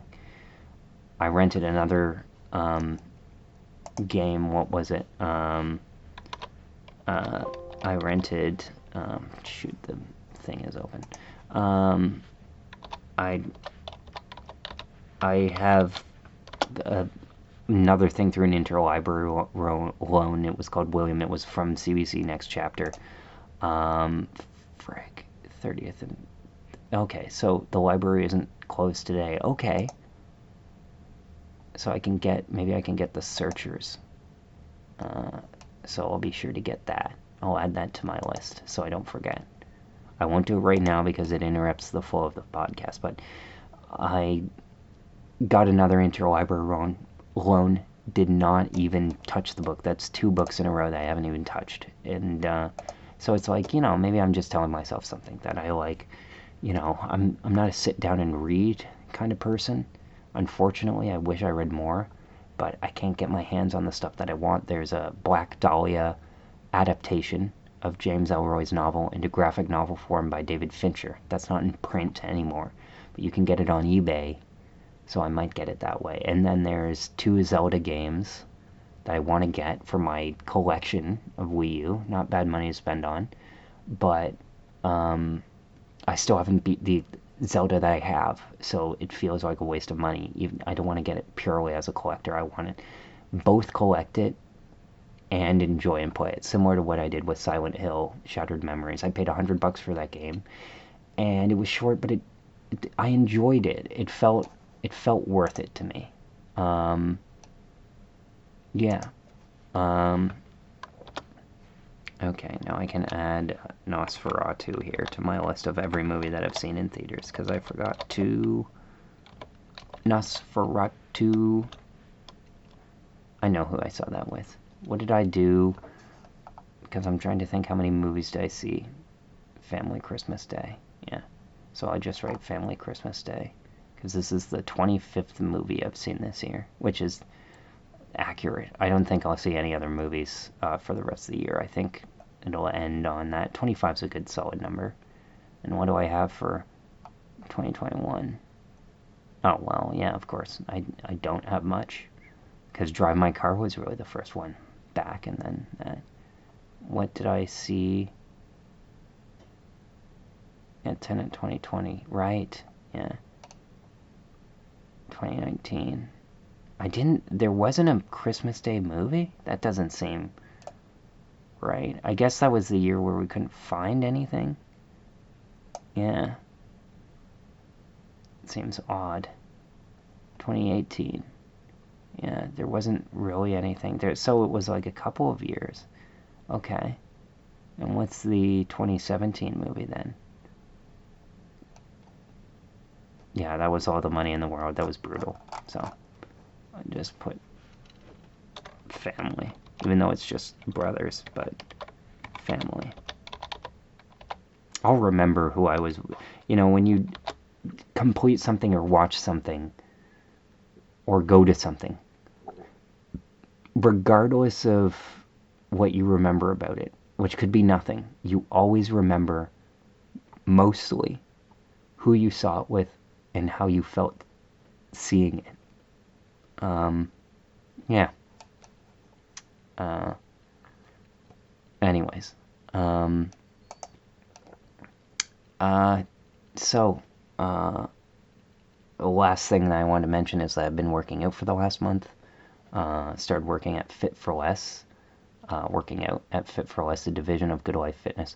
Pain in the ass signing up. Because, of course, I couldn't sign up at the desk in person, like a regular thing. No, I had to go and use the kiosk, and the kiosk was a sign up, and I'd already paid for like a day pass. It's making me sign up again because you can't use your day pass to transfer into like a weekly pass. So I sign this up again, and I'm like, am I doing this right? And I go and I leave the kiosk because there's a divider between, that you have to pass through, like a turnstile. So I pass through the turnstile, I get buzzed in, and I'm like, am I doing this right? And she's like, yeah, you're doing it right. You just have to do it this way, blah, blah, blah, blah, blah. Okay, so I leave, go back through the turnstile, do all of this. I get to the end, and then it's like, what's your banking info? And I'm like, well, I don't have that on me, and I can't connect to the internet. So then I go to the mall, which is across the street, and then try to connect to the Wi-Fi. I can't connect to the Wi-Fi. So then I drive around the corner, up the street, and then across the road, and then into the McDonald's parking lot to get the banking info. And then, which is a security risk, I know.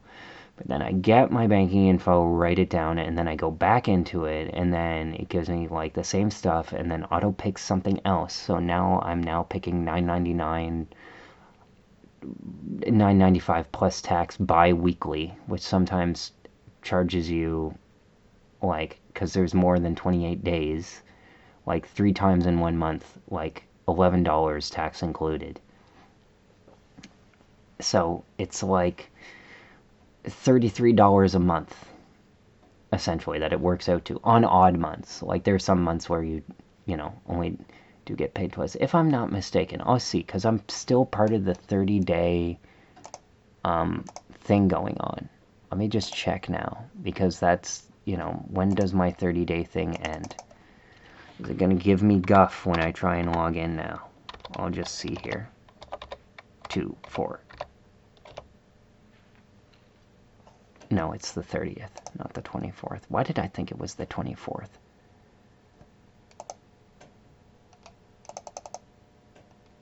Gosh, when it asks you to put in, like, what day is it today?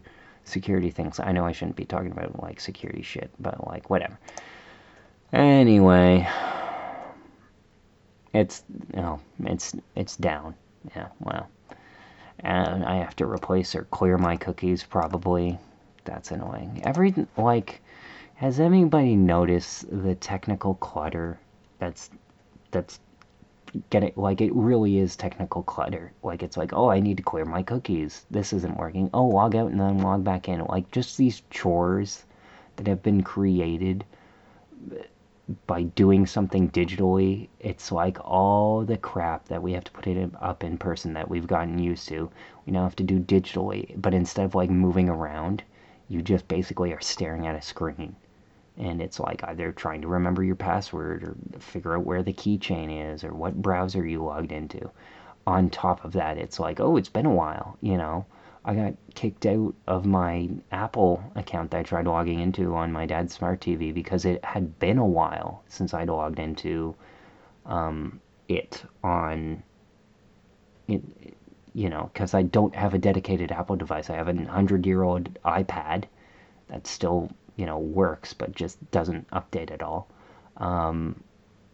And, like, every time I turn it on, it's like, it looks like it's been a while since you've logged into Apple. Please log in again. And then I log in, I put in my password, and then it's like, your password has been changed for security reasons, probably because the security is outdated on the iPad that I'm using. And it's just the biggest hassle. And so, it's just a constant fight not to be taken advantage of when you're doing this stuff digitally, because, like, it'd be very easy to physically write down and see what I'm signing and read all these agreements and hit yes, yes, yes, and then but for whatever reason, because it's convenient to them and not you, you have to do it all completely digitally, and you don't have a copy of the terms and agreement. You sign it, and then you never see it again. And then they change the terms and conditions and don't tell you. And then if you complain, they're like, well, you signed it 100 years ago. It's bullshit. So I sign this agreement. I start going to Fit for Less. And the first thing that I notice is that the TVs aren't calibrated correctly. They cut off. It's like when you go to a person's house that, like, isn't into technology or doesn't watch TV that often, and you realize that their TV signal is cropped and, like, zoomed in and cutting off the picture. That's what these do. And so I noticed this, and I'm like, hey, do you have the remote? I can fix this right now in 5 seconds. Going to the menu, settings, picture, scan, just scan, or 16:9 or whatever. And they're all, like, my TV for a good 5 years, like, had the same settings as, Samsung's, as LG, as all of them when they were right before they became, like, smart TVs. Now they're all like Google phones now, annoyingly. Or, sometimes they have other operating systems, but, like, I can fix it. And they're like, oh, well, all workers at stores are useless now, because it's like, it's not, let me ask the manager, it's like, this is a franchise. What's store policy? We can't bend or break on this. So, I asked the lady, and she's like, oh, well, they don't even give us remotes anymore, so we can't do anything about it. And I'm like, oh, okay, so I guess I'm paying for nothing then, And I'm kind of annoyed, but I'm like, okay, well, I'm here to work out, not to watch TV while I work out. So I go, and then, days go by, and then I forget the water bottle one day. I come back, I get the water bottle. It's in the lost and found, thankfully. So happy about it. and I'm just talking to a new person there who's like running the show. And there's another worker on the back who's just like kind of sitting on the back burner and like not really paying attention. And then I mention, like, he's like, "Oh, is everything going good?" I'm like, "Yeah, it's good. It's just the TVs don't fit." And then they immediately chime in and they're like, "What?" And then they have me repeat exactly what I said to the other person because they weren't paying attention. And I'm like, oh, this. And then they're like, "Oh, well, well, you wouldn't need to, you know, because I was like, if I needed to complain to somebody, like, would I go to instant messaging? Would I go to Facebook? Would I go to their official pages or whatever?" And they're like, "No, everything would be handled through us, me, right here." They weren't as snotty, but their intention might have been. Um, and I'm like, "Oh, okay, well, I wanted the TV to be fixed, but, the person didn't know how. So I figured I was out of luck." And they're like, "No, no, no, we have to do it through a technical work order and stuff." And I'm like, "Oh, great. So can you issue one?" And they're like, "Yeah, yeah, I can." And I'm like, "Oh, great. So the problem will finally be fixed then." They're like, "Yeah, yeah. It'll take like a week." And then I'm like, "Yeah, or, a month," because apparently I'm the only one who's noticed that the TV of like the 12 TVs that you have right in front of the treadmill lines that everybody is facing. Apparently, I'm the only one who's noticed this in months. And it's like another one of those things where I've talked about where it's like I notice things and like I complain and I have to be, even though I don't want to be, the one who complains enough to get things to change. So that's why I'm doing it my local Fit for Less. And so she's like, "Oh yeah, well, I'll put in a work order." I'm like, "Okay, great." And then immediately after the conversation ends, she's immediately like, "Well, I'm going home," to her coworker, and then like left. So I know, or presume, to be fair, next time I go in, which is tomorrow, I go now every day after work and just, do like 20 minutes of cardio, 10 minutes of strength training, and then, a little in between experimenting, going to different machines and seeing what works for me. Um, I, it's fun, and I listen to a podcast, to pass the time.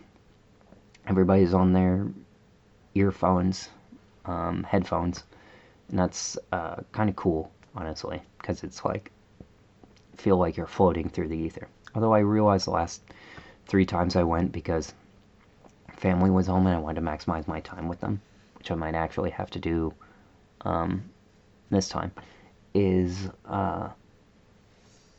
I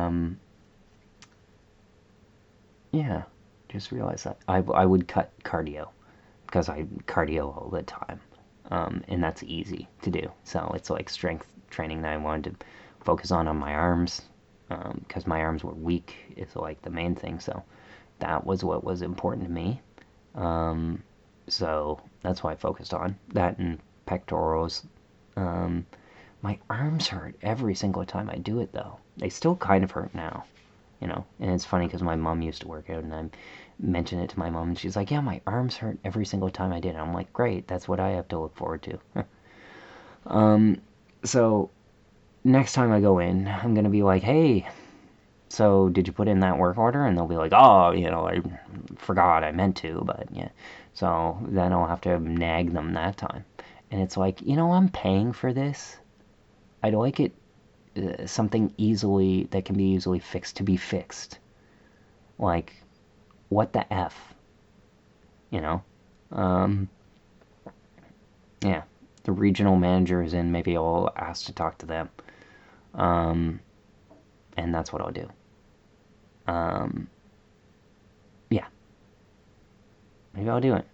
I'm paying them. I don't have to be nice. I can be respectful. But, yeah. Oh, and then in other news, um, I have found it easier to like lift chairs, and I went bowling the other day as part of my work party. I was an hour late, but I was fashionably late.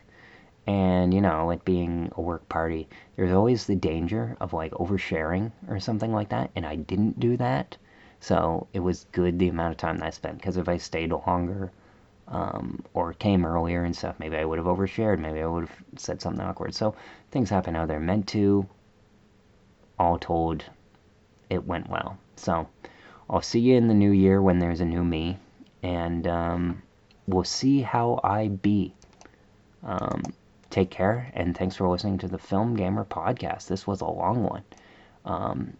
Going forward, I think I'll try and do maybe an hour a week, and that might be better. But, let me know what you think.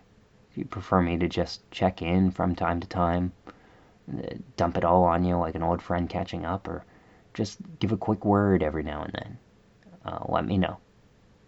Until next year, Merry Christmas and Happy New Year.